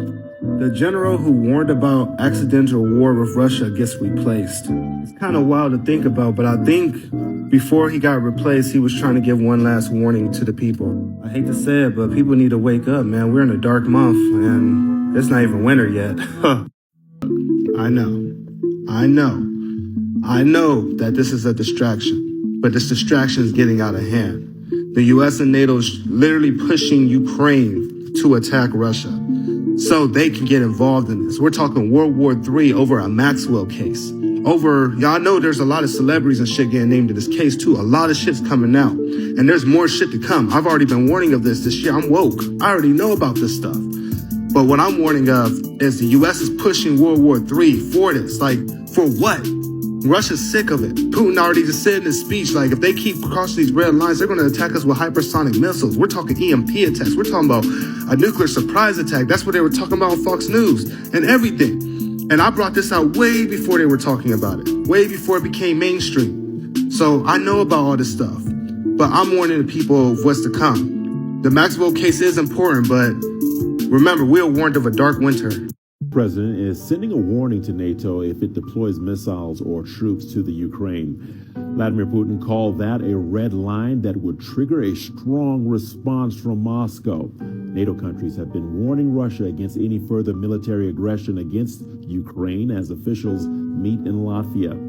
Tensions soared in recent weeks with both sides staging military exercises and Russia deploying nearly 100,000 troops and tanks to its border, prompting concerns in Western capitals. Kiev has asked for NATO's support, urging it to take measures. Russia's president is... NATO just basically gave a big fuck you to Putin's offer. Russia has no right to demand Ukraine be excluded from NATO, says alliance chief. Russia, Vladimir Putin is seeking legal security guarantees from NATO rather than verbal assurance. Looks like NATO just gave him a global fuck you. We should have seen this coming. Russia has no right to demand Ukraine be permanently excluded from NATO, the head of the alliance said on Wednesday, as the president, Vladimir Putin, suggested he would insist on such a move as a guarantee of peace. It's Ukraine and 30 NATO allies that decide when Ukraine is ready to join NATO, he said. Oh, great. We can kiss this deal right out the window. We're back to square one. What the fuck? Set to break a 5-century-old record. Speaking of La Palma, did y'all know there was like 300 or something earthquakes? That's insane for one area. I even took a picture of what it looks like today. And if y'all didn't want a video or anything of the eruption, I could put that on here too. Seems like TikTok's not that bad with that. Now, on to something that's a little wild. So NASA says huge, potentially hazardous asteroid will break into Earth's orbit next week. Now, I warn of this on and off because I've told people for a while that we're in an asteroid belt. We've been in an asteroid belt for years. That's why some meteors be sneaking in and stuff, blowing up over our atmosphere and shit. And people be like, oh, what was that? Oh, what the hell? Yeah, you might want to do a little research. Like I warned, one is set to hit in 2022 or 2023, but they said one could hit before then if it comes in the direction of the sun, because NASA wouldn't be able to do nothing about it. World's in chaos and our vice president and president can't even get along. Oh, that should be our problem, period. That should be an EU problem or Europe problem, not the United States problem. And the fact that we left Afghanistan and Iraq to focus on the problem of Russia and Ukraine's being told to attack Russian-backed forces in Donbass and to host NATO troops and build infrastructure, let NATO build infrastructure in Ukraine is showing how NATO is willing to provoke Russia into a war with Ukraine. Ukraine is falling right into it. Now, is any side on the right? No, no side's on the right. I don't believe Russia should have took over Crimea or Donbass, and I honestly don't think that NATO should be trying to go to war with Russia, but that's kind of where we're at. And when there's chaos all around the world, stuff like this tends to happen. So all I can tell people is wake up and stay informed. I'm going to do my best to keep you guys informed and stay tuned. Ukraine, we will not be able to stop the war and return territories without our troops and without direct talks with Russia. Yeah, buddy, I think it's a little too late for talking. Russia calls Alexander Lukashenko's threat to host its nuclear weapons a warning to the West. Belarusian president has invited the Russians to deploy part of his arsenal to counter what he sees as hostile moves by NATO. Well, NATO got Ukraine, so Russia got Belarus. NATO ready to punish Russia. Oh boy. NATO members are prepared to take action against Russia should it show aggression against neighboring Ukraine. The White House top diplomat has announced as tension between Moscow and the U.S.-led military bloc run high. Blinken said the organization is ready to take serious measures and NATO is ready to strengthen its eastern flank. Then that definitely means war with Russia. Now the U.S. is telling Russia to pull back troops from Ukraine. This is crazy. So people seem a little misinformed. The eruption isn't what's supposed to cause a tsunami. It's the collapse of the volcano. If the volcano collapses and goes into the water, it will cause a tsunami. Now they're talking about bombing La Palma, which would cause this. And I'm going to show you guys a pretty detailed video about this. If you had paid attention in your physics classes, you would know that such a sudden evaporation of water would create sufficient pressure to shatter the volcano's brittle slope and send it crashing into the sea. Can you guess what comes next? That's right, a tsunami. Waves 200 meters high will charge across the Atlantic with the speed of an airplane. The tsunami will sweep across the east coast of the United States. And that's pretty much all there is to it. It's pretty fucking crazy. Apparently, Russia and China attack U.S. satellites with lasers and jammers every day, says top general. Damn, that's crazy. They got their own little space wars going on, huh? Something big is brewing between Russia, Ukraine, and NATO as Ukraine deploys half its army to the conflict zone in Donbass. And this is why I think conflict's about to go down. Russia and Ukraine has hella troops on the border with each other. It takes one miscalculation for everything to spiral out of control. And once that happens, all hell's gonna break loose. Iranian forces clash with the Taliban on border. According to eyewitnesses, Iranian forces clashed with the Taliban on the border in Nimruz region of Afghanistan, Afghan International reported on Wednesday. But since the conflict between the two has ended, there was just a miscommunication. Majority of Americans concerned about a war with China within the next 5 years. Yeah, I wonder why. I'll talk about this next. Damn, this is the most I reported in one day, I think. NATO pushes back against Russian President Putin's red lines over Ukraine. Putin had warned NATO members against expanding their military presence in Ukraine, where there continue to be fears of a new Russian invasion. Jens Stoltenberg, the Secretary General of NATO, has categorically rejected Russia's right to dictate how Ukraine does or doesn't interact with the alliance. This comes a day after Russian President Vladimir Putin declared that an expansion of NATO's presence in Ukraine, especially the deployment of any long-range missiles capable of striking Moscow, would be a red line issue for the Kremlin. This is big, to be honest. This is not good. North Korea decries AUKUS for being U.S. tool, threatens nuclear war. AUKUS was said to bring dark clouds of nuclear war to the world. The U.S. and South Korea is also updating war plans for North Korea. Well, they're now the fourth country to possess hypersonic nuclear missiles. I shelled Ukraine a while ago. Ukrainians people kind of voted for it. They wanted to be part of the Russian government, at least Crimea and Donbass. Russia really needed the ports in Crimea, so they took over Crimea and Donbass. NATO was put on a high alert, really strained ties with NATO. NATO didn't do nothing back then. Let's go into the future. They've been building up. They've been having high tensions and stuff. This year, there's been a lot of threats of nuclear war. Pentagon warning people of nuclear war. China threatened Japan with nuclear war and the U.S. The U.S. building up its capabilities again.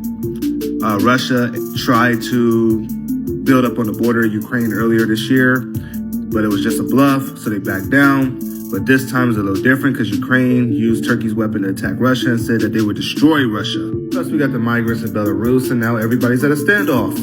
Fucking World War III. As China ups the ante on Taiwan, Taiwan officials warn of grave military threat.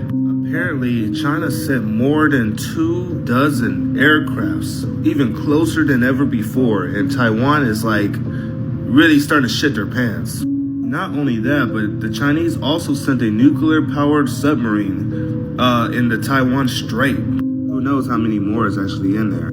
So, China also threatens to crack the skulls of the Japanese for speaking up for Taiwan. It's safe to say that China's back in this. The U.S. is once again calling on Russia to cool tensions with Ukraine, back off your troops, and we're not alone in responding to you. As Blinken says that the U.S. and NATO are fully committed to Ukraine. Ukraine has now said that Russia has no right to seek guarantees against NATO's eastward expansion. NATO also wants Germany to back out of the Nord Stream 2 pipeline with Russia. Not good.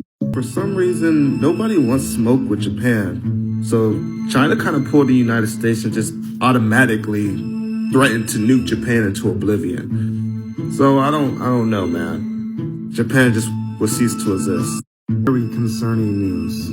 The U.S. and Russia were supposed to meet today to calm down ties. And in fact, they just spent the whole time arguing about the Ukraine situation. Russia warns of military confrontation nightmare. Russian Foreign Minister Lavrov has warned that Europe could be returning to what he called the nightmare of military confrontation. Blinken warned of serious consequences if Russia sought conflict with Ukraine.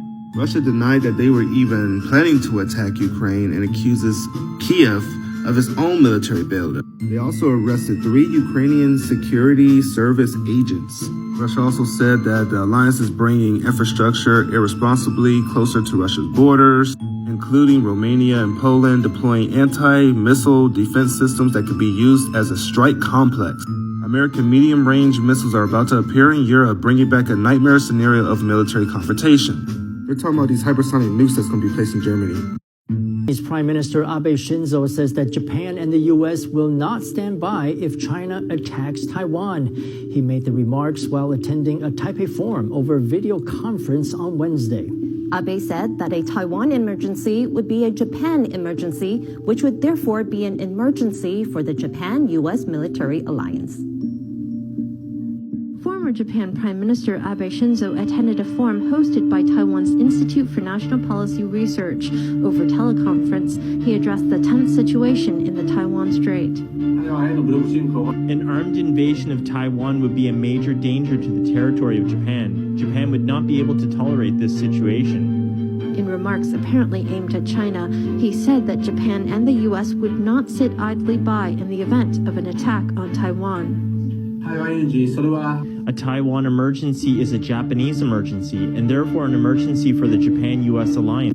Something I need to address, and I need people's opinion on. How do we expect to unite on a war setting if our own vice president and president cannot even get along? A lot of people don't know, but Kamala Harris and Joe Biden had beef in the past, and she said a lot of messed up shit about Joe Biden. Another thing is Joe Biden's becoming the most hated president in history. I mean, these chants are going worldwide, like globally. Like everyone's chanting, "Let's go, Brandon," and we all know what that's the code for. They even got T-shirts. Like this country's becoming an embarrassment, man. And I'm not for Joe Biden or against him, but I would prefer to have a strong leader, because that's why all these countries are trying to start war with us, because they don't think that Joe Biden's going to do shit. Oh yeah, and they're talking about making crypto coins for Let's Go Brandon. Come on, bro. Seems like no one wants to deal with these two.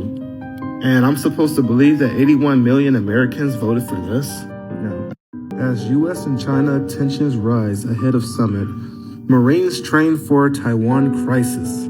At a time when the U.S. and China's tensions are once again on the rise over Joe Biden's decision to invite Taiwan to an upcoming virtual conference, the U.S. Marine Corps is preparing for an outbreak of a potential crisis by returning to its roots as an elite island-hopping force. Oh, really? Kremlin. Zelensky's statements about Crimea are a direct threat to Russia. Kyiv intends to use all available means, including force, in order to encroach on Russia's territory. Ukraine made a speech today about taking Crimea back, by force if they have to. The weird part is a lot of their citizens are protesting and asking for the impeachment of Zelensky. Now, is this the coup Ukraine was talking about? Or is it what Russia said, that Ukraine's hiding something? If NATO again turns down Russia's offer, they're saying they will regret it. Back with more news. Russia deploys coastal missile systems in island near Japan. Wow, seems like these guys are really on the offensive, huh? Russia's top diplomats accuses U.S. and NATO of risking nightmare scenario of military confrontation amid tensions over Ukraine. Oh no, it gets worse. Russia to respond if its stance regarding NATO's expansion was ignored, says Lavrov. Because he's saying if they go through with this, it'll be a security issue for Russia. Russia says military action in Ukraine highly likely. We're already in another Cold War. If they attack Ukraine, this will be all bad, because this will come home. The US and NATO already said that they got Ukraine's back. Russia's now saying the risk of all-out armed conflict in southeastern Ukraine is extremely high and is becoming a matter of grave concern for Russia. Moscow has cautioned as international tensions heighten over the war-torn Donbass region. Wake up. UK and US urge Russia to draw back from conflict in Ukraine. I really hope this calms down. Biden should endorse no use or reject no first use in the Pentagon nuclear posture review.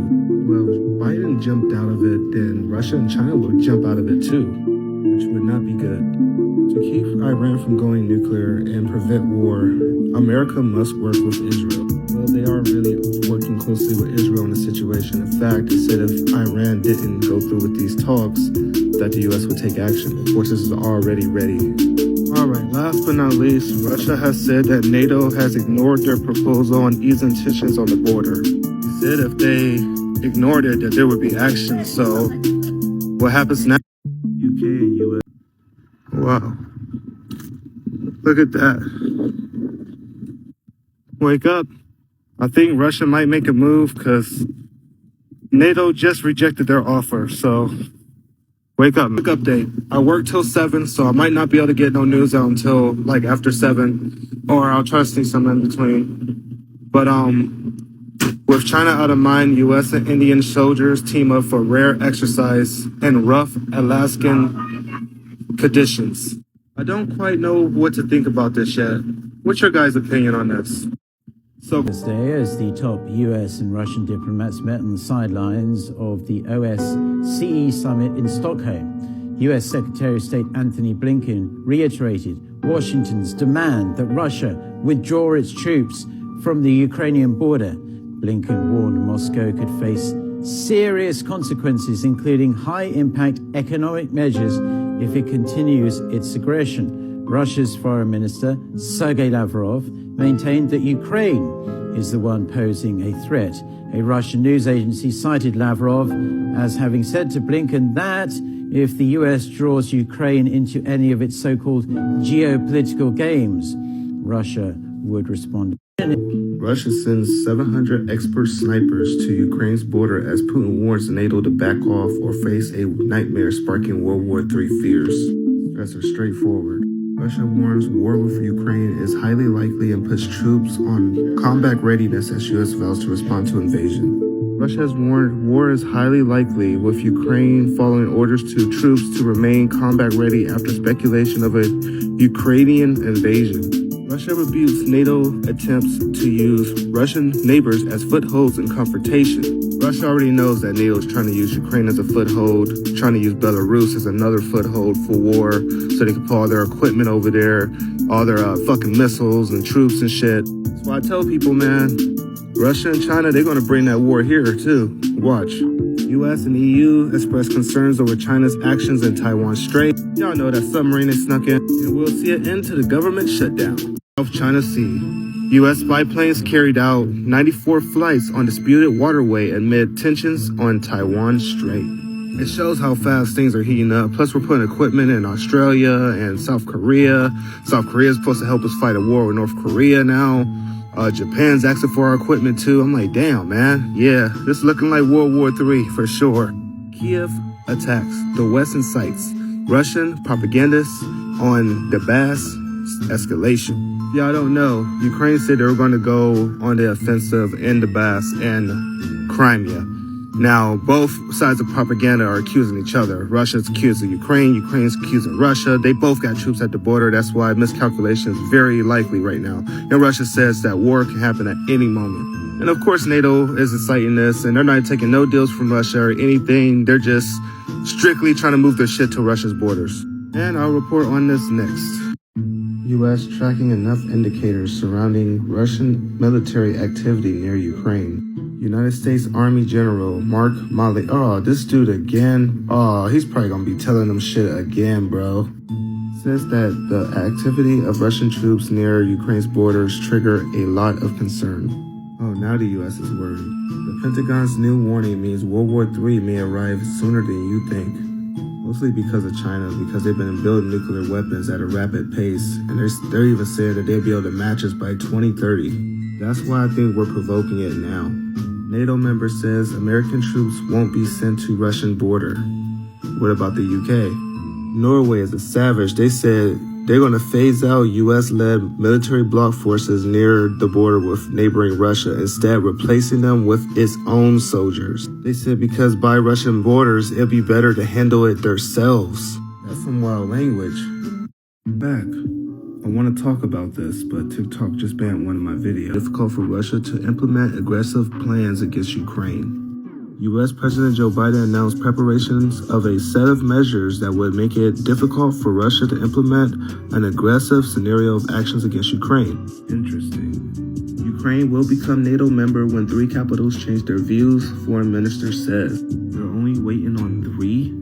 They're starting to see Ukraine as independent, and they're only waiting on 3 capitals of NATO member states to change their views. Not good. Russia prepares for a nightmare of military confrontation. They keep throwing this warning out there. Ukraine says it will not abandon NATO goal or give security guarantees to Russia. Yeah, this is about to get interesting. The language is getting crazier and crazier by the day. I know I ain't the only one that got a bad feeling about this. I'm gonna do a longer video. Greece hosts largest shipment of U.S. equipment in history. U.S. carriers have been transferring helicopters and military vehicles that will participate in the upcoming NATO exercise Atlantic Resolve from its vessels to port. Pretty interesting. They're saying all this equipment's going over to the Middle East for exercises, but they're not telling you that they're going over there for the Russian threat. The more stuff we have over there, the more troops we have over there, will make it easier for us to defend our allies. Which, if you think that NATO and the United States is not going to get involved this time, you're horribly mistaken. So Iran has been horrible at these nuclear talks. They're making crazy demands. And Israel weighs options, timing of possible military strike on Iran. Like I said, I think all of this is going to escalate around the same time. North Korea and South Korea, Russia and Ukraine, China and Taiwan, and Israel and Iran. I think Japan, Australia, Philippines, Guam, and Taiwan is all going to be after China and North Korea. And I think the EU, NATO, the US, and all of them are going to be after Russia and Iran. And Israel, of course. Don't forget about Venezuela and Cuba. Russia and Iran will try to use them to get closer to us. Russia bolsters supply lines, deploys medical units near Ukraine as invasion fears grow. You know they don't deploy all this stuff unless they really know that something's about to go down. And I think Russia has a feeling, I think NATO has a feeling, everyone has a feeling that something's about to go down. Anthony Blinken, what's most important for Russia to understand is that actions have consequences. Yeah, we kind of know this. A U.S. commander says he wants to see a lot more aircraft carriers in the Pacific to check Russia and China. And they're not hiding their motives. They're telling you they're doing all this to directly confront Russia and China. And it's everywhere. It's in the Sea of Japan. It's in the Taiwan Strait. It's in the Persian Sea for Iran. It's in the Indo-Pacific, the Black Sea. Let's not forget the Mediterranean Sea, like everywhere, bro. Norway pulled stronger into the great power rivalry between the U.S. and Russia, argues defense researcher. Which they're pretty much talking about the activity that the U.S. is doing close to the Russian borders. They're saying that they want to start making bigger moves to defend themselves. They don't want to rely on the United States, which is good to see countries stepping up to defend themselves. Now, this one's interesting. Ukraine uses Turkish drone in Donbass conflict zone. Putin tells Erdogan. White House won't rule out any options in defense of Ukraine. The House declined to rule out anything in response to Russian advances along Ukraine's border, including some form of military action. Fucking told you guys. Blinken says any move by China to invade Taiwan would have terrible consequences. Russia warns of military escalation by NATO and its allies. A lot like we might be entering into a new world war, and we're not positioned very well to win. Russia is more than likely to invade the Ukraine and potentially other countries in the area in the next few months, maybe sooner.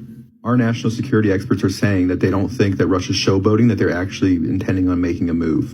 And here's the thing, guys. If there were to be a conflict between NATO and Russia, whether it's nuclear or not, Russia controls the flow of natural gas into Europe, so the heating. So it makes a lot of sense strategically for them to do this during winter when it will hurt NATO the most by cutting off the gas. And they don't have another source. There's also another country looking to invade another country in the South Pacific, an island that they want to invade. And these two countries, Russia and this other country, I won't name, are allies, and they would probably act in tandem at the same time. We can't afford to respond to either at this point, which makes it very likely that they're going to go ahead and do it. Let me know in the comments what you think about this. It's looking a lot. Putin warns NATO troops in Ukraine will be a red line for Moscow. I hope common sense and responsibility for their own countries and global community will eventually prevail, cautions Russian president. Foreign minister reaffirms support for Ukraine and Georgia at NATO meeting. Things are just a little fishy at this point. Russia planning massive military offensive against Ukraine involving 175,000 troops, U.S. intelligence warns. Yep, they're definitely getting ready for a war. U.S. confirms military action as Russia deploys troops along Ukraine's border. So we have the U.S. and everybody saying that Russia's going to attack by 2022. So 2020 was the pandemic, which opened everyone's eyes to anything could happen at any moment. 2021 was the preparation of war, and 2022 seems to be when war's going to go down. Don't forget, a lot of countries are doing travel bans and they're talking about doing shutdowns again. I think we know why. Doing is putting together what I believe to be will be the most comprehensive and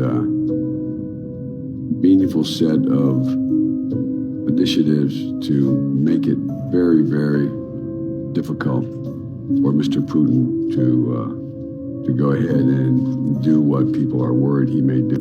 Fighter jets escort American spy plane away from its borders over tense Black Sea amid new U.S. intelligence claims that Putin plans to invade Ukraine in early 2022 with 175,000 troops. Apparently things in Europe are very tense, and we're probably going to see a lot more of this. I do not accept red lines. Biden responds to Putin's statement on Ukraine and NATO.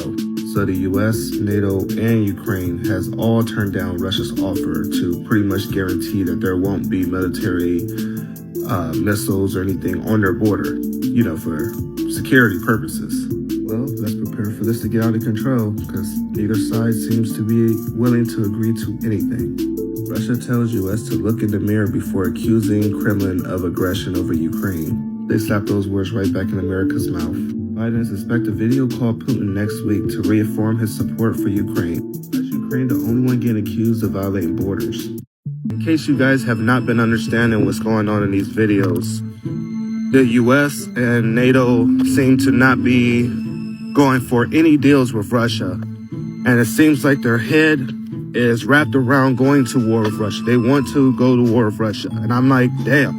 They also want to go to war with China, North Korea, and Iran. If y'all have not been seeing these war footings build up, man, go look it up, man. It's getting crazy out here. And I was wondering it was just seeming too calm the last couple of months. Like, they were just building up, it would get hyped, and it would stop. And now it's just going constantly. They're even warning of the dates that it might happen. I'm like, wow. Okay, well, looks like we're on the verge of World War III, something I never thought I'd see in my lifetime.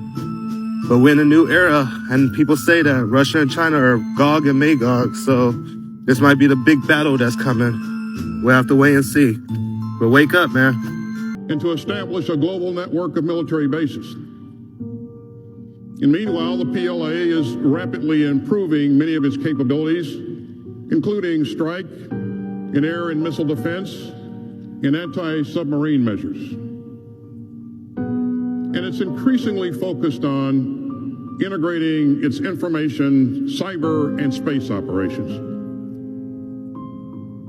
So that means new areas of competition in space and cyberspace, where the norms of behavior aren't well established and the risk of escalation and miscalculation are high. Meanwhile, China is pouring state funds into key sectors, including quantum research. And Beijing is pursuing what its leaders call indigenous innovation. Turkey says the giant U.S. military mission in Alexandroupolis has started. He writes the U.S. military transport ship Ark Independence arrived in the port of Alexandroupolis, and it became known that the ship, which carries a large number of helicopters and vehicles in support of the military exercise Atlantic Resolve. Yeah, okay. We're pulling all our shit out of Turkey and moving it straight to Greece. And then look at this. More than 1,000 tanks, more than 120 helicopters, and a large number of military personnel are expected to arrive in Greece, the largest U.S. deployment to them ever. Kremlin points to Ukrainian forces near border, says Russia can't de-escalate. Hawaii is under a rare blizzard warning. They could see up to 12 inches of snow. That's crazy. China's mysterious hypersonic missile could stay in orbit, which makes it an unpredictable threat. There's more. Army islands north of Japan. Russia by buying Turkish drones and wants to get its hands on more. They're using Russia's troops on the border as an excuse to build up their weapons and to pretty much keep provoking Russia. Russia-Ukraine conflict at the gates. Moscow will launch a force of 175,000 men. I guess we'll see what the Russian military got. Oh man, I hope this don't get out of hand. U.S. military base in eastern Syria targeted by 3 rockets. Wow, I think that's like the 3rd or 4th one that's been hit this year. Pentagon says China's flights near Taiwan resemble rehearsals. Yeah, we'll have to see what happens. After the last couple of articles, the last couple of days, I really think that we're going into conflict and we're no longer going to have a little Cold War period. I think we might just jump right into this. But man, I pray to God I'm wrong. NATO troops or advanced missile systems on Ukrainian soil that could strike Moscow within minutes would be a step too far for Russia. NATO has not taken any steps along these lines. Putin said, if some kind of strike systems appear on the territory of Ukraine, the flight time to Moscow will be 7 to 10 minutes, and 5 minutes in the case of a hypersonic weapon being deployed. Putin has also said the Zircon hypersonic cruise missile, which is poised to enter service with the Russian Navy in 2022, is capable of flying 9 times the speed of sound and has a range of roughly 620 miles. Putin emphasized that the missile could reach some targets within just 5 minutes. Hypersonic missiles are designed to be virtually unstoppable and are capable of flying at least 5 times the speed of sound. The US, Russia, and China are locked in a global arms race to develop hypersonic weapons. A top Space Force official said that the US is not warns it has tools to deal with Iran if nuclear talks fail. The United States is making decisions and preparing for a world in which there is no return to the Iran nuclear deal. If these talks fail, Israel and the United States is going to blitz Iran with attacks on their nuclear facilities, for sure. Asteroid twice the size of pyramids hitting near Earth at the end of the year. Don't worry, it's expected to miss, but keep bringing us out just to show people that we are in an asteroid belt, and I've been warning this for a long time. Japan to shoulder more of costs for hosting U.S. military forces. Japan has agreed to pay more for the U.S. military being stationed there. I'm seeing how biased this is. Trump was the first one to say that our allies need to pay more for our military presence, and now that he's gone, they want to start doing it. But it was a big deal last year. Pentagon chief says U.S. ready to support Taiwan and Ukraine. Is not as advanced as the Chinese or the Russians in terms of hypersonic programs. Ukrainian and Western officials have worried about a Russian troop buildup near Ukraine, fearing it could herald an invasion. But Moscow has insisted it has no such intention and accused Ukraine and its Western backers of making up the claims to cover up their own allegedly aggressive designs. U.S. Secretary of State Antony Blinken warned Russian Foreign Minister Sergei Lavrov at their meeting in Stockholm that if Russia decides to pursue confrontation, there will be serious consequences, adding that the best way to avert a crisis is through diplomacy. Kremlin spokesman Dmitry Peskov said in Moscow that the Ukrainian authorities' aggressive and increasingly intensive provocative action on the line of contact gives grounds for concerns about a possible flare-up of hostility. Video cut off a little fast. So, Pentagon chief says U.S. ready to support Taiwan in face of China's military rise. He said that yesterday in a speech. Told you guys, this fucking speech was crazy because he was talking about the Cold War. And he's like, you know, we escaped one Cold War by a miracle. Maybe we can escape another one by a miracle. And I'm like, wait, what? It's going to be really hard to escape this one because if U.S. is really going to be behind Ukraine and Taiwan, that put us right on the front lines because China really wants Taiwan and Russia is getting tired of Ukraine's shit. COVID-19 curbs China's power in Indo-Pacific and risk of war significant. Now, like the Pentagon said, chances of escalation or miscalculation with Russia or China are high right now. Neither side can trust the United States, and the United States don't trust either of them. I was actually tracking this plane as it went on Russia's border and then turned around and almost hit another plane. Crazy. At least 13 people are dead after volcano erupts on Indonesian island of Java. Looks like another volcano to keep our eyes on for now. Oh, and apparently this is their highest volcano too. That's crazy. So now China is saying that they have no plans to invade Taiwan and that the U.S. is also hyping it up and escalating the situation by having their troops there and going through the Taiwan Straits and etc. But China, y'all did say y'all was going to invade Taiwan earlier this year. Just saying. Russian embassy slams NATO states, U.S. officials ahead of Biden-Putin call because nobody has agreed to Putin's offer to settle down tensions. So they're pretty much going to keep building up on his border and not give two shits what he has to say about it. Ukraine's defense minister urges military support from Canada, U.S., and Britain, even if it's outside of NATO. Within NATO, these are the only three willing to protect Ukraine. Hey, Ukraine's a little crazier than I thought. So they're asking for the U.S., Britain, and Canada to place soldiers on their border to confront Russia because they're the only ones in NATO that's willing to go this far for Ukraine, while Germany and France are starting to back out of it. Russia, Ukraine. Biden warns Russia against Ukraine's red lines. So Biden sends the threat right back to Putin. Don't cross the red lines. while one of the U.S. senators is warning that we must prepare for the worst in Ukraine. Man, I hope this is a slow month, because all these warnings and shit that they're throwing at each other and bashing each other with and all the build-up, I just really have a bad feeling something's about to happen at the end of this month, or definitely next month for sure. Taiwan's foreign minister warns China's military expansionism could lead to World War III. So this is like the 7th, 8th country that warned of World War III this year. Then we got the EU and NATO interested in buying Turkish drones. It's rapidly becoming a tremendous threat in the solar system, says the U.S. Space Force leader.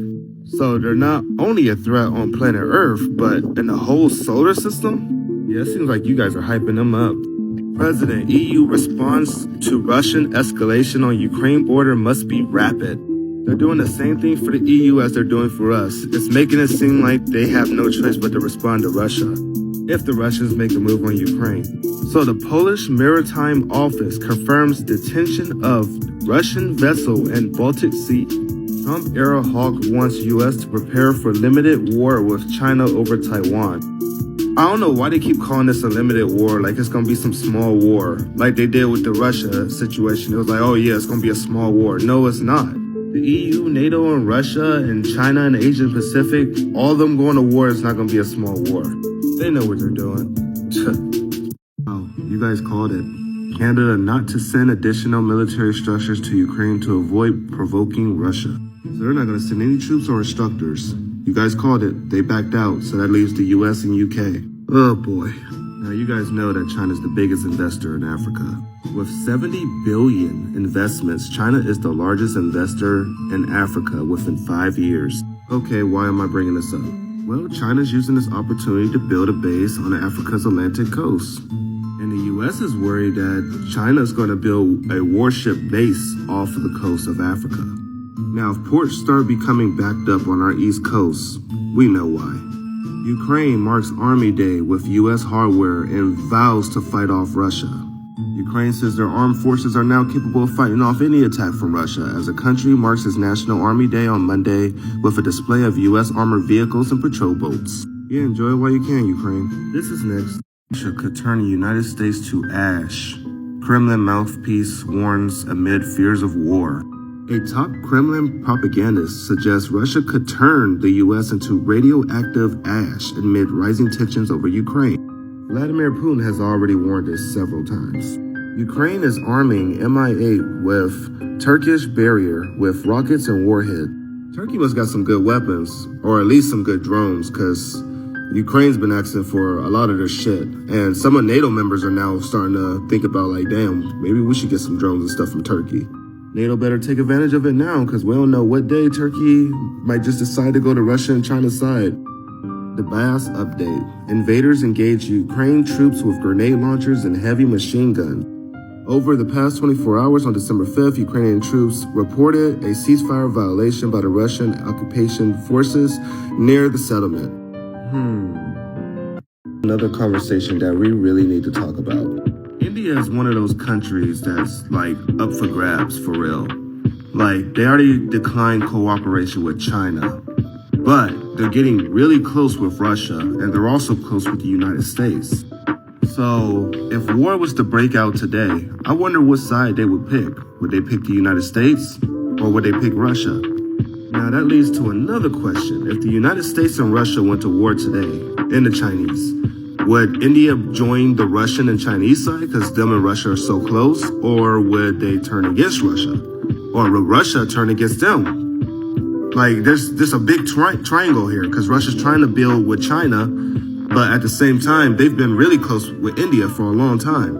Just saying, if we lost Turkey already, if we lost India too, oh, it's not going to be good for us, bro. But as always, what do you think? Still talking about this. And in fact, they're saying that this bill must pass. So I believe this bill is going to be passed soon. They're trying to sneak it in as the Defense Act, but everyone knows this is the Draft Act. Now, this bill will make it for both men and women to require to go into the draft. And I mean, to sign up for the draft, I should say. And when the draft actually starts to happen, because you know we're around that time where Russia and China is becoming major threats to our country, and we're all on our border right now.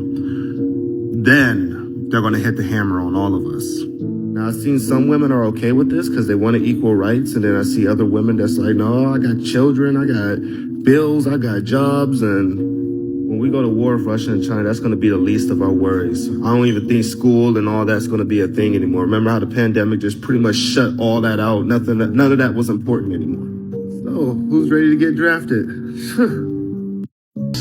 Unvaccinated Germans will have to stay at home except for to go to the grocery store and the pharmacy. Screenshot this if you like. Germany is also planning on mandating every citizen receive the vaccine by February, just as neighboring Austria has. Greece is also doing the same thing, but from mid-January. Even fully vaccinated people will lose their vaccinated status after just 9 months, so they'll have to get a booster shot, or else. The European Union is debating making similar rules for the whole European Union, all of Europe. Now you can look at this either as a trend or an experiment to see how this whole thing goes, how people react. But either way, I would expect this kind of thing to spread to other countries, the United States and Canada among those. Let me know in the comments how you would react if they did something like this here. We've been consistently calling all our international partners to act in a collective and joint manner based on the central coordinating role of the United Nations and its founding principles stated in the Charter. At the same time, we express our concern by the fact that the international community is acting in an uncoordinated manner without standing together to solve the actually relevant problems. We are also concerned by the way they're acting towards our country, Russia. Certain partners are trying to hold back our development by using sanctions pressure or even escalating the tensions along our borders. By the way, the threat at our western borders is actually on the rise, which we've been saying consistently. It is enough to take a look how close the military infrastructure of the North Atlantic Treaty Organization is approaching the Russian borders. This is more than serious for us. In this situation, we're taking the relevant, adequate military and technical measures. But let me repeat, we are not threatening others. And it would be unfair to accuse us of anything in this situation, or as we say, to shift the blame. That would be irresponsible. Speaking at the Foreign Ministry, I emphasize that our diplomacy is facing the main priority of winning solid, long-term guarantees of security for Russia. In our dialogue with the United States and its allies, we will keep insisting on elaborating the specific agreements which would rule out any further expansion of NATO to the east, as well as the deployment of threatening weapon systems close to the territory of the Russian Federation. We suggest beginning the substantial talks on this matter. Let me note specifically that we need the legal guarantees, since our Western colleagues have failed to carry out their relevant political oral obligations. In particular, we all know of the oral statements that NATO would not expand to the east, but the reality was the other way around. In fact, the legal and lawful Russian concerns in the area of security were ignored and continue to stay ignored. I called it.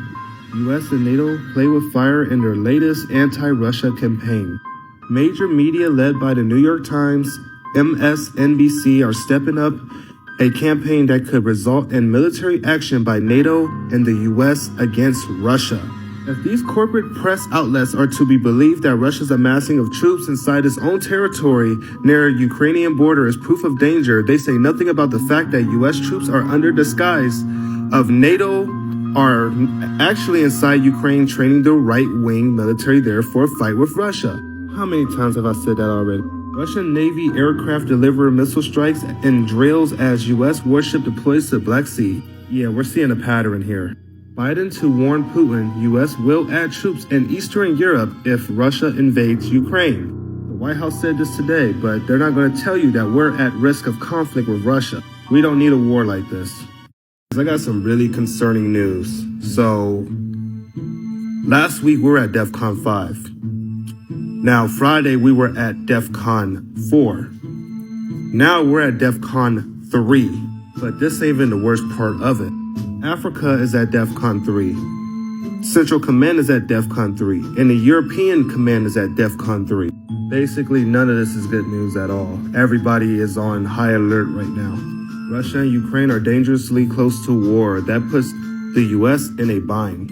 Well, because if Biden backs down, the U.S. will look weak and never be trusted again, to be honest. And if Biden stands up and attacks, we all die.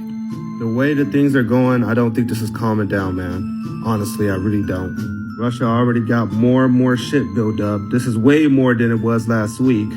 So they're ready. The U.S. is warning people hosting Chinese warships. Guys, someone inboxed me and told me to check on the military activity in our country. He said it's wild right now. Y'all remember the last time I showed you the military activity in our country? It wasn't this much at all. But the weird thing is, most of it is on our East Coast. There's not much on our West Coast right now.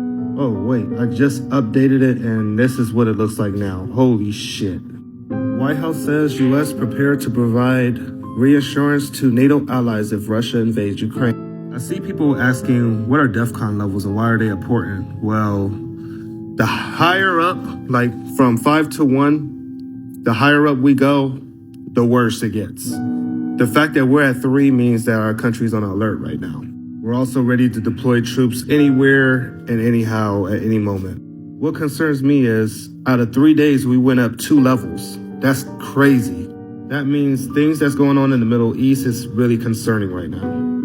No idea what website you guys are using, but this literally says DEFCON 3. I don't see no DEFCON 5 for America. And literally, this is the full command right here. And please do not go to Google to look up DEFCON levels, because do you really think Google's going to tell you our current level? I mean, that anybody would be able to look it up. You have to go to trusted websites. But anyways, these are the reasons why our DEFCON level went up to 3. Russia continuing to build supply lines, hospital jamming equipment, and modify MBTs, defensive equipment against drones. See? U.S. officials say that the United States will send troops to Eastern Europe to reinforce NATO's eastern flank if Russia invades Ukraine, as well as impose economic measures. Oh, wow, this is new. The U.S. troops have arrived in Ukraine to send a message of support to Ukraine and standing up to Russia. DEFCONlevel.com, go check it out. The warfares, Putin and Xi plot Biden trap and 2-front crisis he can't win. Russian warfares are rife as the U.S. top 2 rivals, China and Russia, appear to be forming an alliance that could force U.S. President Joe Biden into a 2-front crisis he can't win. They thought Afghanistan was hard. They thought Iraq was hard. Yeah, go ahead and fuck with these two, and we'll see how hard we really are. And yes, the U.S. troops are in Ukraine now. And nowhere's reporting this, not even my military website, so this is very secretive. I was lucky to run across this. U.S. won't rule out troops to Ukraine as pics show Russian forces gathering. I told you guys it was only going to be the U.S. and U.K. and maybe Canada, but Canada backed out, that was going to support sending troops to Ukraine. But I want to remind people that we've had troops there since November 20th, and maybe even before that, training Ukrainian troops. Around, because people need to pay attention to this. So Biden and Putin is set to talk tomorrow. They're going to talk tomorrow. If these talks do not go good, I think our DEFCON level is going to rise again. And I don't know if it's going to be like right away. It might be a little longer. But I think at that point, we're going to really be preparing for war. Now, if these talks end up becoming good, then hopefully we see some troop withdrawal. Hopefully Ukraine backs off, Russia backs off, and hopefully everything is good from there. But as y'all know, in the days of this society, this never works out like that. It never works out like that. But hopefully everything works out. And if not, I guess we're going to be preparing for war. Help me get this around, because everyone needs to open their eyes to the situation. This is very important for our country and for the world. For the world, for sure. Wake up. Is the DEFCON level to number 3. Now, a lot of people are going to dispute this. They're going to say there's no way that you can know the DEFCON level. Well, folks, there is a way, because people on the military base, they have phones and they have Twitter, and they tell their wives, they tell their co-workers, they tell people, and the information gets out. And this is the DEFCON level warning system. And what that is, this is a private U.S. intelligence gathering information organization. So this is what we have as civilians to find out the current DEFCON level. And the DEFCON level is if you're going into a major war, into a nuclear war, they have 5 levels of the DEFCON system. They have level number 5, which is almost normal. Nothing's going on. Level 4, which we have been at for about 6 months now. We have been at level 4. They just raised the DEFCON level to number 3 just a few hours ago. This is that they just raised the DEFCON. Is scheduled to have a very important phone call with the Russian president today. Biden plans to call all of our European allies to get their input before this call with the Russian president. Biden and the Russian plan on talking about Russia's military grouping up on the Ukrainian border. We will learn what happened in this conversation later today during the White House press briefing at 2 p.m. Joe Biden know that the summit between Biden and Putin has now started. It started since 11:30, and we're supposed to get an update on what happened at 2 o'clock p.m. Eastern time in the United States. Now, Biden has already considered options for possibly evacuating U.S. citizens from Ukraine if Russia invades. Ukraine is also warning of a bloody massacre if Russia invades. So here's the latest. A Russian train carrying BTR armored personnel carriers, Howitzer, military trucks, MT-LBs, and tanks have been spotted moving towards Ukrainian border. Ukrainian Defense Ministry says that Russia is sending tanks and snipers to the line of contact in eastern Ukraine in order to provoke return fire before the video call between Biden and Putin. The Russian media has reported that the Russian Navy has carried out airstrikes missile drills involving 20 aircraft and made it a point to highlight that the missile strikes against naval targets parallel to U.S. warship deployment to the Black Sea. Sounds like a warning to me. I want to just share these images with you guys. It's really crazy how many troops they have and how much equipment they now have on the border. And just about a week ago, there was a new intelligence assessment by the United States that said that Russia plans to deploy almost 300,000 troops to the border of Ukraine, and that they called up their reserves. They're calling up 100,000 reserves to go to the border of Ukraine for a possible invasion coming in January at some point, possibly.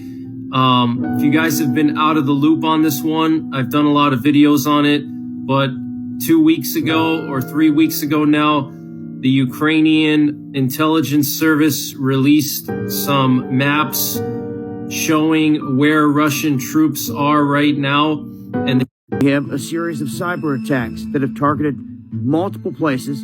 One of them was a state health department. As we look at what's going on here, we have reports coming out of Maryland saying that they've been hit with this cyber attack and that it's shut down many of the things that they're doing there. They're saying that this is a rapidly evolving situation, and they're going to continue to keep people updated.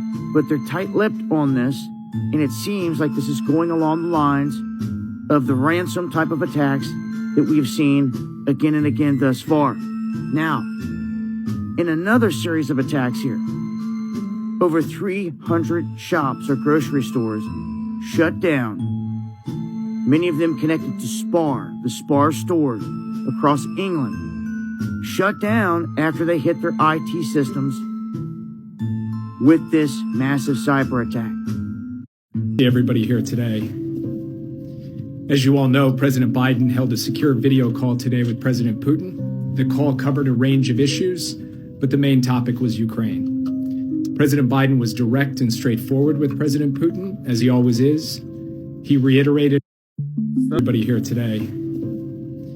As you all know, President Biden held a secure video call today with President Putin. The call covered a range of issues, but the main topic was Ukraine. President Biden was direct and straightforward with President Putin, as he always is. He reiterated America's support for Ukraine's sovereignty and territorial integrity. He told President Putin directly that if Russia further invades Ukraine, the United States and our European allies would respond with strong economic measures. We would provide additional defensive materiel to the Ukrainians above and beyond that which we are already providing. And we would fortify our NATO allies on the eastern flank with additional capabilities in response to such an escalation. He also told President Putin there's another option: de-escalation and diplomacy. The United States and our European allies would engage in a discussion that covers larger strategic issues, including our strategic concerns with Russia and Russia's strategic. So, how did the talks turn out? Well, when the meeting first started, Biden forgot to put on his mic and he was trying to talk to Putin without a mic even being on. Then he figured out his mic was off and then he resaid what he said, which he just threatened Russia with sanctions if they invade Ukraine. He also said that the U.S. will respond if Russia imposed military action against Ukraine, and that includes sending troops to the eastern flank of NATO and sending additional equipment and stuff to Ukraine on an even higher level than we've given them. I wonder if it's the missiles that Russia's worried about. Also that he supports Ukraine's sovereignty and territorial integrity, which is Ukraine getting Donbass and Crimea back. So you always got to pay attention to their language because they try to hide that shit. He also warned Putin of a strong Western response, and Putin is saying that he's not the aggressor. Ukraine is the one that has troops on the border as well, which makes it hard for either side to de-escalate. What a crazy issue that's going on. There's a huge Amazon server outage and it's causing problems for Alexa, Ring, Disney Plus, and deliveries. But it doesn't stop there, and this is where it gets weird. The outage also impacts Google, Venmo, DoorDash, Spotify, and multiple banks. Now, I can give two shits about the internet and DoorDash and all that, but when we're talking about banks, we're talking about people's money. We're talking about people's savings. Like, that's a really big deal. Now, this started before Biden and Putin's talks, and then it's still going on now. Even Facebook went down for a second, so something's definitely going on with our internet. Don't forget, 4 million people's cards and banks got hacked yesterday and got their information sold on the dark web. Even our U.S. State Department employees got hacked, and that one was by Israel. Boy, crazy times we're living in. Better wake up. It's a lot worse than I thought. So more of their talk is coming out now. Putin to Biden, villainize Ukraine or we will. Either the U.S. and NATO provide us with legal guarantees that Ukraine will never join NATO or become a base for weapons that can threaten Russia, or we will go in and guarantee it ourselves. Take notes, Biden. That's how you talk aggressive. Biden told Putin that things we did not do in 2014, we are prepared to do now if Russia escalates in Ukraine, top advisor says. Interesting. Now, in a response to Putin, Biden made no commitments or concessions on Putin's demands. Biden told Putin he'd send Ukraine more weapons if it's attacked, and that the U.S. and its allies would take strong measures to respond to an attack on Ukraine. Russia is restructuring their nuclear torpedo that could destroy the East Coast or West Coast of the United States into a tactical weapon. Not good. Showing a group of U.S. military experts sent to Ukraine in order to assist the country in building up its air defense. According to the ministry, U.S. military experts discussed the problems of Ukraine's air defense systems during joint briefings with the country's military officials. With available means and resources, we are capable to set up air defense system, but military equipment available in our country needs serious upgrade. During briefings, we try to explain our partners the problems we have in the air defense system. According to the Ukrainian Ministry of Defense, Russia continues to increase its military presence along the border with Ukraine by deploying tanks and other equipment. Furthermore, additional sniper teams have been reportedly sent to the front line. So I do those little skit videos just so TikTok doesn't ban me over some stupid crap. I have to show that I could do other stuff than report news. So U.S. dispatches military experts to bolster Ukrainian air defense capabilities. I wanted to show you guys that U.S. soldiers and experts are in Ukraine right now. And I've already put it in another video, which was on Twitter, showing that the U.S. was training Ukrainian-backed soldiers. U.S. Air Force Secretary says the service needs to get rid of aircraft that don't threaten China. Yeah, looks like it's time for an upgrade, because obviously you guys think there's a war with China and Russia coming. Senator Cruz on the Senate floor. Russian troops amassed on the border of Ukraine are Biden's fault for surrendering to Putin and gifting him Nord Stream 2 pipeline. Trump also says that Putin's not worried about the U.S. threats because of Biden's pathetic surrender in Afghanistan. Yeah, I said that. Latvia wants more U.S. troops and missiles on Russia's border. Right, let's get it on with our evening news. As of today, La Palma has been shaken by one quake of 4.0, 6 quakes between 3.0 and 4.0, and 24 quakes between 2.0 and 3.0. As bad as it sounds, it looks like it's kind of calming down. But last time I said that, it blew up again, so let me not say anything. As far as today, our DEFCON level is still at a 3. There was an attack blamed on the Israelis on a port thought to be used by Iran to move weapons into Syria. Seems like Israel and Iran is kind of heating up over the nuclear talks. Don't worry, the US will be involved eventually too if Iran do not cooperate. Here is our military activity as of now. It looks a little better than yesterday, but it still is a lot of activity. And then here's our West Coast, for all those that is wondering. Kind of crazy we got all them planes over there by them cargo ships, huh? I might be going live next. This is an Su-27 Russian fighter jet. See it coming up right there? Look what he's doing. The fighter jet is confronting the F-15 as if to be saying, get out of here. Technology, where one wrong move could stir a huge international incident at a time when both the United States and Russia seem to be rattling their sabers with increased ferocity. And of course, each is accusing the other of being the aggressor. 27 then approaches the American-made jet as if to shoo it away. Look how close they get to each other, traveling at almost supersonic speeds. As the two planes get extremely close, the Su-27 makes what is described as a breathtaking maneuver, forcing the F-15 to turn away, flying further from the plane and ultimately disappearing from sight. Look at this.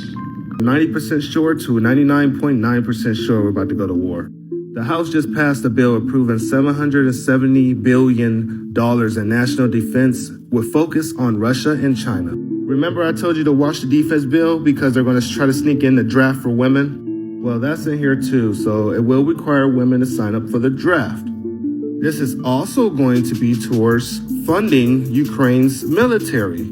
Now, the House did this at a smart time because they're about to be on vacation for the rest of the year, so the Senate has to do this now. There's no negotiating or anything if they want to get this to Biden's desk by the end of 2021. If we don't pass this bill now, we'll fall behind China in the arms race. Ukraine is asking NATO to act now. Do not wait for Russia to invade. Poland signs a deal with the U.S. for 300 used Cougar military vehicles, and that's what they look like. We're going to talk about this next. Things are really bad between the U.S. and Russia. All right, guys, so let's talk.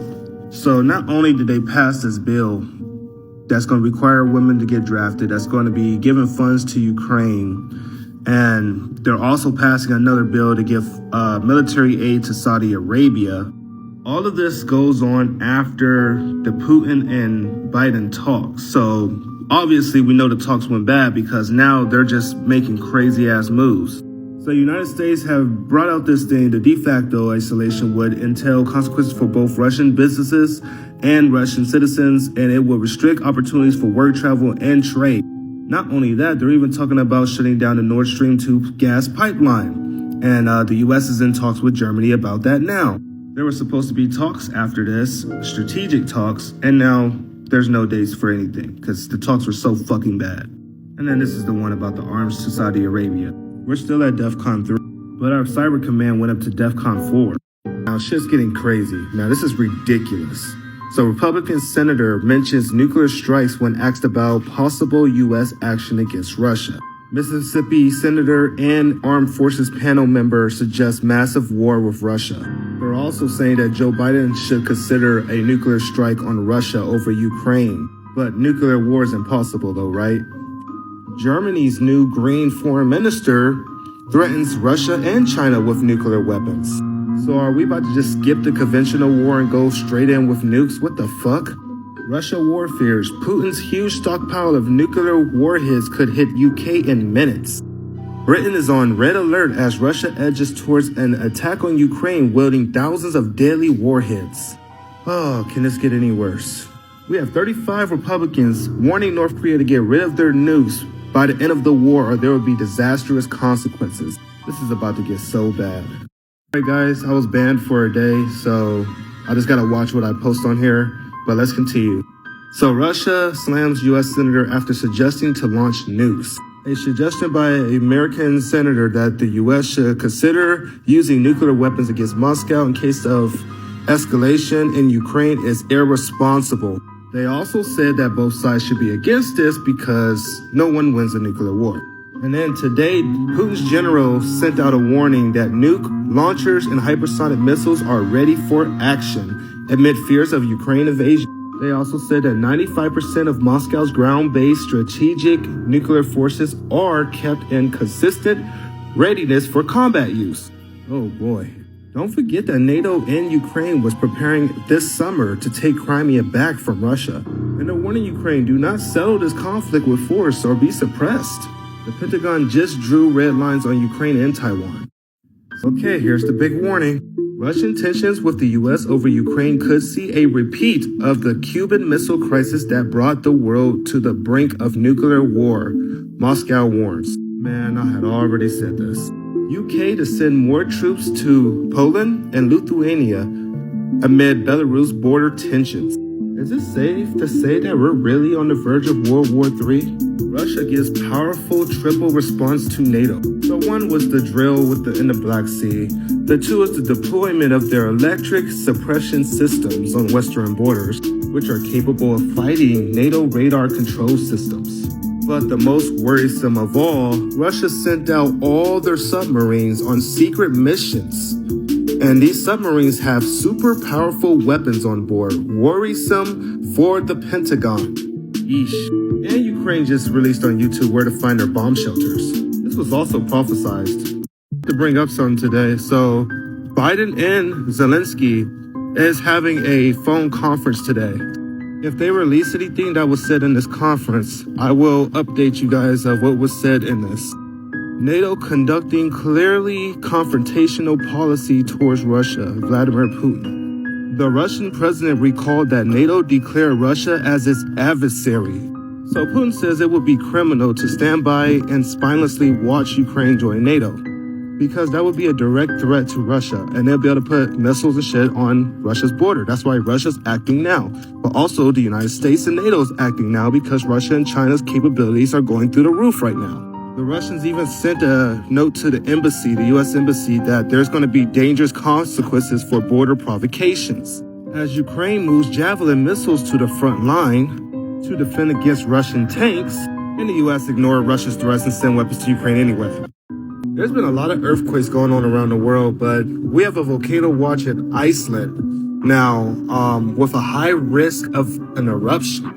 We're saying the data shows that the volcano is nearing critical pressure, now being in the final run-up stages before an eruption. So we'll just have to wait and see what happens with that. The West's worst nightmare, a war on three fronts. Can the United States really win a three-front war? Can we really take on two major powers and Iran? Russian fighters escort 5 U.S. French military aircraft over the Black Sea. According to the Russian military, on December 9th, Russian radars detected air targets approaching Russian state borders over the neutral waters of the Black Sea. Oh boy. Pentagon warns China is preparing military campaign to take over Taiwan. The first wave of Chinese soldiers will take Taiwan before... Interesting. Horrible news. So what that senator said when they said that the U.S. was considering a nuclear strike, they were serious. He was serious. They really are. They're trying to do nuclear war drills right by Russia again. And the doomsday plane is up in the air, so we have to keep our eyes up right now. I just got off work. It's all over again. I'm like, oh my God, dude, this shit just don't stop. So Putin is taking this very seriously. He has his bombers, his nuclear bombers in the area on his border right now, watching for any U.S. moves, anything going on. I'm going to post some shit on here, and I had to get the message out. So have a good day, guys. Go check this guy out right now. He's live about this, and he's talking about all the moves that they're making right now. So go check this guy out if you have time. Radar 24, which is a live air traffic. You can track airplanes on this website, and it shows a Tupolev Tu-14 SR flying over the Black Sea a few hours ago, and this is a Russian doomsday plane, and it's basically the same thing that we have. We also have doomsday planes. It's an airborne command and control center for the Russian president and the Russian government, okay? And what they can do is they can control the entire Russian nuclear arsenal and the Russian military from this plane. Okay. And we have the same thing. We have a whole fleet of them. So the fact that Russia is deploying their doomsday plane over the Black Sea, it's a command and control plane. That's very serious, guys. They're expecting possibly nuclear war.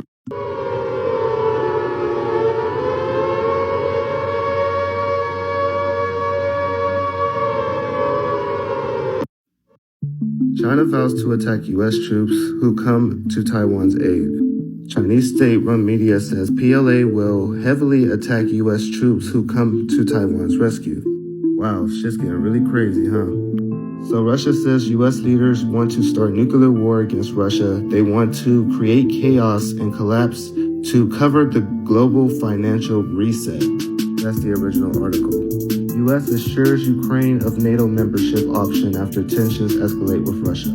They say Ukraine's attempt to join NATO alliance was in its own hands. You guys know what that means. Remember what Biden said about cyber attacks? Now the U.S. is on the offensive against ransomware? Who would he say we'd be in a shooting war with? U.S. backstabs Russia and assures Ukraine leader U.S. support to deter Russia. NATO members now support Ukraine joining NATO. It says they stand by its position of support of Ukraine's NATO membership. Russian air defense systems spotted moving closer to Ukraine. With more Russian military units on the move, the head of British Armed Forces issues a dire warning. U.S. Senator remarks on TV trigger Russian nationwide nuclear war exercise. And the doomsday plane keeps circling the country. They're scared of an attack. Romania leaders ask for increasing NATO and U.S. military presence in the country. Everyone's talking about the U.S. withdrawal from the Middle East. So the U.S.-led coalition ends combat mission in Iraq, but 2,500 of the troops will not withdraw. I wonder if they're trying to stay closer to Iran. Fires of war. Biden is pushing the U.S. to the brink of nuclear war over Ukraine and chilling echo of Cuban Missile Crisis, Russia claims. It's safe to say that I think the U.S. is ready for war. Sweden to deepen military cooperation with UK, citing Russia as the only threat. More news. Baltics can expect U.S. military support amid direct threat from Russia. It gets worse. NATO surveillance planes crowd the Black Sea as Russian troops surround Ukraine. New technology required by U.S. Army for looming war with China. They said with the state of this world, the next war will likely be different and potentially sooner than expected. Oh, really? Biden bites back, U.S. readies missile defense as Russia sends nuclear warning. Russian military chief warns Ukraine against attacking rebels. Yeah, I truly believe we're too far in this right now. Things are just getting worse by the minute and by the day. Australia to replace European military helicopters with U.S. Black Hawks. Seems like everyone that has beef with Russia, China, or Iran is upgrading their military. Iran is expanding military power to attack Israel, other Middle East countries, and Israel is prepared for any such attempt. This is getting crazy.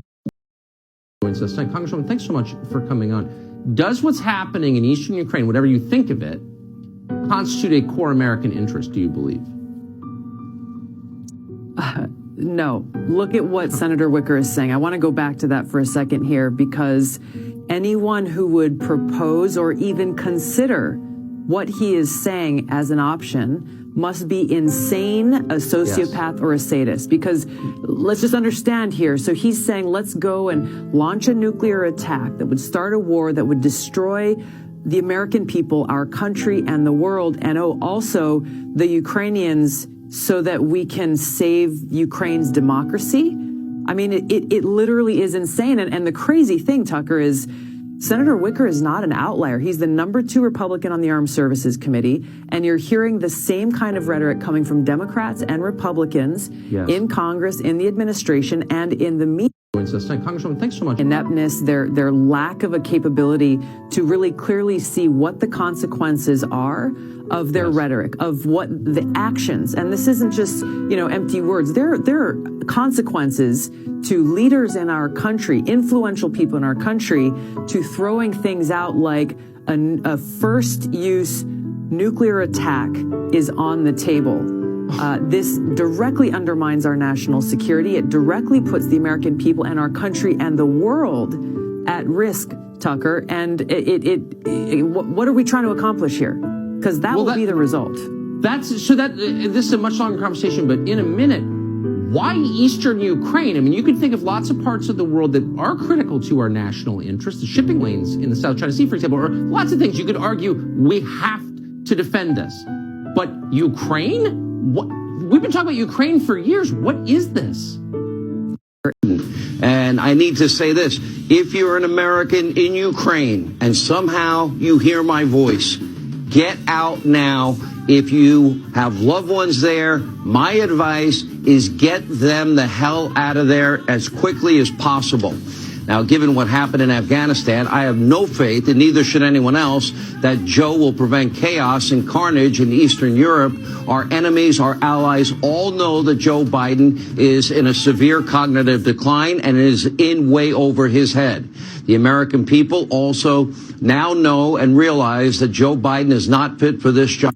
Okay, I guess the Ukrainian Navy is saying that Russia has blocked off 70% of the Sea of Azov and is holding live-fire artillery drills close to Ukrainian's coast. We'll have to see what happens. Wake up. I need to talk to you, the people. Since no one else is going to tell you this, well, Ukraine just got invited into NATO.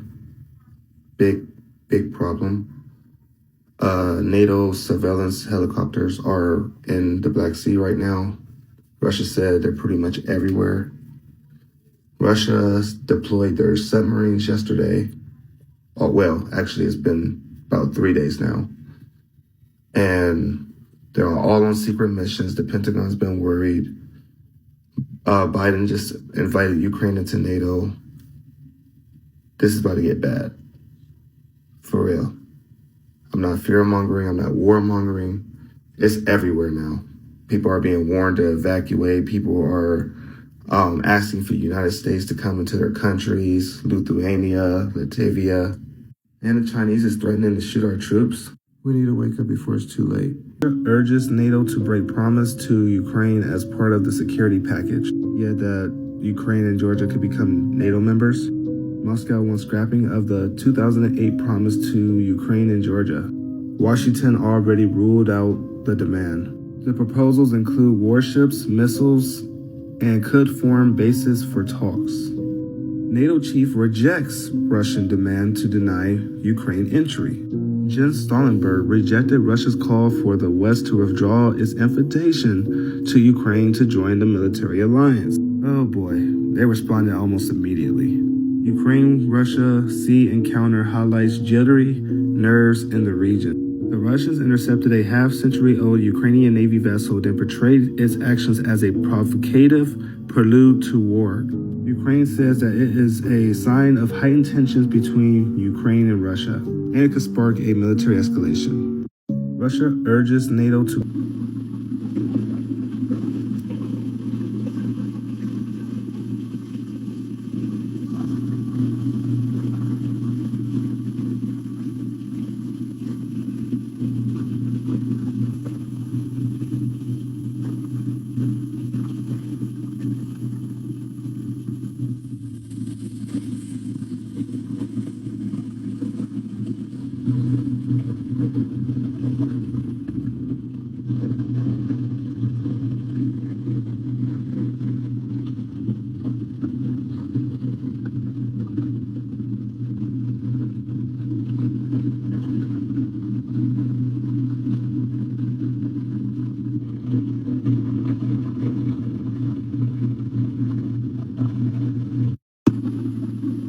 relationship with Ukraine is going to be decided by the 30 NATO allies and Ukraine, no one else.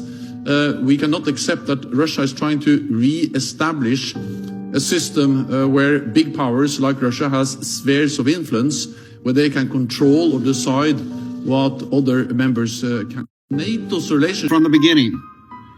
What you're seeing unfold right before your eyes has been planned probably for 20 or 30 years. This is not something that is just come up recently. This has been planned for many, many years.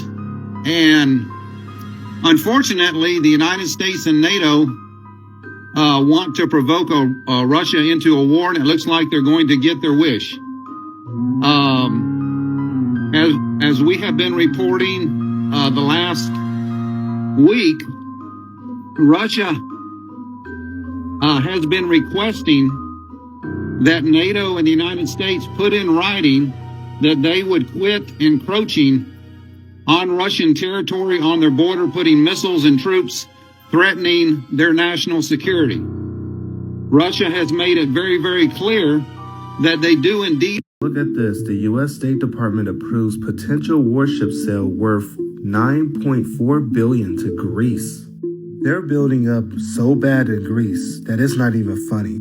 Even Russia's concerned about the NATO military equipment being transferred to Greece. Don't forget about what's going on in Ukraine and the Baltic states, like the U.S. troops that's about to go over there. Like, there's already U.S. troops in Ukraine training their soldiers. So, yeah, they got a right to be concerned. And Russia's furious about Ukraine's NATO membership. So expect there to be some crazy moves ahead, for real. As they're warning of a large-scale conflict in Europe, U.S. approved sale of multi-mission surface combat MMSC ships to Greece. USS Oakland ready to receive new long-range precision strike weapon. It can find and destroy enemy ships up to 100 miles. And Israel wants military options with Iran. Warnings today. If you didn't know, the United States and Israel is holding military drills to strike Iran's nuclear sites if their talks fail. Iran's now warning of a heavy price. Let's see what happens with that. U.S. media warns Pentagon needs new tech to avoid showing up to a gunfight with China with a knife. Seems like they're really trying to lure Russia and China into a war with us.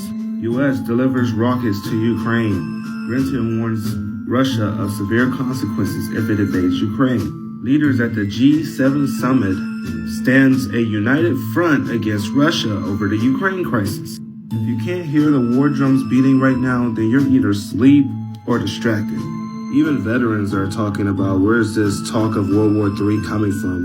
Even our generals are warning us a U.S. going to war with Russia over Ukraine would bring the destruction of the known world. Turkey just backed out of this. There's more. Let's continue. The Ukraine crisis, Cold War II between U.S. and Russia more dangerous than Cold War I. How many times have I said that already? Biden pushing U.S. to brink of nuclear war over Ukraine crisis, Russia claims. This ain't a distraction, man. They got a whole fleet of NATO ships in the Black Sea. They got surveillance planes. They got Russia shutting down and doing fucking nuclear drills and shit. I'm like, holy shit, they got their doomsday plane up in the sky. This shit's real. Ukraine's already started drafting their people. They got large civilian reserve army is getting ready to repel a Russian invasion. Thousands of Ukrainian men and women helped sign a short-term contracts with the army to help defend the country if Russia attacked. And with the U.S. and NATO that's involved, what do you think is going to happen in them situations? I told you once NATO denied this deal, it was going to get really bad for us because Russia was going to move on the offensive. This ain't Afghanistan or Iraq. Wake up. In history for Army's wrath. UK posts to send troops to worst conflict since World War II. The UK is ready to rise up to the challenge of protecting Ukraine from Russia, which will be in Europe on a scale not seen since World War II. That's insane. Resisting Russia, Ukraine on the verge of far-right insurgency. They're already saying that if Russia should go through with this plan, Ukraine would pretty much fall immediately, like in the first 30 to 40 minutes. So they have to have a backup plan. They wouldn't just go into this war alone. That would be suicide. And Israel is preparing military option against Iran. Israel's military is preparing for a possible strike against Iran. Don't forget the U.S. was talking about this too. Wake up. Was preparing a military operation against Iran. And apparently Biden is moving closer to Israel's call for a plan B, which is a strike on their nuclear sites. So it'll be a U.S. and Israel joint attack on Iran. Then we got this warning that it's not just going to be a war in Crimea or Donbass. It's going to be a bloodbath. We're talking a war on an unscalable level. The U.S. also passed a bill to ban Iran military drones amid Vienna talks. Russia edges closer to war as new arms arrive on Ukraine's border. Ukraine is delivering the Buk M1 medium-range missile, which is a surface-to-air missile system. And this move isn't helping any talks.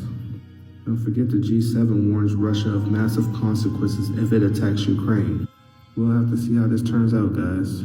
Georgia condemns Russia's demand over rescinding NATO pledge to admit Ukraine in Georgia.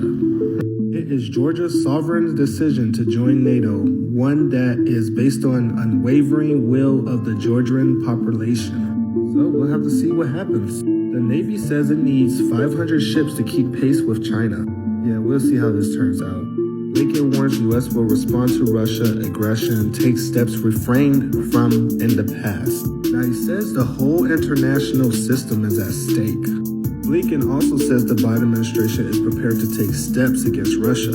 You realize the U.S. and NATO keep saying the same thing? They keep saying steps. They keep saying serious consequences. They keep saying Russia will regret it. He also claimed that a face-to-face meeting with Biden and Putin is pretty unlikely. Seems like we're in the end game now.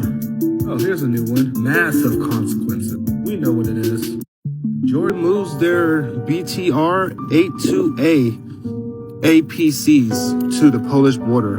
There's also some tanks spotted in the area, so there's a video on YouTube about this, and I think I'm gonna post it on here if it ain't, too severe.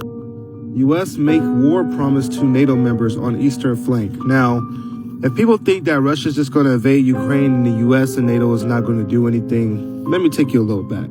As of today, the UK is considering all options if Russia invades Ukraine, Foreign Minister. November 26th, the U.S. also said all options are on the table over Russian troop buildup near Ukraine. Don't forget, back in November 13th, that the UK said they would send 600 troops to Ukraine in case of a Russian invasion. And Russia's getting warned of massive consequences. There's no more presidential meetings to calm this down. Don't forget that Russia said on the first that they can't de-escalate because Ukrainian troops are there also. You got a really good point. The only reason they're so quiet is because everyone's building up right now. The U.S. is sending stuff to Europe. They also got to deal with sending stuff to the Middle East to deal with Iran.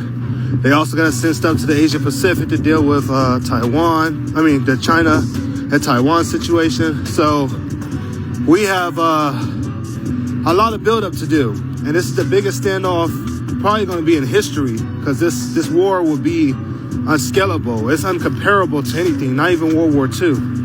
So, man, all we could do is hope and pray that some kind of miracle comes and Russia just decides not to invade Ukraine, but they kind of don't have a choice since Ukraine is talking about joining NATO.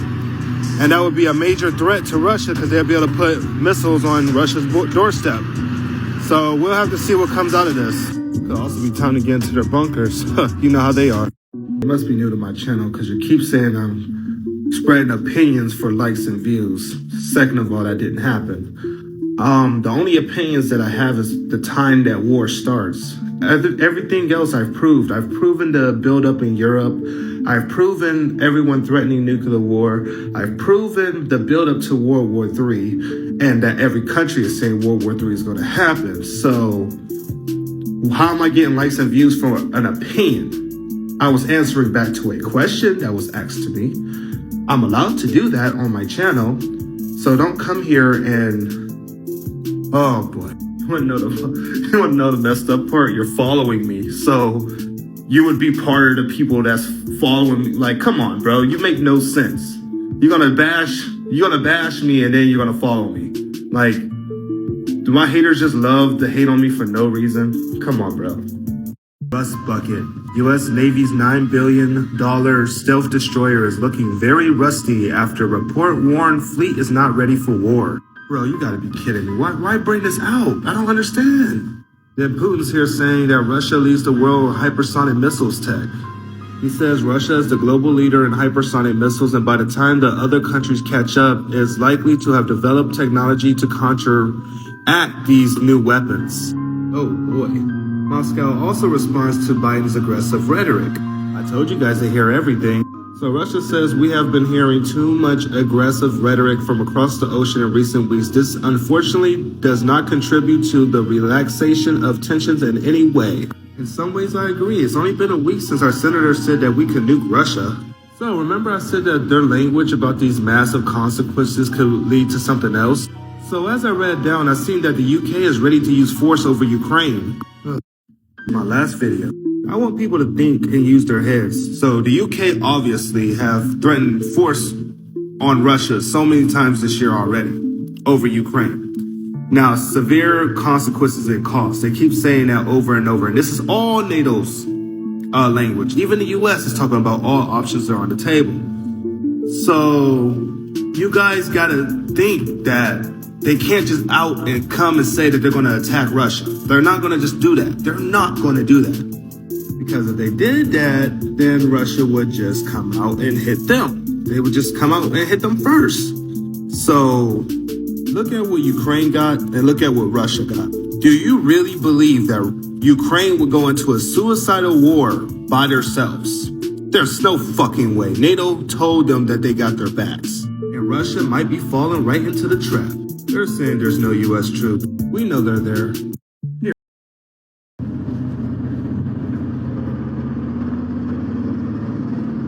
Данная военная техника была поставлена Российской Федерацией в Республику Беларусь. Это плановая поставка, плановое перевооружение военной техники нашего государства. Данная боевая машина представляет собой бронированную технику на колесной базе, имеет на вооружение 30-миллиметровую пушку 2,72 со спаренным пулеметом 7,62. Более маневренная и будет использоваться для выполнения задач по предназначению. Планово эта техника заменяет боевую машину пехоты БМП-2, которая на гусеничном ходу, соответственно.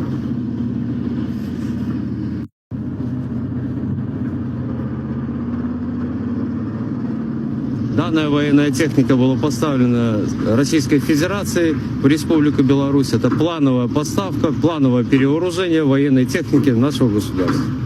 Данная боевая машина представляет собой бронированную... Alright, here we go. Russia threatens military response to NATO expansion.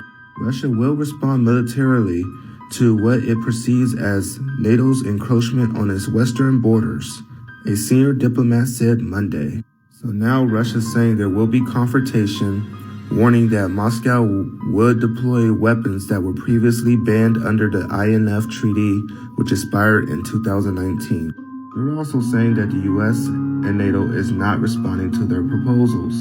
There's no trust in NATO, the senior diplomat said. Therefore, we're no longer playing this kind of game and don't believe in NATO's assurance. Yeah, this is no distraction. This shit's real. And here's another article saying the exact same thing, that this will lead to confrontation. Russia also said that NATO is sending in millets under disguise of military structures to Ukraine. Yeah, they've been there since November 20th. I knew that. Whoa, the US is about to invade Turkey? They're saying January or February could be the start of this war, but my prediction, man, I don't know, man. Like, it seems like, look, I want to believe we can make it to January. I want to believe that we can even make it to February. But if Russia's threatening military action right now, as NATO is sending troops and equipment to their border, I don't know, man. This could be at any moment. Honestly, this could be. Like, I don't want to make a prediction because then people will hold me towards that prediction. So I really don't want to do that to myself. But, I mean, early January, maybe late December, we might make it past Christmas. I'm hoping we make it past Christmas at this point, but World War III, man, it's not looking good. What do you guys think? What's y'all prediction? Russia says it might be forced to deploy INF in Europe.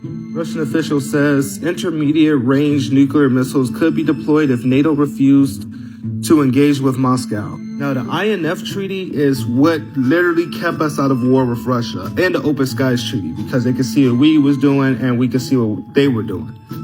The fact that we're out of both of these deals shows that there's a high chance that the United States and Russia could fall into a war, either purposely or accidentally. Don't forget, Belarus said that Russia could place their nuclear weapons in their country too. Russia preparing for all-out war in Ukraine, says Lithuania. Not provoking Russia doesn't work. Ukraine mod whines Berlin blocked NATO lethal weapons supply. I don't know what's going on between Germany and Ukraine. One minute they want to help them, and the next minute they don't. Russia and China are set to meet tomorrow, and they're saying that they're up to no good. Stuff's breaking by the minute. It must be around that time, guys. Around the time that Russia is threatening military action on the US and NATO, they are now having a meeting with the Chinese. Now, if the Chinese start getting more aggressive at the same time as Russia, we can pretty much guarantee that China's going to take Taiwan at the same time that Russia takes Ukraine. But that just means we're going to have an Asian Pacific war between Japan, Australia, and South Korea and Taiwan, and also a Europe war between the EU, NATO, US, Ukraine, and Russia. Russia conflict escalates as Putin sends deadly weapon to Ukraine border, now or never. Tensions between Russia and Ukraine are threatening to boil over after President Vladimir Putin was reportedly caught sending a deadly weapon to the Ukrainian border. Supposedly there's been a deal for the US to invade Turkey. So they're not just building up in Greece and Romania for Russia, it's Turkey too. Video provides another glimpse of the US Air Force mysterious, never before seen Chrome 22. If you guys are interested, I'll post a video on here. But on to news. Putin tells UK's Johnson NATO members are threatening Russia from Ukraine. Yeah, because now they're trying to say they don't even need troops to be in Ukraine for them to damage Russia. Ukraine got all the weapons they need, and that's why Russia is threatening to respond militarily. NATO jets in the Baltic scrambled twice last week to escort Russian aircraft. So what do you guys think they're going to do when Russia's deploying nuclear weapons close to NATO allies' borders? Do y'all really think that the US and NATO is going to sit back and let it happen? No wonder they got so many deployments over there, because they're probably going to try to take everything out. Remember when I reported that there was 2 Subwolf submarines that was loaded with secret weapons that would threaten adversary ships out at the sea? Tell me why one of those submarines was the ones that went down in South China Sea. New videos, I'm trying to ignore you. Sometimes I just like comments that's in my videos, and some of them I read, some of them I just kind of look over. So, the big deal with Turkey. We're not going to ignore that. What's going on? So, Turkey is two-faced as shit.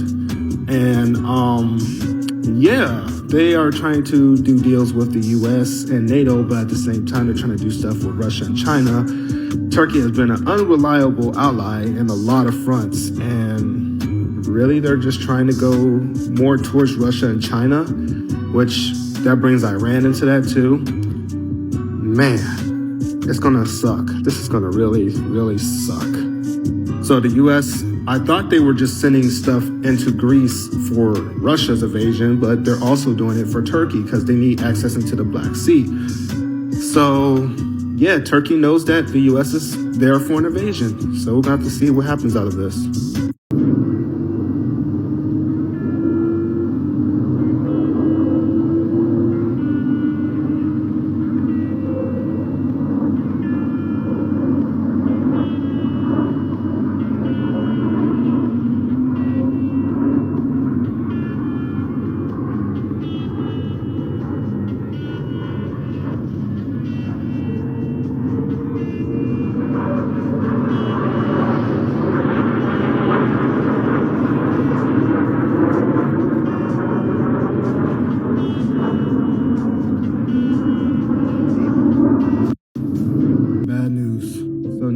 Did a few days ago, did a U.S. senator say that we should nuke Russia in retaliation to a Russian invasion of Ukraine, but his acting U.S. ambassador refuses to rule out military action amid Ukraine and Russia tensions.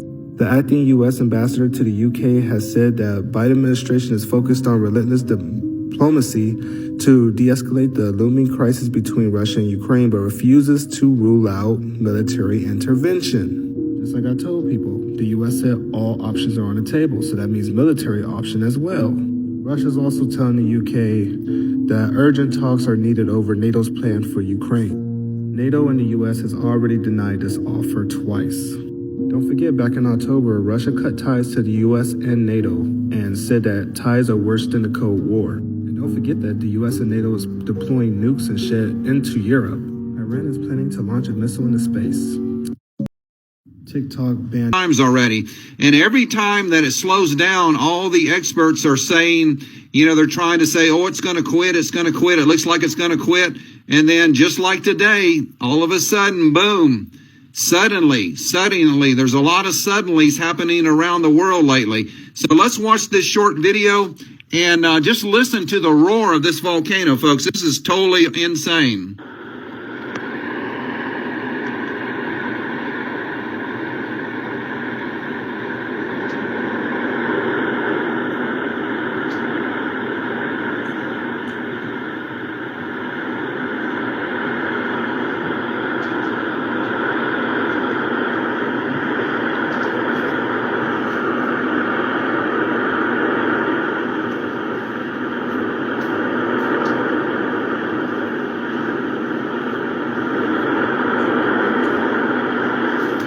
About 3 or 4 times between Russia and the West over Ukraine has deteriorated very fast.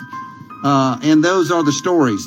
Update 7:41 a.m. Chief of the General Staff of the Russian Armed Forces strangely announced today that 95% of all Russian nuclear forces are ready for combat use. So Russia has placed their entire nuclear arsenal on combat readiness, folks. They are ready to launch at a moment's notice.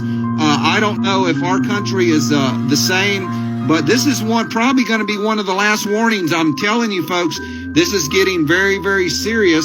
Russia is not playing games. If they cannot get secure, legal documents guaranteeing that NATO and the United States will quit encroaching on their area and using these NATO states to place missiles aimed at Russia, then Russia is going to settle. Calls for immediate talks with NATO and U.S. over Russian security as it emerges. He will discuss European tensions with President Xi to gain China's support. If Russia truly thought that they were only going to war with Ukraine, they would not be calling China in for this. Just saying. Now, Putin and Xi are to discuss aggressive talk from U.S. and NATO, Kremlin says. Putin and Xi will discuss tensions in Europe and aggressive U.S. and NATO rhetoric during a video call on Wednesday, Kremlin says. I'm pretty convinced if we go to war with one of these countries, we're going to end up going to war with both. I mean, Russia's already talking about deploying nukes, and they wouldn't deploy nukes over Ukraine. Ukraine ain't that big of a threat. They would be deploying nukes for the U.S. and NATO. Ukraine needs all the help they can get. If the U.S. and NATO and Russia cannot come up with a deal, I believe that all of this is going to blow out of proportion and Ukraine is going to get ran through. That's why they need these weapons from NATO. It's going to be my most important video yet, and I think we're on the verge of nuclear conflict. So Germany says Russia will face massive consequences if it invades Ukraine. Before I get to the next article, we have to remember that when a U.S. senator was asked about possible U.S. actions against Russia, nuclear strikes was one of those. Now let's continue. Fears of World War III erupting between Russia and the U.S. are at an all-time high as tensions between the two nuclear powers erupt over Ukraine. I was going to post this video, but I couldn't find it in English, so I'm going to read what he said in the article. It is claimed that America recently gave Germany's Air Force permission to equip its planes with American nuclear weapons and has provided Germany with America's nuclear battle plans. Because of this, the U.S. has been pushed to the brink of nuclear war over Ukraine. Russia is denying that they're preparing for an invasion and has accused the government in Kiev of stoking tensions in the region by deploying new weapons. They said if conflict does erupt, Russia has the capacity to turn a country like Germany into a nuclear wasteland. So Ukraine is in talks with Germany to unblock arms purchases from NATO. Ukraine is in talks with Germany to unblock the purchase by Kiev of weapon systems to counter Russian aggression through the NATO support of procurement agency. Whether they get these weapons or not, it's already inevitable that Russia and Ukraine are going to go to war, and probably NATO's going to step in this because NATO won't deny Ukraine's NATO membership. Japan's top diplomat views dispute over Kurils as biggest hurdle in relations with Russia. Russia and Japan always had problems over this territory, but it's just weird that Russia's moving systems near there now. NATO rejects Russia's accusing on missile deployment, which is a lie because America's already trying to deploy hypersonic nuclear missiles in Germany. This is why Russia wants to deploy nuclear missiles to Europe, even though it makes it a higher chance of nuclear war. Lincoln is even vowing to push back against Chinese aggression in the South China Sea. I smell a two-front war. So 2021 has been an interesting year, from record-breaking hurricanes to an outbreak of a tornado that hasn't happened in like 125 years. That's just insane. Let's not even get on the volcanoes. Yeah, that's two crazy UFOs. I don't know what that is. That is some weird. To the great superpowers being on the verge of nuclear war all of this year. Our hottest year yet, which is insane. Most asteroids and meteors that we've seen in a long time. I don't know what it is. Yeah, we've had hella earthquakes this year. Some are unexplained in areas that they usually don't hit. I mean, look at this. This is insane. Now, I know a lot of people are blaming this on climate change. Some say it's the government's secret weapon. Things are so bad on this planet that it's just undescribable. And, you know, it's not me, it's everywhere. Everywhere. Everybody's talking about this. And as far as like tensions around the world, people just need to settle down. Like our government's trying to destroy each other and, you know, people are ignoring it. Some people ain't waking up to it. And some people are like, oh, well, it's been happening for years. A lot of this stuff has been going on for years. Tornadoes happened for years, but we just broke a record. Earthquakes have been happening for years, and we broke a record on that. Hurricanes as well. My point is, we're in a whole new era, and people can't expect things to remain the same forever. There's always change in our world, and people don't get that. People can't adapt to it. And you need to realize that, man, countries ain't the same as they used to be. They used to have respect for each other at least a couple times. If they were going to scrap it out, they were going to scrap it out with their own weapons. But now we're just in a world where nobody gives a crap about anybody. Opinions don't matter anymore. Rights are getting taken away, and it's just not cool, man. So I hear people say, well, what are we supposed to do about it? Well, we can't do nothing about tornadoes, hurricanes, or anything like that. But what we can do is live our lives to the fullest while we can, you know. It might not be a lot of time left. It might be a lot of time left. We don't know. Only God controls that, or your higher power, or whatever you want to believe in. But what I promote on this channel is not fear. I don't want to put fear into people. I don't want people to live scared every day. I want you to enjoy your life. That's why on my lives I laugh with you guys. I play with you guys. I show you guys that I'm a fun person too, because I'm a chill person. I don't care, you know, about all the stuff that's going around, but I am worried for the people. And I'm allowed to be, and some people want to know about this stuff. So from me to you, hey, let's spread unity. Let's stop being divided. And how about we just all come together and be on the same team? Why can't we do that? Instead of this being the era of divided countries, how about we make this the era of unified countries and change something that we've never been able to do in history? And I can't do that all by myself. That's up to you. Much love to all my followers out there. I love all you guys. I was about to leave y'all with that tornado video, didn't you?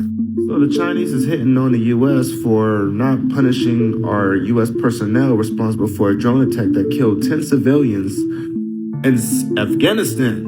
There was a similar situation that happened in Syria also. What do y'all think? Y'all think something should have came out of this? China pledges day of reckoning for U.S. troops exonerated of war crimes in many countries. Yeah, we'll see what happens with this. Marines Corps Commanded calls for focus on small forces, not just hypersonic weapons, to challenge China in the Pacific.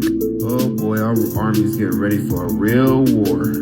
Fears come true. Is NATO planning to invade Russia? Oh, hell no, that's a horrible idea. You know how bad Russia's winters are? While Americans might be blinded to this, Russians actually think that we will invade them. I don't think Germany would be joining this party. You're fired. Canada said, not today, Ambassador. Maybe Dr. Booty Butt Cheeks and Clone Bottom need to take a hint from our brother in China. They guilty. They was working with Dr. Booty Butt Cheeks to put steroids up into some virus we all know as the flu. I mean bronchitis. I mean COVID. I mean Britney Spears. I mean Boulez. I mean Illuminati. I mean China behind it all. Wake the hell up. Don't give up your guns. Give them to me first. And that's on what you said. And don't be a clown sheep. Hit that follow button. A lot of news today, but we're just going to start off with the good news. America shot a target with its lasers yesterday in the Gulf of Aden. Oh shit, we about to figure out where all our tax dollars been going. Chinese military Atlantic and beyond. Its lasers just for the Atlantic and beyond. If y'all didn't know, China was planning to build a multi-purpose naval base in Guinea.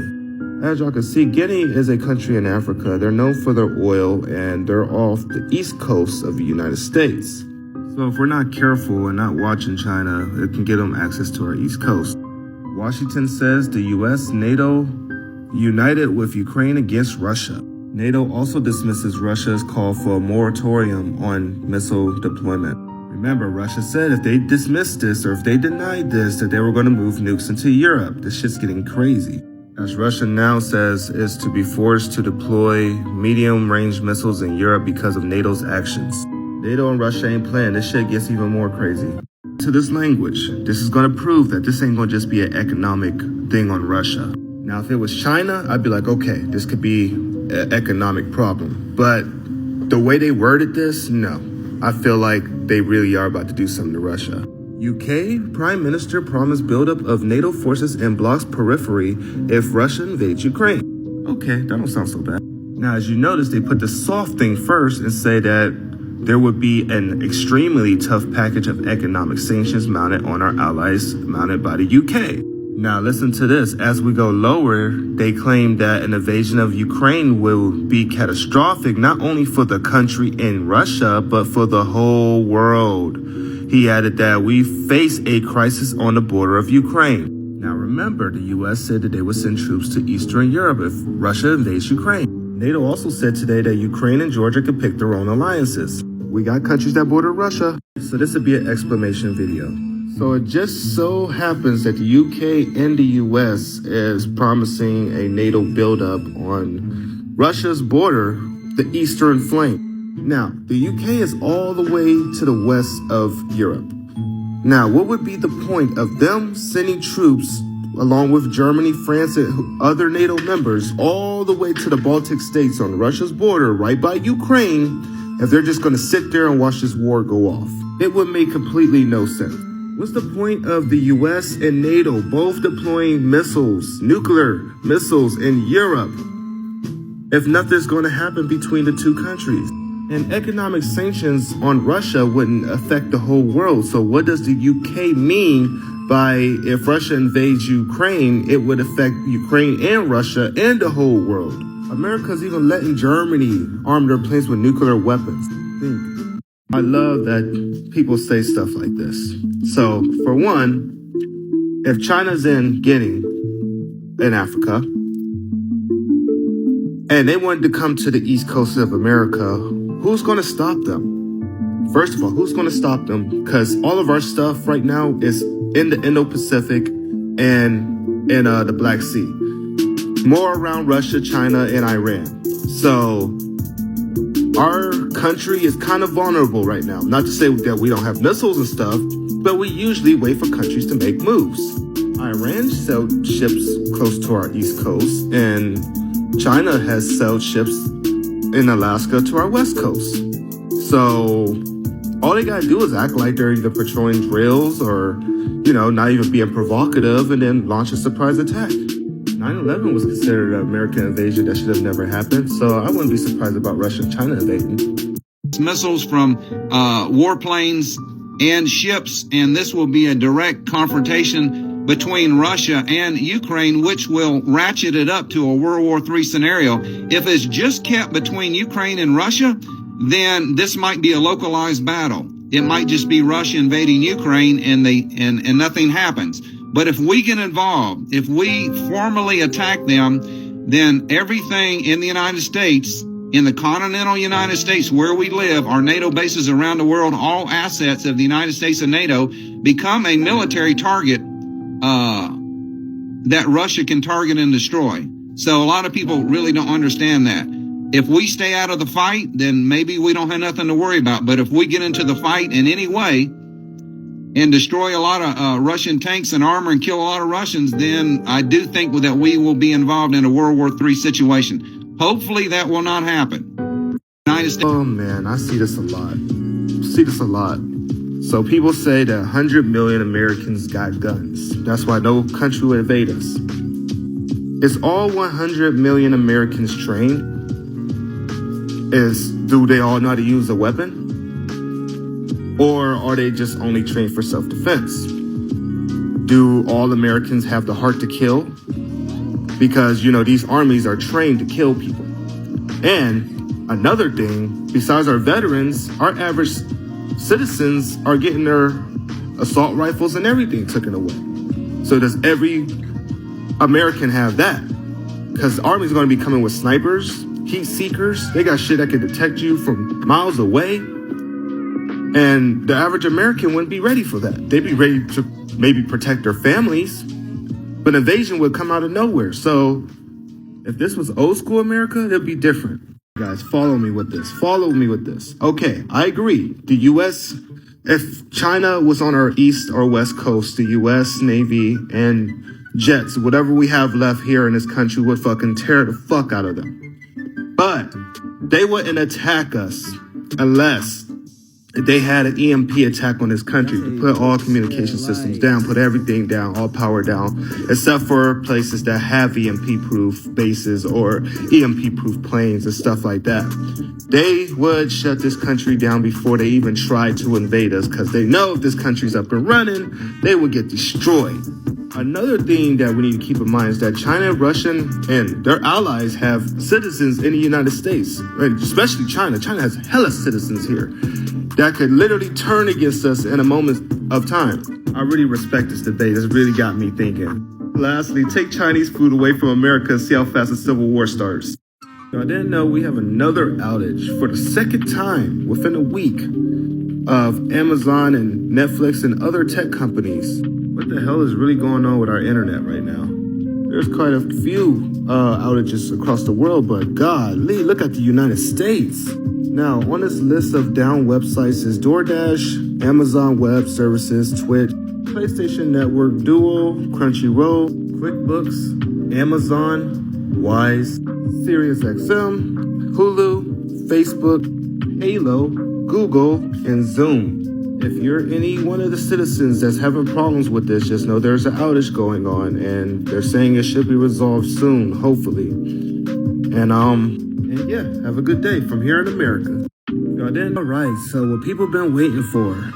So Xi supports Putin's pursuit of guarantees from West. Chinese President Xi Jinping supported Russian President Vladimir Putin in his push to get Western security guarantees precluding NATO's eastward expansion. What I tell you guys, these two are going to be in it together. Putin and Xi vow to safeguard both sides' security amid increasing U.S. tensions as Russia and China boast their relationship is at an unprecedented high level. They said they stand together against international forces meddling in affairs. Putin also said that he will attend Beijing's Olympics despite Western boycott. Yeah, this is not good, guys. This is reminding me of the World War II buildup, and now countries are picking their sides for World War III. At this point, it's pretty obvious. We're broke, but we passed this huge defense bill for a reason. I fucking called this. As Biden threatens Russia with sanctions, Putin seeks trade alliance with China's Xi. As President Joe Biden threatens sanctions against Moscow over the fears of a potential attack on Ukraine, President Vladimir Putin is seeking to forge a new trade alliance with Chinese President Xi Jinping in order to insulate both powers from U.S. economic pressure. I believe Russia already knew all the consequences that was going to come with cutting ties with U.S., NATO, and the EU. And where does that put Russia? Well, right in China's hands. Right there. That's definitely going to help Russia in the war front, too. And with everybody talking about deploying nuclear missiles to Europe, that gives us a higher chance of nuclear war. Germany vows support for Ukraine and talks to lift NATO military purchase ban. Ukraine's President Zelensky and NATO's head Stoltenberg is set to meet tomorrow. Let's be real, there's no going back. I hear people say that nuclear war is very impossible, and I've been waiting for this day that I get to talk about how Russia is already prepared for nuclear war, unlike the US and China. Now we have to go to some quotes that was said by Putin himself. Why would we want a world without Russia? So in 2018, Putin said, certainly it would be a global disaster for humanity, a disaster for the entire world. But as a citizen of Russia and the head of Russian state, I must ask myself, why would we want a world without Russia? Basically, why would he care what happens to the world if there's no Russia? If there's no Russia, the place that he loves, that he adores, then why does he care what happens to the rest of the world? This is what I respect the most. Back in 2016, Russia built a bunker that is able to hold pretty much all of its citizens, up to 40 million people. which makes them safe, unlike the US and China, who only has bunkers to hold their governments. So believe me, Russia has no problem using nukes. So the Russians assassinated JFK, allegedly. We got some breaking news for you. Joe Biden finally released some of the JFK assassination documents. Let's dig into it. Basically, they're saying the Russians did it. They're saying that Oswald met with the KGB prior to the assassination. Look at that handsome, fed-ending guy. Now, keep in mind, this stuff has been classified, meaning in the interest of national security, for damn near 60 years. What could be so important 60 years later to keep secret for national security's sake? Well, I guess if the Russians rubbed out a president. Allegedly. I guess the idea was keep that secret so the public doesn't want war, which would end the whole world. Or this is all bullshit and the CIA killed him. I've always had this thought that the CIA killed JFK, and when you become president, they sit you down and explain it to you, prove it to you, and say, you're gonna play ball. This is the last guy who didn't. Whichever's the truth. The reason they're releasing this now is because we're about to go to war with Russia, and they want you mad at Russia. I don't even know where to start with this. So apparently the top intelligence of America and Russia has brought out some information, and they're like, things are about to get really bad really fast. So they said after Christmas, food is supposed to disappear. Like, it's going to be a shortage that no one is going to expect. Then they said a blackout's going to come right after that in January. Said after the blackout, Russia and China will attack Europe and the United States. And then after that, there's supposed to be an asteroid. Remember, I warned of that asteroid in 2022. There's going to be an asteroid event right after that. Let me know if you want me to post this video on here. It's really long. Here's part 2 of the last video. Do I believe that all of this is coming? I have no clue. I'm not in the government of Russia or the United States, but apparently they have information on this. Apparently they've been watching this for a while. And the outbreak of the internet outage last week was a big test because of something that's supposed to be coming to black out everything. And I don't really understand it. And now things are just going to escalate one by one, and including nuclear war. I guess the government's trying to eliminate up to a lot of people. A lot of people. I can't put the number on here because TikTok could probably take me down. But it's going to be a lot. Like, a lot. So, I knew this was overpopulation. I freaking called that. That's another thing that's in the video. And, man, good luck to everybody out there. And I just hope that this is not true, and I hope this is false.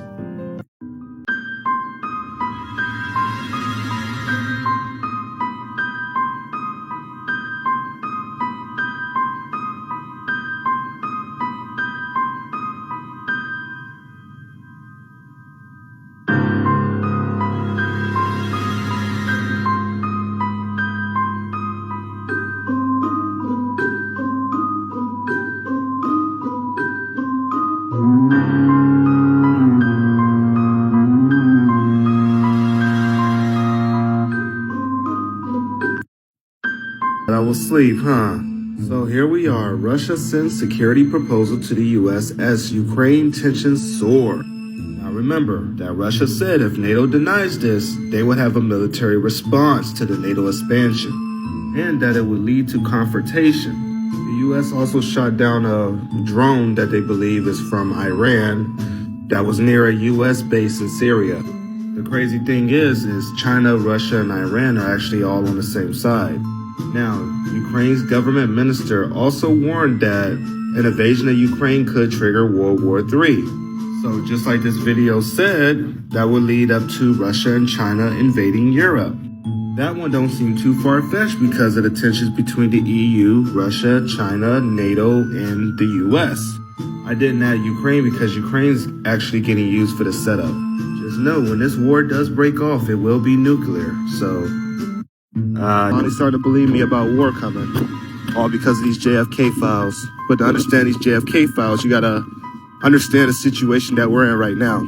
They're using a good time to try to demonize Russia because most Americans do not know the severity of going to war with Russia and China, and how bad that would destroy our planet. As our own U.S. general warned a couple months ago, that's why we need to find peace with them, but we're not. They're saying the guy that killed JFK have ties to Russia and Cuba, which I don't think Russia had anything to do with it. I think that they're just trying to put hate on Russia again. But let's show some receipts. So remember that this defense bill is aimed at Russia and China. After China said they had Russia's back yesterday, U.S. went into their no-fly zone. China and Russia deployed hypersonic missiles that could start World War III. Of course, before we go to such a war, it has to be passed through the House and Senate, but they won't tell you they're going to war. Don't forget, our ties with Russia is worse than the Cold War. I see people finally starting. I have not been feeling well, and I had to go to the hospital yesterday, but I'm back. So, China has mind control weapons and isn't afraid to use them, warns U.S. government. A number of Chinese organisms have been blacklisted by the U.S. amid claims that one of them is developing brain control weaponry and genetically modified super soldiers in the People's Liberation Army. Now that's insane. Russia disappointed by U.S. NATO signals on guarantees of security. Yeah, because the U.S. is like, well, we got to discuss it with our European allies, and they're still not willing to hold talks with Russia. Forget U.S. military aid, Putin eyes threat from Turkish drones in Ukraine. A fleet of deadly drones acquired from another NATO member threatens to turn the tide of the war in Kiev's favor. Russia's also calling for the U.S. to not send aircraft to areas where they can strike Russian territory.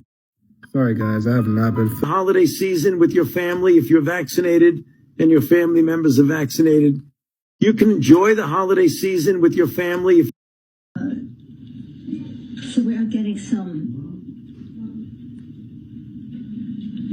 bird. Well, let's start with this. Anyway, we're ready to get a lot done.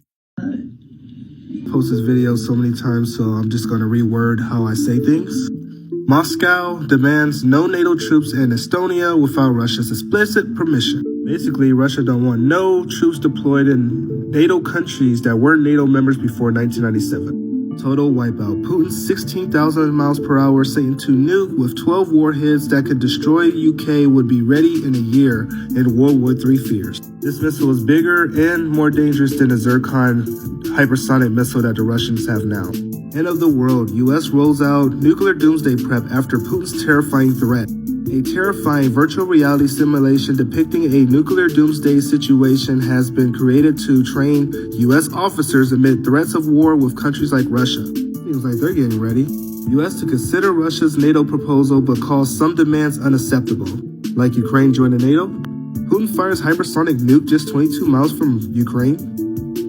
Politician calls for kidnapping of U.S. congressman on live TV, as if things wasn't already bad between these two countries. NATO fails to track any of the Zircon hypersonic missile test launches.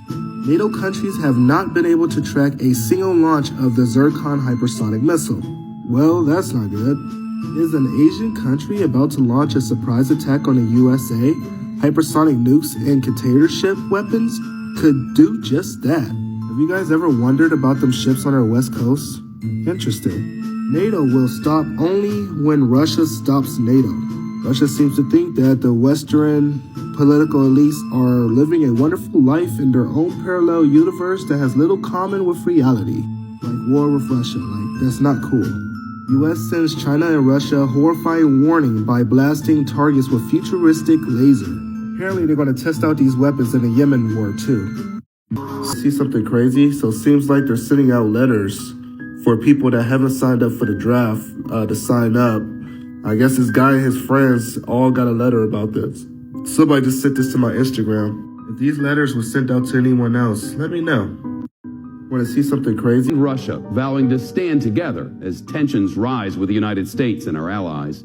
Today, Vladimir Putin held a virtual summit with Xi Jinping. It comes as Russia masses troops along the border with Ukraine, raising fears of a possible invasion. The Kremlin says it now has the support of China. It's demanding guarantees from the U.S. and NATO, guarantees that the military alliance will not expand east and will not deploy weapon systems to Ukraine and other countries bordering Russia. Putin also says he will meet face-to-face with President Xi at the Beijing Olympics next year. Of course, the U.S. and several of our allies announced diplomatic boycott of the Winter Games. Here's NBC's Matt Bradley. Yeah, Shep, there's plenty of issues that these two very powerful leaders can talk about, including international trade, that massive border that they both share. But, you know, the real issue, the one that everybody's going to be talking about, especially here in the West, and the one that really mattered only for those two. I can't sleep, so I thought I'd report some news. The third test of the U.S. Air Force hypersonic weapon has failed, like the ones before it. The Air Force had hoped to conduct 3 successful tests of the AGM-183 this year, so it could enter service in 2022. This is bringing some major frustrations to our Air Force right now. U.S. warns of aggression as China holds more live-fire exercises in the South China Sea. The Chinese military has been holding more live-fire drill in the contested South China Sea this week, state media reported, while accusing the United States of saber-rattling and making provocations. The military exercises came as Washington has amplified its concerns about China's aggressive actions. This week, the top U.S. diplomat vowed to assure freedom of navigation in disputed waterway. Well, that's awesome. Black Sea NATO allies call for added security amid Russian buildup. Russia's not going to let y'all build up on its border.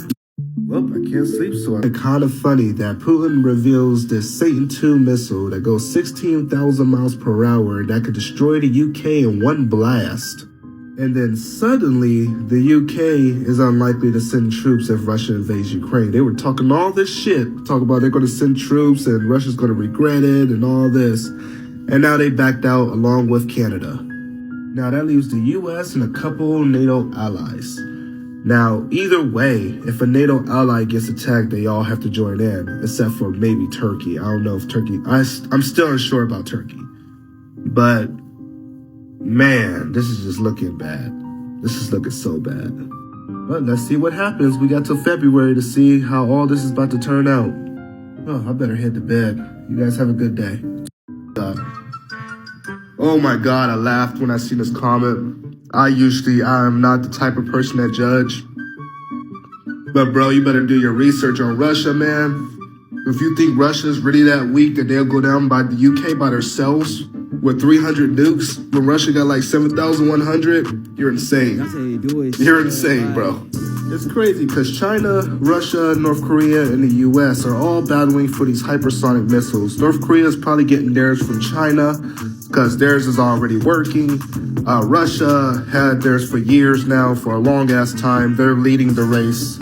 And, well, the US is, yeah, we're focused on lasers. 300 nukes is just not nearly enough to destroy Russia, especially with all the land that they have in their country. But, I don't know. What do you guys think? Today is one of those days I really don't give a crap about the trolls. I want to talk to my followers.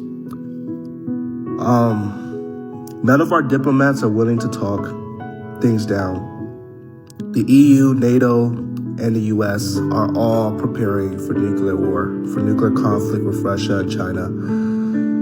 I have proof, like always. I'm going to post in the next video, and I'm also going to be able to go live again at 1 o'clock, so I will go in more detail around that time. For everyone that's new, welcome. For everyone that knows, you know. Shit wasn't a lie, man. It's really coming, bro. Russia just set up some shit today that really opened up my eyes to what's really going on in this fucking world. And I hope people wake up to this bullshit. Today is one major shit. I'm gonna put that in the next video.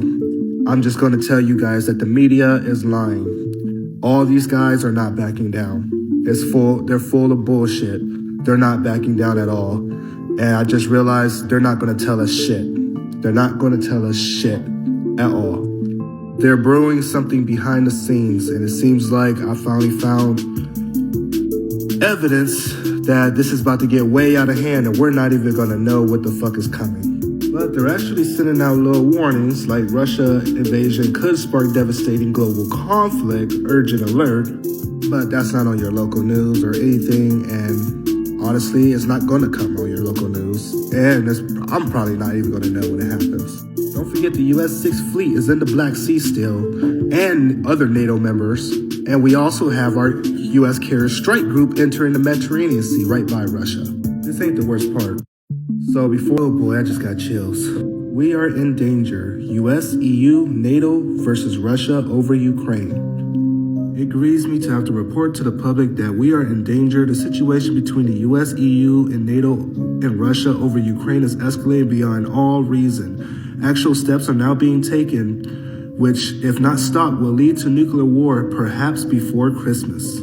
For instance, today, Russia closed the Northern Sea Route. This just crushed trade between Europe and Asia because ships can no longer travel along Russia's northern coastline to Asia. Russia explicitly stated this closure is due to NATO activities. The red line on the image below shows what is closed now.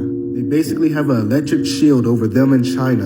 Anybody that crosses this no-fly zone will get attacked. Russia has also deployed radar and radio engineering Babylons. These can jam our radar systems for a nuclear attack. Part 2 next. Oh boy, I just got chills. If you've not seen the video before this, I recommend that you go to the video right before this one. This is part 2. Before I continue on, these are the towers they're talking about at the bottom. Now, the one in the middle isn't as concerning. The one on the left and right is, because that's towards the United States. The tall tower with the white dome in the center is a radar to monitor for ships trying to use the Northern Sea Route. The other structures are the problem. Those other structures are radar jamming systems for different radar bands. They have one purpose and one purpose only: to jam U.S. over-the-horizon missile radar detection grids. It is precisely the equipment necessary to reduce the functionality of our over-the-horizon radar to either blind those radar to incoming missiles or to so degrade the effectiveness of those radars that by the time they pick up an inbound ICBM, it's too late. This is over the Ukraine situation. No mass media is reporting it at all. We are in actual danger. If you have not seen the video, have too much of a following base to go live on here. I'm never probably ever going to be able to go live because I have so many trolls that outweigh my supporters.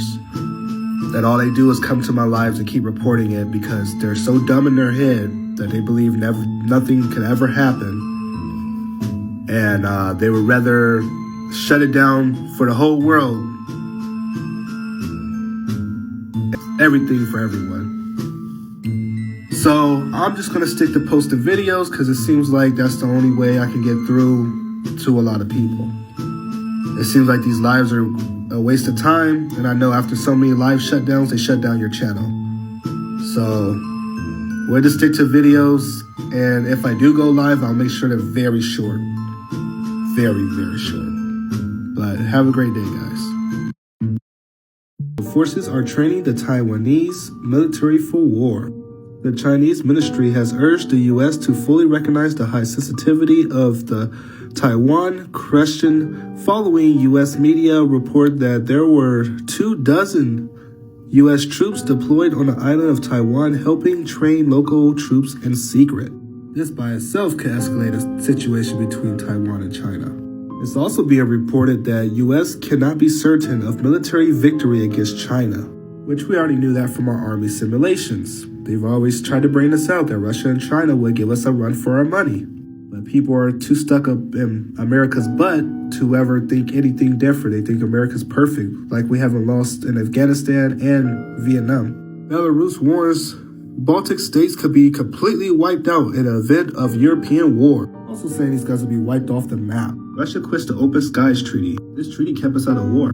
Just to back this up, apparently Putin sent suicide squads with GPS trackers into Ukraine so guns can blast secret bases into smithereens. A separatist squad fighting Ukrainian troops were said to have been captured and taken to a secret location for interrogation, which was mysteriously blown up at almost pinpoint accuracy.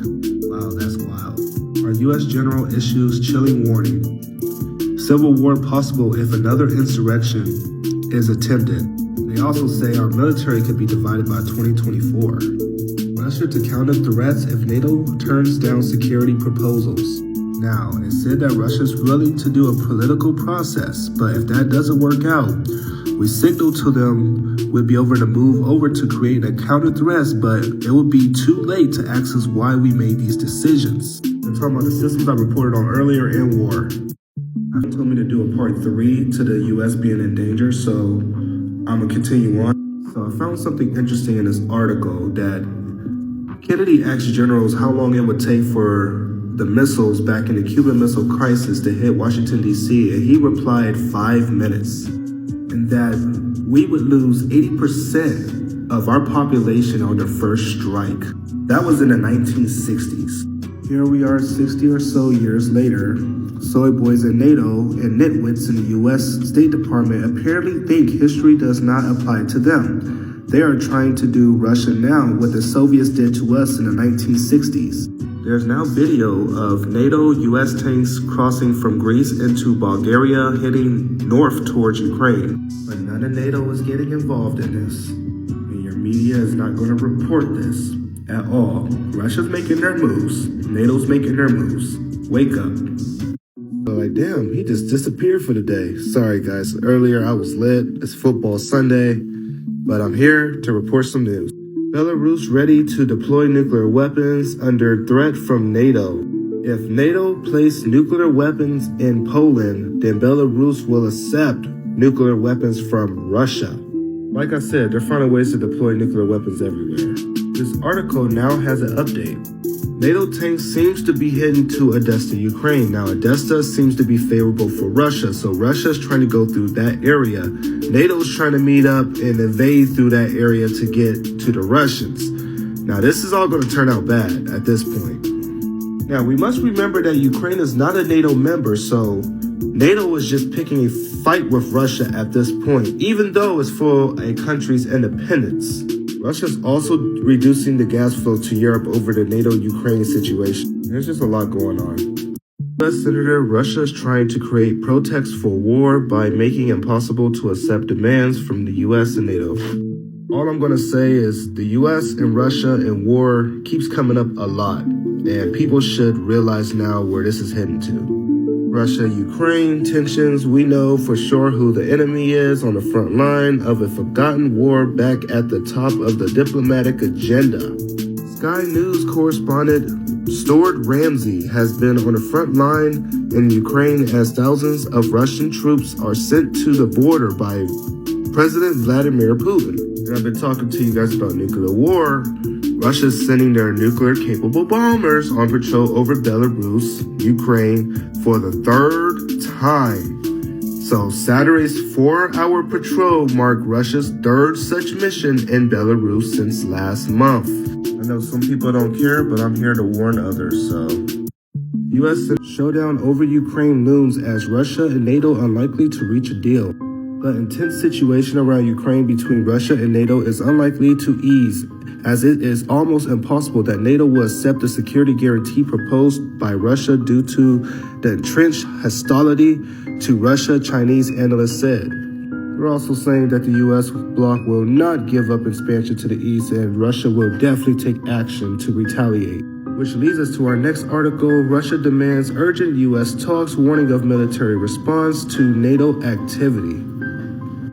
Russia demands urgent talks with the United States on security guarantees from NATO, a senior diplomat said Monday. Meanwhile, Vladimir Putin, chiefs in control negotiator, warned of a military response if the alliance continues to step on Moscow's sore spots. We need answers urgently since the situation is very serious and may get complicated. Man, we're getting more and more close to conflict. For the people that ask for the local news, Biden must be tough on Russia or there will be consequences. As the Biden administration is warned against allowing Russia to roll back Cold War victory amid tensions with Ukraine. Yeah, I'm pretty sure we already knew we were back in the Cold War, but it's just heating up a little too fast. Biden administration reportedly weighs U.S. backing for Ukraine insurgents should Russia invade. The Biden administration is weighing whether the United States could back insurgents in Ukraine should Russia, Vladimir Putin invade. Remember I told you guys that they were pushing Biden into a corner because if he doesn't make a move on Taiwan and Ukraine, he's going to look even weaker than he did with the Afghanistan situation. People got to realize he lived his life, and either way, government officials already got their stuff ready. Don't forget about the U.S. tanks that's heading towards Ukraine to approach Russia, and our DEFCON level still at 3. If U.S. considers sending military helicopters to Ukraine, these would include a dozen Black Hawks and other armaments. The U.S. government is considering the possibility of transferring to Ukraine a fleet of helicopters and other military equipment decommissioned from Afghanistan. It is a measure aimed at strengthening Kiev's air defense in face of the buildup of Russian troops near the border. Now, these were originally requested by Ukraine. This one was weird. U.S. military vehicles catch fire after accident on German highway. Truck runs into, let me say it again. Truck runs into U.S. military convoy, several American soldiers taken to the hospital. Several U.S. military vehicles caught fire on a highway in Germany after a truck crashed into the convoy, the police said on Monday. Polish, Lithuanian, and Ukrainian presidents signed joint declaration. U.S. And let me see if I can play it here. So this is the video coming in that they were talking about. These are video coming in. Russian Army reserves mobilizing, location unknown. And you can see they're marching in the snow. So this is the video that everybody's having a fit over. That all of these now Russian reserve troops. You can see pretty heavy snow on the ground. And this is the latest. And also the equipment keeps on pouring into the theater. I mean, it looks like Russia is pouring everything into the war effort, including your kitchen sink, or, I don't know how that saying goes. They're going to throw everything in with the kitchen sink, but they continue to ship a lot of equipment to the war theater area. The trains are still rolling, folks. So I do believe, folks, that we are going to face a war. All right, so sorry I've been gone. I've a really busy day. So Putin flunkly warns Russia will put a gun to Americans' head as tensions grow. And this is because the U.S. is building up on Russia's border. It's pretty obvious that we're getting ready to head into a bad situation. I'm not going to say anything else because it seems like they like to ban my videos. As they say that the U.S. is deploying 8,000 troops in Eastern Europe. Russian defense chief accuses U.S. mercenaries of preparing chemical weapon provocation in Ukraine. So is this going to be a repeat of the Syria crisis where they had, well, y'all know what happened with the chemical weapons. And then U.S., France, and U.K. all made their moves on Syria. Russian citizens are now being prepped for nuclear war. And y'all know Russia has a big enough bunker for 40 million people, so they could pretty much house most of their citizens, while the U.S. have nothing. As they talk about deploying nukes to Cuba. All right, so Germany warns China its naval mission was just a teaser. Germany's naval chief has said the country's recent deployment of warship into the South China Sea was a teaser intended to signal Beijing more travels. I just cut off. Anyways, Putin warns NATO everyone will be turned to radioactive ash over Ukraine's moves. Vladimir Putin primed Russia for war against Ukraine today with his media mouthpiece warning NATO to back off or everyone will be turned to ash. Russia has the nukes for it. The NATO-Russia standoff could be defined as transatlantic relationship. Guys, I wish they would just peacefully do something about this standoff because it seems like it's just turning horrible. Russia sees no need for Ukraine to participate in negotiations with U.S. and NATO over security guarantees. They're currently doing in Ukraine what they're planning to do in Ukraine. That's not thousands of kilometers away from our borders. No, that's right near our home. We cannot go any inch back. The US doesn't have hypersonic weapons, but, they will get it. We can see that. We see everything. We can see those tests, whether they're successful or not. We more or less know when it's going to happen, when they're going to get those weapons. Okay, if they put up sonic missiles in Ukraine, and then, under that guise, they might use it. They don't have Zircon. We do have Zircon. It doesn't mean that they would use it tomorrow, but they might equip Ukraine and they would push Russia and those extremists from neighboring states together. they might, provoke them to fight against Crimea under very good circumstances for them. Do they think we're not aware of those threats, or we'll just sit idly by and watch it? No. That's the biggest issue, We cannot go back an inch further. Military conflicts or bloodshed, it's not our choice. We don't want such a scenario. We don't want to address issues through political, diplomatic means. We need to have some clear-cut, legally binding guarantees. That's the point of what we sent to Washington and Brussels. And we hope we can get a clear response to it. There are some signals which say that our partners appear to be ready to work together, but there is a danger that there'll be an attempt to swamp it down, so to speak, to use that pause to do what they want. Now, we are aware of this, and such a scenario is not something we're going to accept. We really hope for a constructive and substantive negotiations with some visible, with some obvious outcome in some form. Unless they can work out a diplomatic situation, I do think that we're going to go to war. But as you can hear President Putin say on this speech that he just did, that he doesn't trust the United States, he doesn't trust NATO. He said that they could just be trying to stall with negotiations. So they did give United States and NATO a time limit. I think that's January the 8th for their answer. So we'll have to see what happens, folks.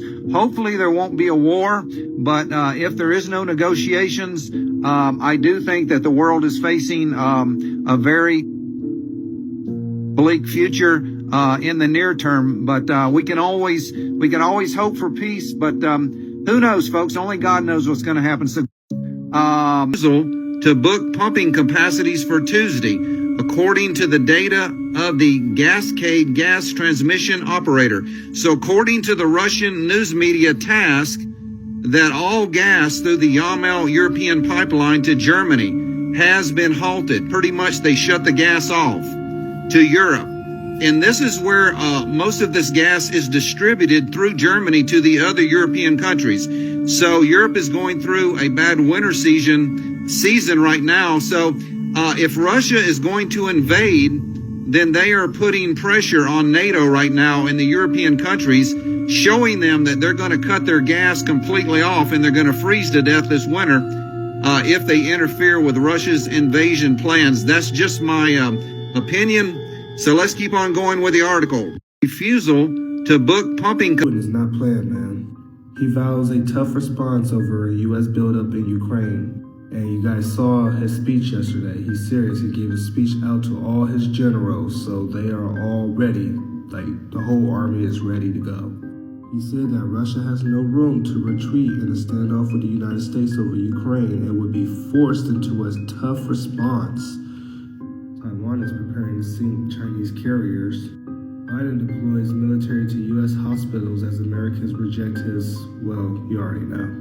Russia now calling U.S. presence in Syria illegal. So this makes me think it ain't just going to stay in Ukraine like everyone's hoping, or just in Europe. It's going to spread all over the place. But I don't know, to your own beliefs. China's even improving their electric warfare capabilities near the South China Sea. As Russia cuts its gas to Germany. Not good. Putin is not... Europe and Ukraine and the possibility of nuclear war and World War III. Right now it is 3:22 p.m. Eastern Time. And what you're looking at here is another flight path. And this one is the Russian doomsday planes. And Yesterday, I uploaded a video showing an American doomsday plane flying from Stratcom in Nebraska to the emergency bunkers outside of DC. Specifically, this doomsday plane flew from Stratcom and it flew right over Raven Rock and Mount Weather and Camp David, and then it flew back towards the Midwest, and that was last night. And now today we have the Russian military flying 2 of their doomsday planes in eastern. All right, let's start with the news. Chinese Navy says it can intervene to stop U.S. defense of Taiwan. And China seems to be escalating at the same time the White House brushes off Putin's warning. Remember, Russia and China agreed to work together. The U.S. is brushing this off and literally ignoring this. And nothing's coming on the news about it or anything. They're trying to hide this. They're trying really hard. But behind the scenes, they're actually preparing for war against Russia, which would be really bad, by the way. They are already simulating a full-blown conflict with Russia. Putin upped Ukraine's threat with massive arrival of Russian conflict hardware. So we got armored fighting vehicles, fuel tankers, covered trucks, diggers. Oh yeah, they're getting ready. As Germany is now getting worried, as they say they should return to talking. But NATO is now on high alert. Alright, so I tried to post this video because someone posted a video on TikTok about this and TikTok won't let me post it, so I'm just going to read the article. Putin's hypersonic missiles carrying warship on fire. The destroyer was supposed to hold Russia's daily Zircon hypersonic missiles. I find it odd that it's on fire now when tensions are very high, so who knows? Yeah, I saw the video earlier about them scrambling doomsday planes, which is for their president, like we scrambled ours for our president yesterday. It's obvious they're either doing drills or getting ready for a major event. They even approved plans for urgent mass graves, and Putin prepares to invade Ukraine in 2022. So if these talks keep failing, I think Russia's just gonna say fuck it. I better hope they can work something out for real. So now I'm seeing all over TikTok that people and their parents are getting these draft letters out of nowhere. They'll come in 2 envelopes. The parent will open up theirs. Theirs is to get enlisted in the draft. The kids will get theirs. Theirs is to get enlisted in the draft. Well, not kids, but like teenagers from 16. Parents that's aged up to 40 years old. Like, this is insane. So this can't be the draft that we were getting from high school. This can't be the same paperwork, or could it? Unless they didn't sign up all them years and now they're sending it out because we're in need of some more troops. And then, of course, they threw the women bill out, but in a time of a World War III, women can still be enlisted in the draft. They can still be forced to sign up because our country would be in danger. And it'll be, well, are you going to fight for our country or are you going to die type situation. But I don't know. What do you guys think? Just putting this out there because it's important. So Biden wants to change the way that we declare nuclear war. So ours different from Russia. So if the United States detect a nuclear weapon headed towards our country, we have the right to push the red button. In Russia's case, they have the right to push the red button, whether a nuclear or non-nuclear weapon is heading towards their country. They're a little more strict on their security. Biden is trying to pick up that same thing by saying if a non-nuclear weapon or a nuclear weapon is heading to our country, then he has the right to push the red button. I honestly don't think neither one of these crazy people should hold the red button, because once you push the red button, then it's the end of us all. So what's even the point of the red button? The U.S. has agreed to talk to Russia about the security guarantees, but Russia is asking them to hurry up and give them the security demands. Y'all heard from Putin's speech, he doesn't trust the U.S. and NATO, and this could be stalling. Here's another article, since people never believe me. We need peace. Remember the good old days when we actually declared war? Now we just declare the end of countries? Crazy, right? Aggression and would even develop its army further. Meanwhile, as per reports, a hotline is now active between Moscow and Washington on the issue of security guarantees that are demanded by Russia as of now. This comes after Moscow last week presented a wish list of sorts of security proposals that it wants to negotiate with the United States in exchange for de-escalating tensions at the Ukraine border. And one of the demands includes a promise that NATO would give up any military activity in Eastern Europe and Ukraine, while the US has said that some of Russia's proposals are obviously unacceptable. It is ready to engage in diplomacy through multiple channels, including bilateral engagement. Breaking over Ukraine taunting Russia again. They're demoing a big surprise for Russia. And then you got Ukrainian soldiers have conducted combat drills with American-made Javelin missiles, anti-tank missiles, actually, near the frontline areas in eastern Ukraine. After a talk with NATO, today the U.S. has vowed to move more forces closer to Russia if Moscow invades. I'm pretty sure we all know now that NATO and the U.S. ain't just going to sit back and watch Russia in the Ukraine situation. I'm pretty sure we know they're going to join the situation. The Biden administration warned Moscow on Thursday that Russia risks drawing U.S. and allied troops and arms closer to its borders if Vladimir Putin goes ahead with an invasion of neighboring Ukraine. I honestly think Russia's getting ready to fight NATO. I don't think they're worried about Ukraine. The U.S. is now testing out lasers on drones. Pretty awesome. Oh, boy. I hope you can see this. All off-duty Union Pacific and BNSF railroad crews have been called in to start loading and moving tanks, artillery, armored personnel carriers, and other heavy armor from Fort Bliss and other southern bases, and from Fort Campbell, Kentucky, to the Gulf of Mexico and Atlantic Ocean ports for shipment to Europe. So, all off-duty, I hope you... Ukraine prepares third military operation in Donbass. Russia is forced to react. At the same time, the president of the Russian Federation called the Minsk Agreement one of a kind. Lincoln Stoltenberg discussed NATO's dual-track approach to Russia. On one end, they want to talk down a conflict. On the other end, they're getting them and their allies ready to be protected. If there was just a war between Ukraine and Russia, I don't think that any of NATO would have any concern of what would happen to their allies. But it's obvious that they think this war is going to go outside of Ukraine and going to become the whole Europe instead. I know this is older and people probably haven't heard this, but the Pentagon official resigns. It was a software officer because we were behind in AI technology. I went to the reaction force put on high alert. Now, I reported on this yesterday, but I didn't actually show the article. Amid the threat of a Russian invasion in Ukraine, the North Atlantic Alliance has put the NATO Rapid Reaction Force on alert. Their total number is 40,000 servicemen. This is just showing how bad the situation is getting. The next Russian invasion of Ukraine will be too big to hide, and Russia doesn't care. No little green men this time. Basically, Russia's going to bring everything to this fight. And like I said before, I don't think it's just Ukraine. I think they're getting ready for NATO too. NATO rejects compromise with Russia on Ukraine's membership prospects. Well, we already saw that coming. 2 Russian military bases created in the Arctic region. Reconstruction of 5 airfields for all types of aircraft is nearing completion as well. There's always been a battle for the Arctic. U.S. sends 8 Boeing aircraft to Russian borders. West thinks Russia's too big.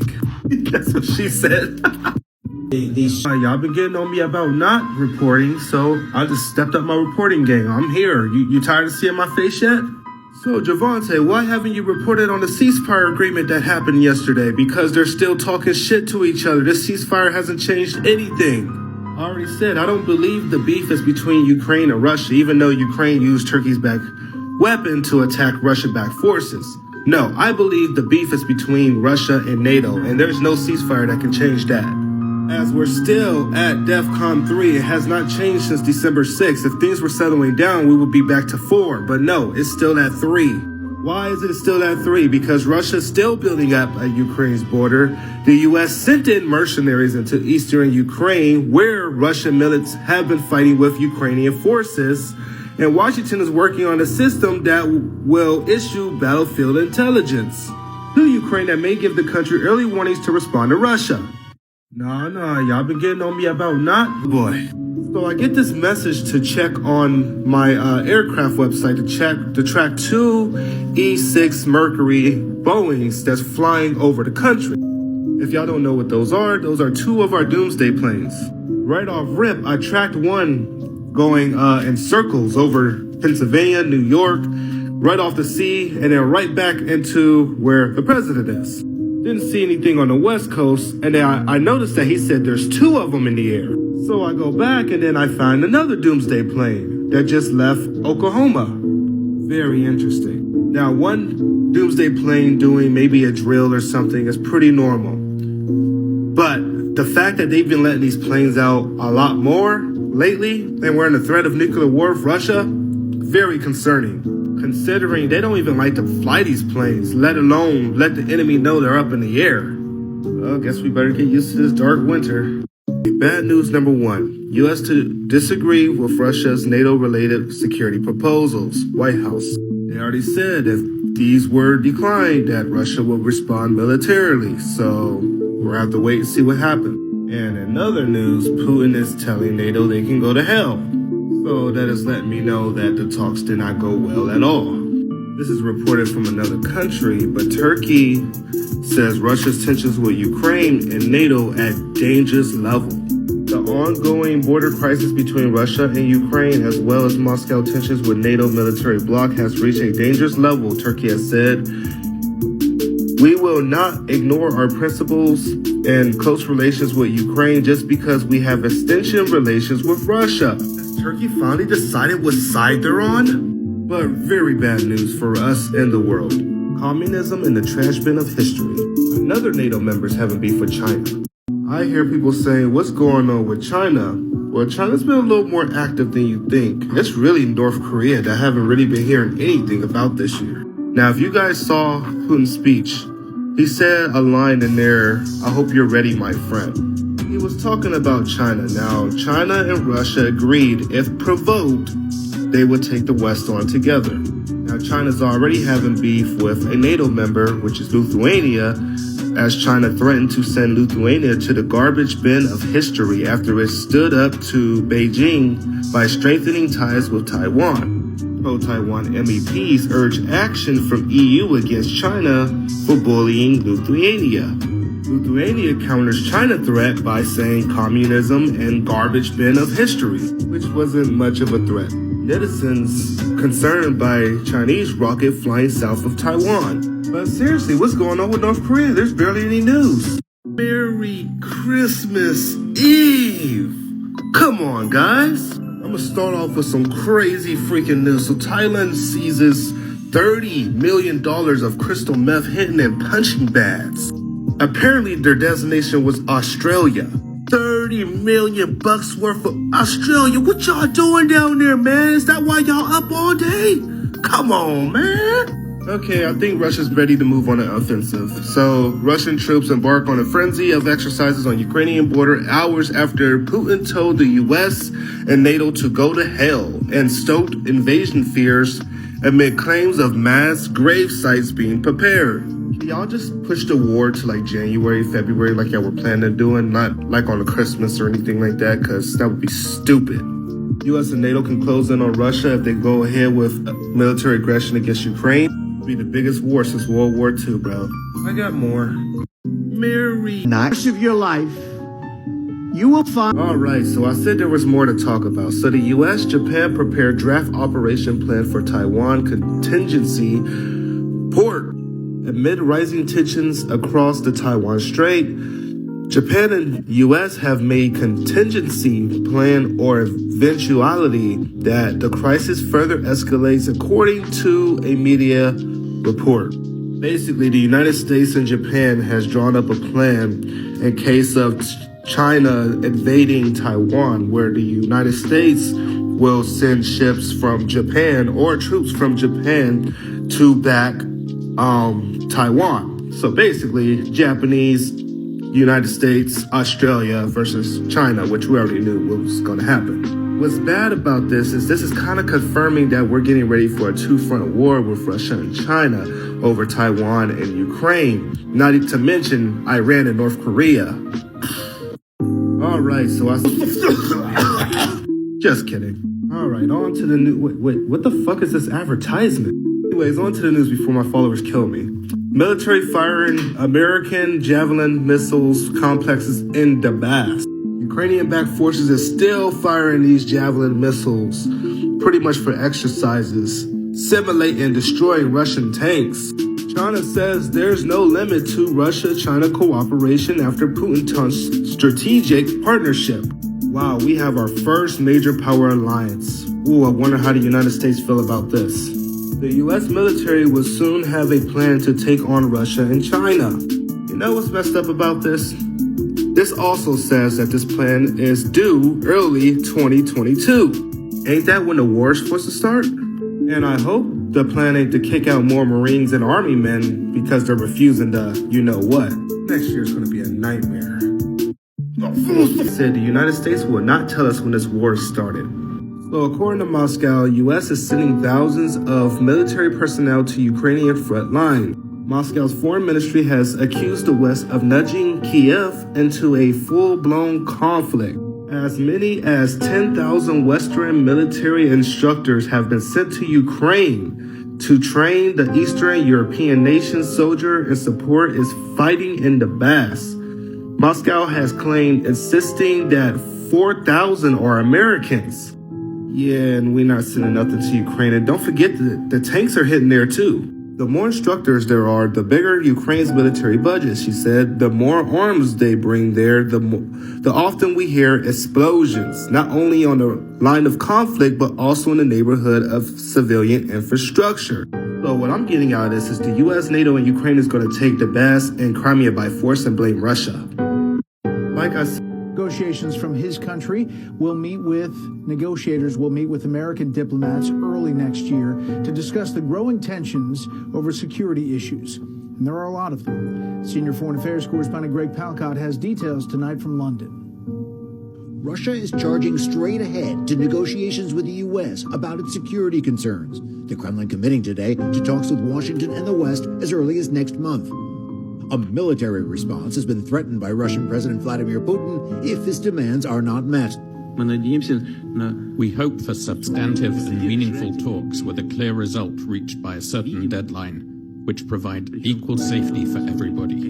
The demands include Ukraine not joining NATO, and the U.S. and NATO pulling back troops, offensive weaponry, and military gear from Ukraine. And so I posted the video of Fox talking about this to show you guys how late your local news gets to this shit. I had this shit already up yesterday, and they got this shit going on today. So I'm like, they ain't gonna tell us when war comes. By the time they say a nuke is up in the air, it already been hit like 4 or 5 cities. So anyways, another thing is Putin is giving out demands that the United States and NATO is not going to accept, especially the Ukraine one. They're not going to make Ukraine back out of NATO or any agreements with NATO, especially with the weaponry and shit to fight Russia. They're not going to do any of that shit. So this must be like, they're stalling. They're stalling to get everything ready. That's at least what I believe. What do you guys think? Shit's getting crazy.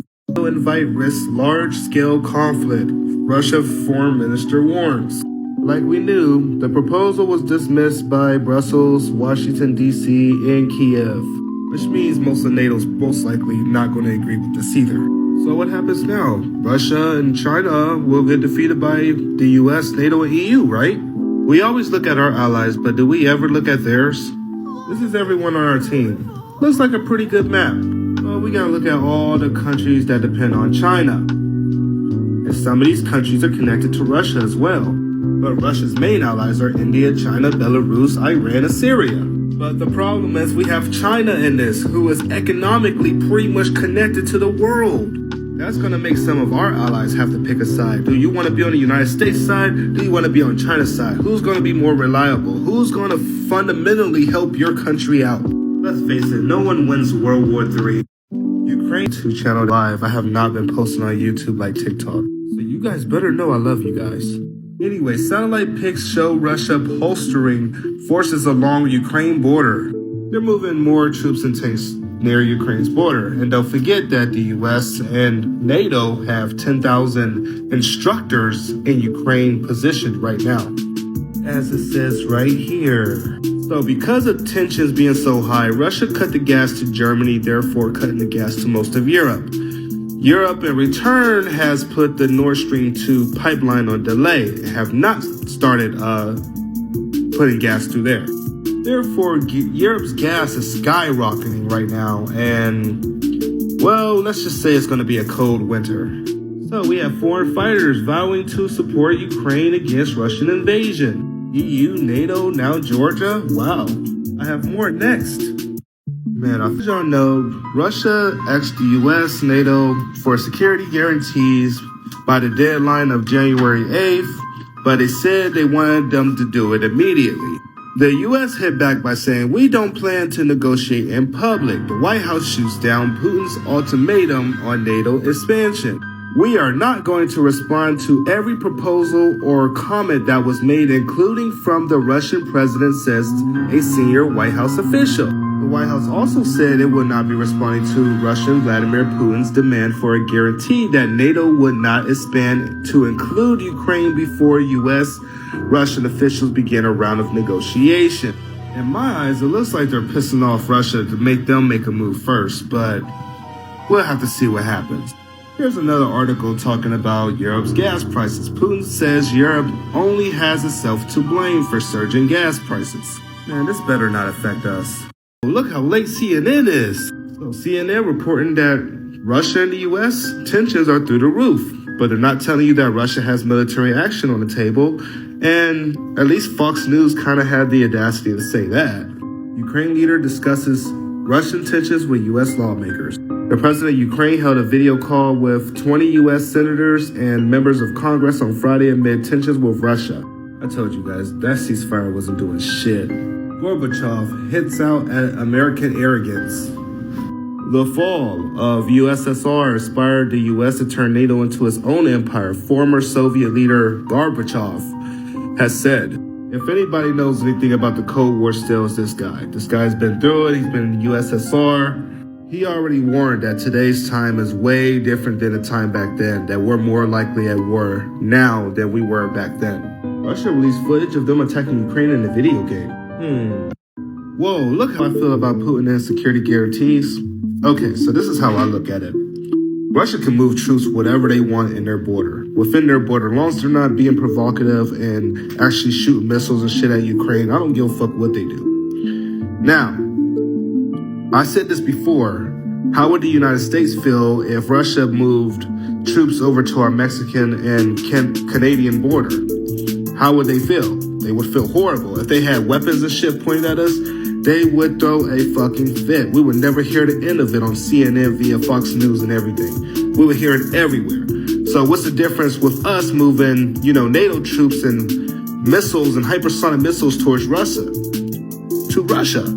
Who are we to judge anyone? We have started wars in places we haven't even belonged. Should I say 1962 when we were willing to destroy our own ship to start a war with Cuba? So honestly, I believe both sides was wrong, honestly. Break yesterday, as I was not enjoying the holidays at all. But Russian mercenaries are officially in Mali, and the West is furious.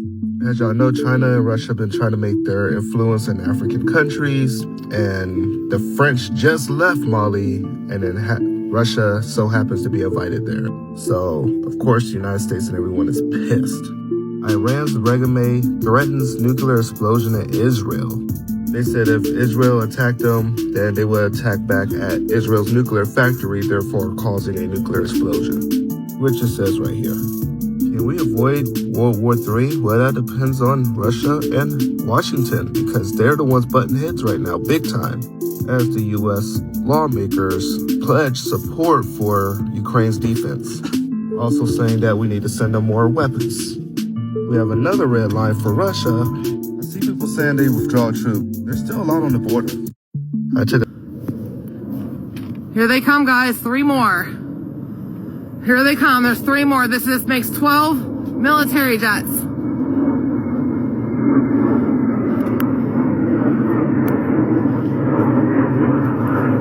In a short period of time.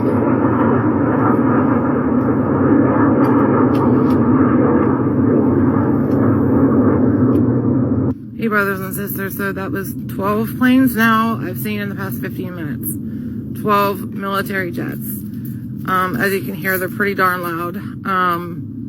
I will keep you posted. I told you guys there was all this stuff flying over my house, and I'm not always outside to catch the proof, but, Regime. No. Regime. No. Regime. No. Regime. No. Javante is Regime. No. Javante is regime. You know what? Fuck it. I'll say it as Regime. Iran's Regime. No. But while I'm getting spammed with this, I already know Russia withdrew 10,000 of their soldiers from Ukraine's border, and those soldiers were sent there for drills. There's still 195,000 soldiers on the border, which everyone should know there's way more than 10,000 troops on the border.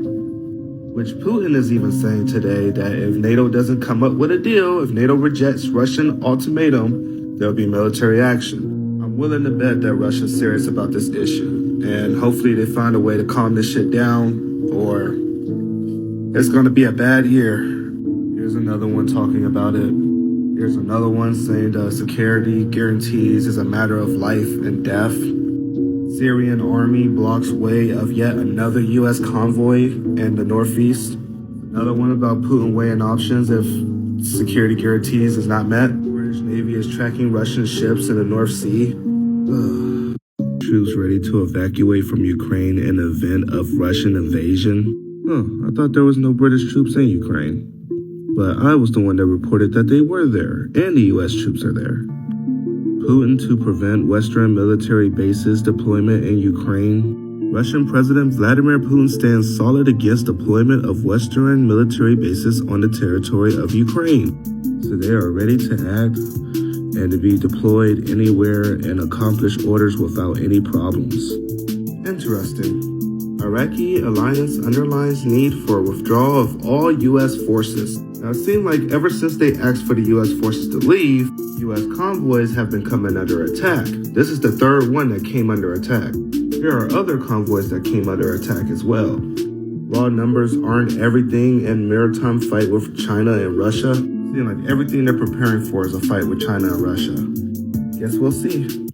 So 2 days after it was reported that U.S. was sending thousands of military personnel to Ukrainians' front lines, suddenly U.S. Air Force battle management plane was spotted over Ukraine today.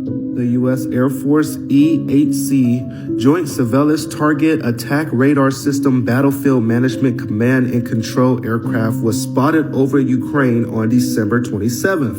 Now that's very interesting. Despite China's anger, the U.S. is also selling the MQ-9 Reaper drones to Taiwan, a move which could massively improve Taiwan's electronic eyes on vital areas of the Chinese coastline and waters between them and the mainland. Another interesting move. Sea of Azov may become springboard for Russia-Ukraine possible armed conflict. Turkey urges Russia to drop one-sided NATO demands. People gotta realize there's still 190,000 troops on the border. Only 10,000 left. So West displaying dangerous trend of lowering threshold for use of nukes, warns diplomat. Now this one I can't take no side on because the United States did simulate nuking Russia, but Russia just said that they would turn Europe into a nuclear wasteland, so both sides are in the wrong on this. Let's not even get on China. Russia says the West wants to orchestrate little war in Ukraine to destroy Russia. Russia's foreign minister believes that Western countries want to arrange a little war in Ukraine and blame Moscow for it. I guess in time we'll see who the true aggressor is. Top Russian official likens Ukraine's standoff to Cuban Missile Crisis. This is the second time that Russia has compared the Ukraine situation to the Cuban Missile Crisis. Some say it's even worse because we're in different times.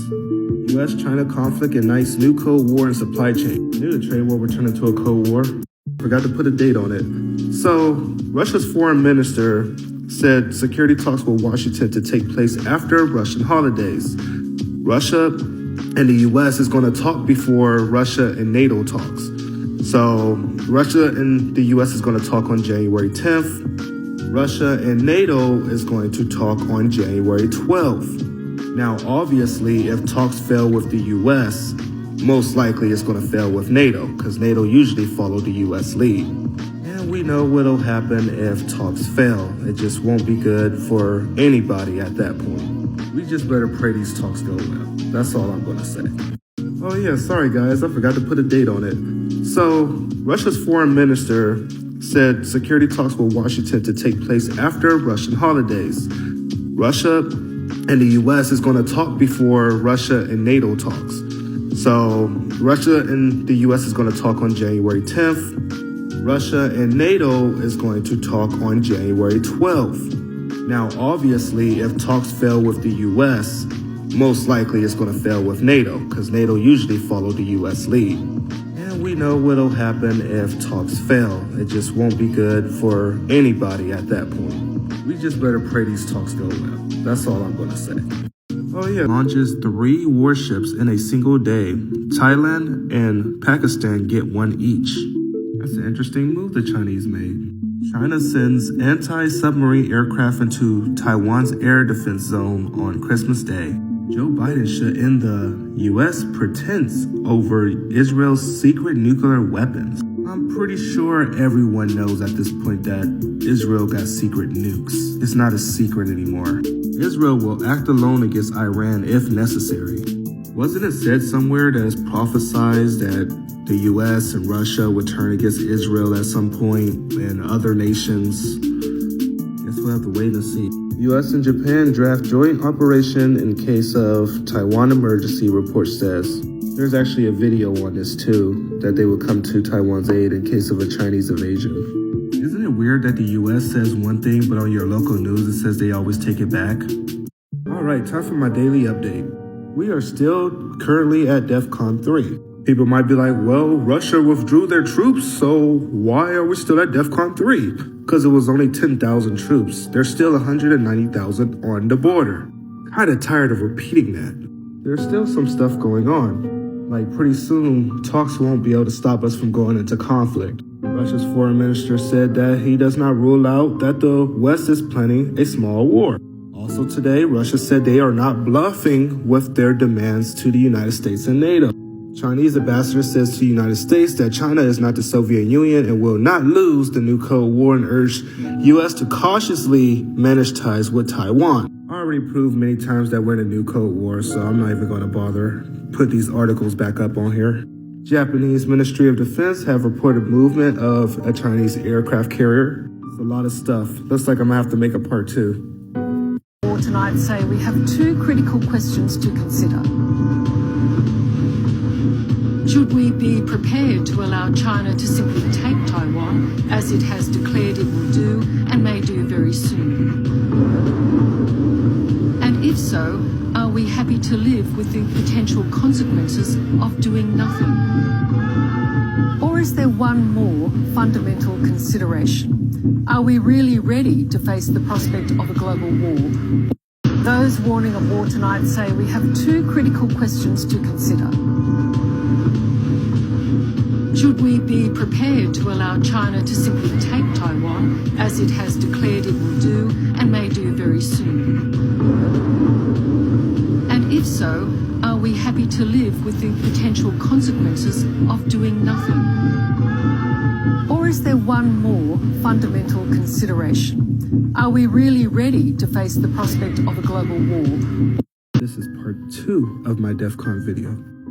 Russia said accepting Sweden and Finland into NATO would have serious military and political consequences that won't be left unanswered by Russia.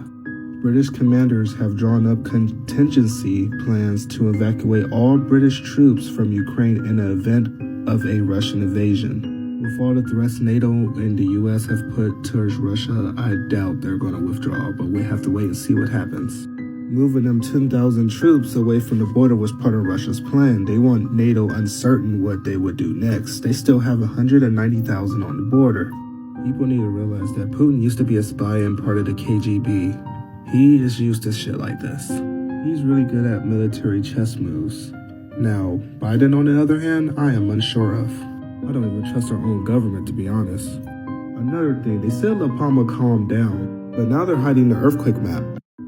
I have some potential bad news. So Biden signs enormous U.S. military budget into law after there's been major protests and stuff against it. I want to remind people that this bill is to tackle Russia and China. Biden signs the $768 billion national defense bill with more money for Ukraine fighter jets, submarines, warships as Putin threatens war with Ukraine and China develops hypersonic missiles. Russia has came out and said today that there is a high risk of armed conflict over Ukraine. The same day, our Air Force battle management plane was spotted over Ukraine. You guys seeing the pattern yet? Wasn't there a state of emergency declared in Hawaii earlier this month? From what I've been hearing, it's not over some bad weather. I've seen a video on this and it's very, very hidden. I don't know. Must be me and my crazy theories. I got some more news. USAF planes flying recon missions over eastern Ukraine, pushing and poking the Russian bear. Look at these routes in Ukraine. That's just ridiculous. So there was more than one U.S. plane in Ukraine. Ukraine might strike Russia first at West's behest. Yeah, we kind of already knew that. NATO pushes Russia again, wants Sweden and Finland to join. Russia warns of military and political consequences.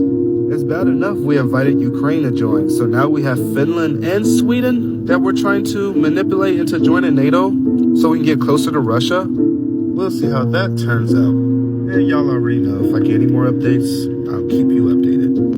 In Romania and in Poland, and they're deploying the relevant attack systems over there. That's what we're talking about. You should finally understand, we're not threatening anyone. We did not come to the US borders or to the UK borders.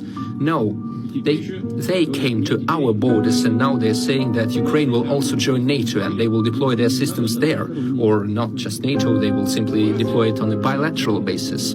They will deploy their military bases and their attack systems. That's what we're talking about. And you keep demanding some guarantees from us. You must give us the guarantees. It is up to you, and you must do this immediately, right now, instead of keep talking about this for decades. And use this small talk and soft talk about the need for guarantees of security for everyone. This is exactly what we mean. We are not threatening anybody. And now Sweden and Finland dragged into Russia's standoff with NATO. Moscow warns of serious consequences if the two countries join the alliance. Just showing you guys more than a few sources is talking about this. But wait, there's more. U.S. warships stay in Mediterranean amid Ukraine-Russia fears. So the Pentagon's top dog, Austin, has ordered a U.S. Navy aircraft carrier strike group to stay in the Mediterranean Sea, rather than move on to the Middle East. Don't forget that we still got the U.S. 6th Fleet in the Black Sea with NATO ships, and then we got those U.S. tanks that's heading towards Ukraine. So there's a lot going on. People say nothing's going to happen out of this. John Bolton, now is the time for NATO to stand up to Russia. And a lot of news sources are saying this too. Is the U.S. going to back down, or is Russia going to back down? This is a really bad standoff because neither side wants to lose Ukraine. State Mike Pompeo. He is also a Fox News contributor. Secretary, welcome back. It's great to see you. Merry Christmas, sir. Vladimir Putin was on today, Sunday, in Russia, saying he's going to ponder a slew of options if the West fails to meet his push for security guarantees, precluding NATO's expansion to Ukraine. And then, Secretary, he says, what are the options? It will depend on what proposals our military experts submit to me, our military experts. Secretary, how do you read this story? Well, Larry, good morning. Thanks for having me on today, and Merry Christmas to you and everyone watching this morning. Those words from Vladimir Putin are consistent with what he said a couple days ago as well. He is clearly coercively trying to use his military to gain significant advantage over Europe and the West. I read them as serious threats. U.S. military budget hike to support Taiwan will make a few ripples in Pacific. We know this budget is aimed at Russia and China, so we pretty much have to see what happens next. But hold on. Russia and China strategic coordination on Ukraine and Taiwan conflict escalation. They're wondering if these two are actually coming together and trying to get us into a two-front war. Did y'all know that Israel actually struck right near a Russian airbase? Pretty crazy, right? But Russia is about to sell a dozen of its Su-35s to Iran, as Iran and Russian officials strike positive tone on nuclear talks. Belarus is asking for Russia's weapons, so what would happen if Iran started asking for those weapons? As the US is saying Iran is dragging its feet and accelerating the nuclear program. Interesting. So now a Ukraine invasion could go nuclear, 15 reactors will be in a war zone. U.S. military budget hike to support Taiwan. Ukraine is preparing for the worst. On the face of it, Russia has denied planning an invasion into Ukraine. But the facts on the ground contradict the statements given by Moscow. More than 100,000 well-armed Russian troops have been moved to locations along the Ukrainian border. And events can escalate very quickly. At this forested area just outside Kiev, civilians are joining Ukraine's armed reserve forces to fight against the Russians in the event of a ground invasion.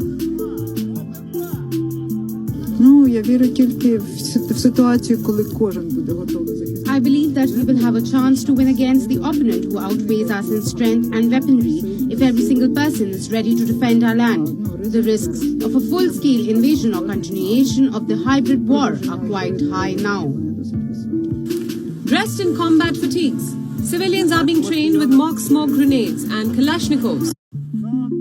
In Europe between Ukraine and Russia, Russia has issued a series of public demands to NATO and the United States. And let's just say they're kind of delusional. And perhaps that is intentional as Russia seeks additional justification for a potential invasion of Ukraine. Here's some of what Russia wants. An end to NATO military activity in Eastern Europe, the Caucasus, and Central Asia. A veto over NATO membership. Any deployment of NATO troops in Eastern Europe needs Russian approval. NATO troops can no longer be deployed in Poland, the Baltics, or the Czech Republic. And they also want NATO and Russia to sign an agreement saying they don't see each other as adversaries. And keep in mind, these demands come as Russia has 75% of its battalion tactical groups on the border with Ukraine. So some have suggested that Russia is negotiating in bad faith so they can claim that they tried diplomacy, but it didn't work out, which is why they then had to resort to military force. Others have suggested that Russia and the US could reach some sort of compromise when they meet in January, but that the current public demands are simply unacceptable for NATO. So it could be a long winter. Tensions rise in East. Absolutely clear to President Putin, it's the last thing I'll say, that if he moves on Ukraine,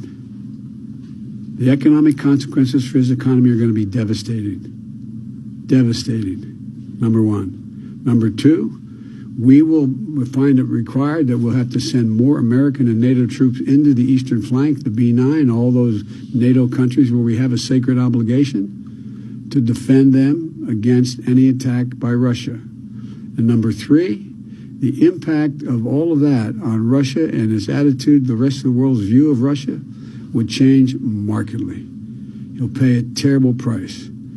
And so it's, and we are going to continue to provide for, and we have and continue to provide for, the defense capacities for the Ukrainian people. Thank you so much. I've been into the world. It's time for a longer update. So first on the list, U.S. reveals change of plan for aircraft carrier group amid Ukraine crisis. The USS Harry S. Truman strike group will remain in Europe, news media claims. I reported yesterday that these orders actually came straight from the Pentagon. Very interesting.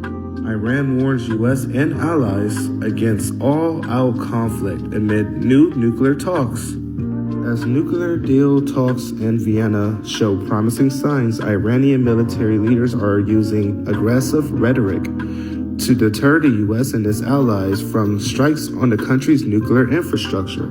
It's weird because U.S. officials are calling for caution as Russia and Iran have discussions on nuclear weapons. Which I already said, if the Russians are willing to give them to Belarus, would they also be willing to give them to Iran? One wounded today in cross-border shooting. IDF strikes Hamas positions in Gaza in response. The victim, an Israeli civilian, was apparently shot by a Palestinian sniper while working on the Gaza security fence. Wow. Russia is saying the Nord Stream 2 pipeline can't be stopped, Moscow says. And we know Russia halted the gas supplies to Europe. So Europe might have a bad winter as all this is going on. On the interesting side, NASA is set to explore a massive metal asteroid called Psyche that's worth way more than our global economy.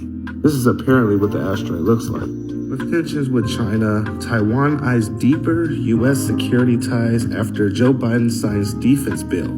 As we know, this is a bill towards Russia and China's aggression. Women was supposed to be required to sign up for the draft with this, but they threw that out because of the pressure of it not passing. And now Taiwan and Ukraine is trying to deepen their ties with us because we're not only helping their military prepare for a war against China and Russia, but we're also, sending in instructors and other things that's kind of showing that we might end up protecting them in case of an invasion. And it also says it right here. Taiwan says it's ready to step up its security partnership with the United States after Joe Biden signed a $768 billion defense package that encourages deeper exchanges with the island's armed forces. Russia and Turkey axis making Greece a frontline NATO state. As people know, the U.S. and NATO have been taking stuff out of Turkey and putting their military stuff in Greece and making them the frontline state to approach Russia. As Russia is vowing there will be no more NATO expansion and saying they will put a stop to it. There's more. This takes lead of NATO's high readiness military force on Saturday for a period of 1 year. The formation, formerly known as NATO's Very High Readiness Joint Task Force, was created in 2014 in response to crisis in the Middle East and Russia's aggression towards Ukraine, and is permanently available to move within days to defend any ally. Wow, that's interesting. While officials are saying there's no concessions expected from Russia-NATO meeting. Basically, they don't think anything is going to come out of these talks, and honestly, I think NATO is using these talks to stall Russia. China warns of drastic measures if Taiwan continues on path towards independence. Beijing officials said territorial dispute at Taiwan Strait will become more complex. Russian diplomat blames U.S. for Cold War 2.0. Before I get onto my main shit, so I hear Biden is to speak with Putin on Thursday as Russia builds up military presence on Ukraine's border. I kept telling people that the withdrawal of troops was part of Russia's tactic. They still have 190,000 on the border, and they're still moving troops towards the border. They only sent the 10,000 that was there for drills home. Anyways, we're still at DEFCON 3.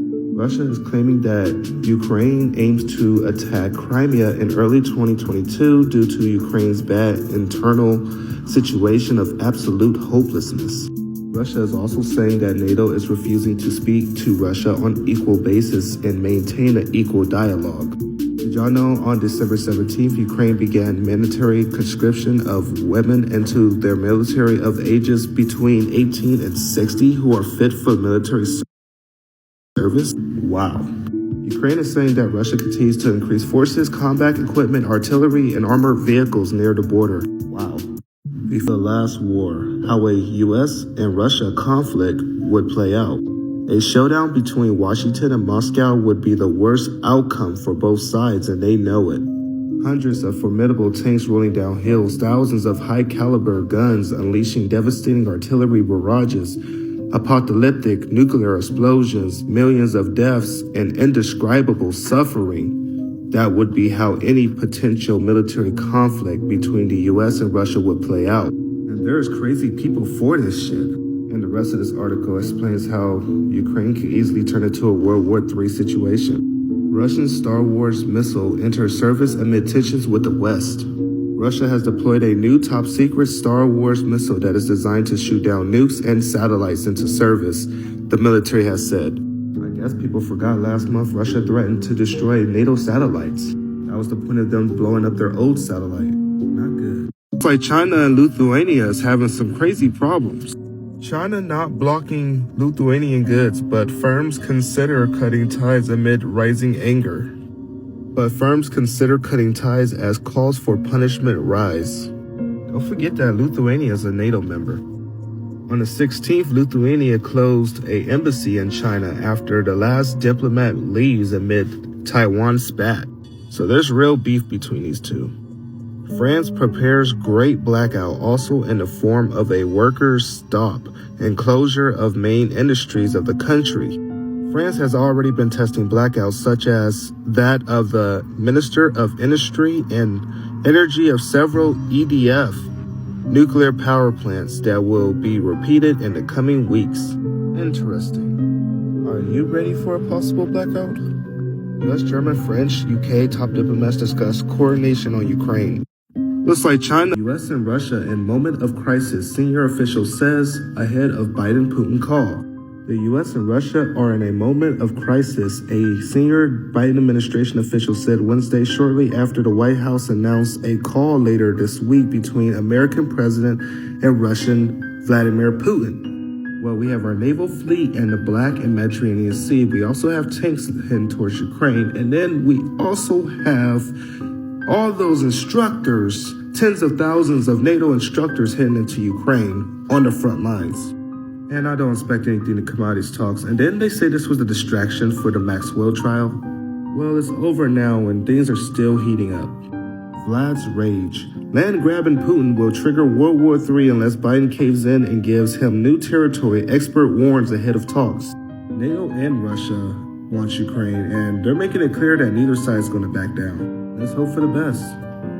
U.S. academics stand by scourged or destruction of TSMC assets if China invades Taiwan. Interesting. They add there is no way to respond to China attack without imposing costs and risk upon Taiwanese. By the way, it's a weird time for the China situation to be heating up. China demands U.S. end hostile military operations near its borders. Yeah, I don't think that's going to happen. State planning artillery missile system supplied to Ukrainian armed forces. They just need permission from the United States and also Finland and Germany. Ukraine seriously hit the lottery, huh? China warns U.S. of unbearable costs over Taiwan actions. U.S. President Joe Biden last month described Taiwan as independent and invited the self-ruled island to its recent democracy summit. China also says that the U.S. has lost global credibility and urges Russia alignment, also claiming that Beijing-Moscow cooperation will create an unshakable front. The U.S. sent more warplanes near Taiwan Island than DPP authority claimed, China's defense ministry. Yeah, there was some Chinese aircrafts that Taiwan could not detect that entered their air defense identification zone. Now, let's continue. China and Russia set to renew cooperation deal as space rivalry with U.S. escalates. They plan to build an international lunar research station seen as a response to the U.S.-led Artemis program. The two countries have been moving closer in space exploration and are set to integrate their satellite networks. Wow, that's crazy. Japanese expats and Taiwan gear up for potential cross-strait conflict. Japanese community mules evacuation from east coast of Taiwan by ship. Adoption of U.S. defense bill opens way for Taiwan invite to naval exercise. This has China furious. There's still more. PLA, as of today, we are at DEFCON 3. Now, the reasons we're at DEFCON 3 is, so as of today, Iran State Television stated that it has launched a rocket with a satellite carrier containing 3 unknown devices into space. Ooh, I wonder what those could be. Russian President Vladimir Putin is welcoming more joint military drills with Belarus. The U.S. Embassy in Kiev, Ukraine is making emergency evacuation preparations. Russia's flying laboratory reportedly scrambled to shadow a U.S. spy plane over the Black Sea. Russia has reportedly expressed concern over the U.S. and NATO's escalating activity in the Black Sea, warning that it may result in unwanted incidents. Just like our army and military advisors and experts are saying, a miscalculation could lead to war. And people can't grasp how serious that is. That's why they're saying we're at high risk of war right now. But what do I know? I 100% agree with you. I believe the people should vote for if they want to go to war or not. Especially with a country like Russia and China where the war could come home. And people are super casual about this, as it was reported earlier this month. They don't know the dangers of such a war. They just think, oh, the United States got some secret weapons, they're going to protect all their citizens and no one's going to get harmed in this. Like, no. people are naive as fuck these days. And I just hate to say it like that, but it's not that easy. First of all, I don't even believe our own government is going to protect us. They're going to protect their own asses in such a case, but I don't think us. Second of all, they're making it like we're casual about it so they can just go ahead and go to war with these two. That's at least what I think. That's how I feel. Crazy times we're living in. I 100%. So I have two sources that's saying that this call has ended and they're not really bringing much out on what happened on the call. But like always, I have an idea of what Biden was supposed to go into this call with. So that's what I'll talk about for now. So first, Russia is saying that Ukraine is planning to attack Donbass pretty soon. But just like Ukraine, Russia's getting blamed for starting an invasion as well. So we don't know which side is really telling the truth. All we can do is wait and see what happens. So Biden will make it clear when he talks with President Putin that we are prepared for diplomacy and for a diplomatic path forward. But we are also prepared to respond if Russia advances with a further invasion. I just got a feeling nothing's coming out of these talks. Okay, so I have two sources that's saying that this call has ended and they're not really bringing much out on what happened on the call. But like always, I have an idea of what Biden was supposed to go into this call with. So that's what I'll talk about for now. So first, Russia is saying that Ukraine is planning. Look what popped up on my international news website. Now let me remind you that some things are hidden from the public for a reason. So this is not going to be completely everything they talked about. Now the talks started good as they agreed to talk on 3 separate tracks. Says the U.S. side showed willingness to tackle core Russian concerns. Talks were open, substantive, and addressed concrete issues. Conversation was a serious one. They say they discuss Russia's desired security guarantees. Says Putin told Russia needs a result guarantees. Biden agrees with that. Putin told Biden Russia would have to behave the same way as the U.S. if offensive weapons were placed close to the U.S. border. Biden told Russia he would uphold sanctions. Putin said that would lead to a complete breakdown of relations. Part 2 next. This is part 2 of the outcome of the talks between Biden and Putin. Now, I told you guys it started off good, but then it started making a turn. So Biden told Putin West would impose large sanctions if Russia escalation along the Ukrainian border continued. Putin told Biden that sanctions could lead to a complete breakdown in relations between the U.S. and Russia. Putin said our descendants would view that as a big mistake. Biden pledged to consult with U.S. allies. Biden said U.S. did not intend to deploy offensive weapons in Ukraine, which is a lie because there's some hitting there now, but anyways. Says 2 men agreed to pick up talks between the 2 administrations after the new year. Biden told Putin that the deployment of Russian troops along the Ukrainian border is unacceptable. Then we already know about the talks that takes place in January 10th, 12th, and 13th. Russia warns that sanctions would be a colossal mistake. This is told everybody that the readout of talks that I put on there was not everything. That was just, well, first of all, that was the early readouts. And then, of course, the White House had a lot more to bring out about the talks. So it looks like things got a little more worse than I thought. The point of these talks was for Russia to at least get security guarantees and to be able to talk things with the United States because they're at a crisis point in their relations. They didn't get any of those. So we're at a point where both sides are just getting ready for war.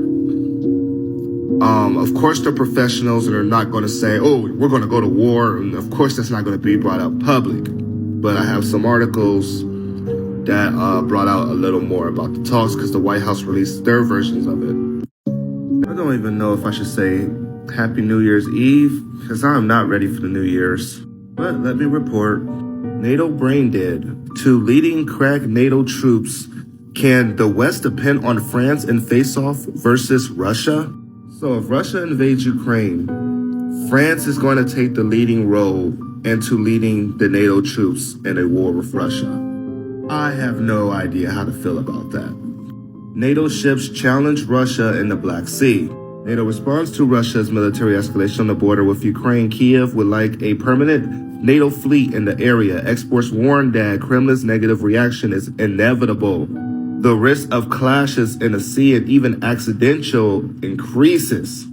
Told y'all those ships were still there. Now, after the talks, Russia warns U.S. it will eliminate unacceptable threats and warned the U.S. and NATO not to threaten its security. Happy New Year's. Okay, what the hell's going on in Texas? This is the second time that there was an explosion reported in Texas. Supposedly there was a loud explosion yesterday morning in Texas. Can anyone confirm or deny this? So once again, Russia to reply adequately to any of Kiev's armed provocations in Donbass. With the U.S. and NATO helping Ukraine, Russia seems to think that Ukraine's going to make the move first. Here's for more of the talks. Putin threatened Biden with a complete collapse of U.S.-Russia relations if he launches more sanctions over Ukraine. So, for the second time ever, this is coming up again, that Russia's plotting to launch a Pearl Harbor style of attack against the U.S. in space and destroy satellite. Geopolitical expert told The Sun that Russia and China have both weaponized space over the past decade, fueling fears of potential conflict involving the U.S. I don't know how long Russia's going to be willing to wait, guys. I'd be surprised if this makes it past February. The U.S. side of what they said. Now, on the Russian end, they actually are saying that Biden said that U.S. and allies will respond strongly if Russia invades Ukraine. It was reported 3 hours ago that the Pentagon sent 2 U.S. spy planes close to the Russian-occupied area. Now, let me talk about something. If Putin and Biden can't even come to a deal, if they're threatening each other, president to president, literally threatening each other, what makes you think that NATO, an alliance that was made to oppose Russia, is going to change anything when they're already in position to go to war with Russia? That they're literally telling France to lead. They're literally telling France to lead, and Greece is ground zero. So if you guys really don't think that anything's going to come out of this, I really pray for you. When the Pentagon has warned of this since the beginning of this year, welcome to the new era. So there was some good news. So Germany shuts down half of its remaining nuclear plants. Decision to close 3 factories come a year before decade-long use of atomic power winds down for good. U.S. general seeks to add battle groups in Romania and Bulgaria, media report says. Well, can we think of a reason they would want to do that? Oh, because of concerns about Russia's move around Ukraine. Yeah, there's no doubt about it. NATO's about to bring everything to the table. Situation with NATO crawling into Ukraine, then towards Russia, dangerous Russian envoy. The situation with NATO crawling into Ukraine and further towards Russia is extremely dangerous, says Russian envoy. Yeah, it brings them closer to the battlefield, and let alone there's already instructors in Ukraine that could be attacked at any moment. Russian ambassador accuses U.S. and NATO of remaking Cold War. You tell I keep up with this shit? Let's start. And going out with a bang. It rained fish in Texarkana today.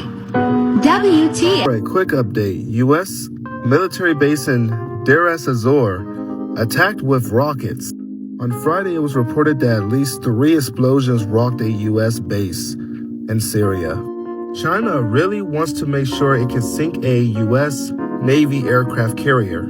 As y'all know, the aircraft carrier is one of the hardest things to detect and one of the hardest things to attack at sea. That's what makes it so superior on the world stage. And now, right after the calls with Putin, just like last time, Biden's to hold a weekend call with the Ukrainian leader. This should be interesting. I hope everyone has an amazing new year. All right, quick update. U.S. military base in Deir ez-Zor attacked with rockets. On Friday, it was reported that at least 3 explosions rocked a U.S. base in Syria. China really wants to make sure it can sink a U.S. Navy aircraft carrier. As y'all know, the aircraft carrier is one of the hardest things to detect and one of the hardest things to attack at sea. That's what makes us so superior on the world stage. And now, right after the calls with Putin, just like last time, Biden's to hold a weekend call with the Ukrainian leader. This should be interesting. I hope everyone has an amazing new year.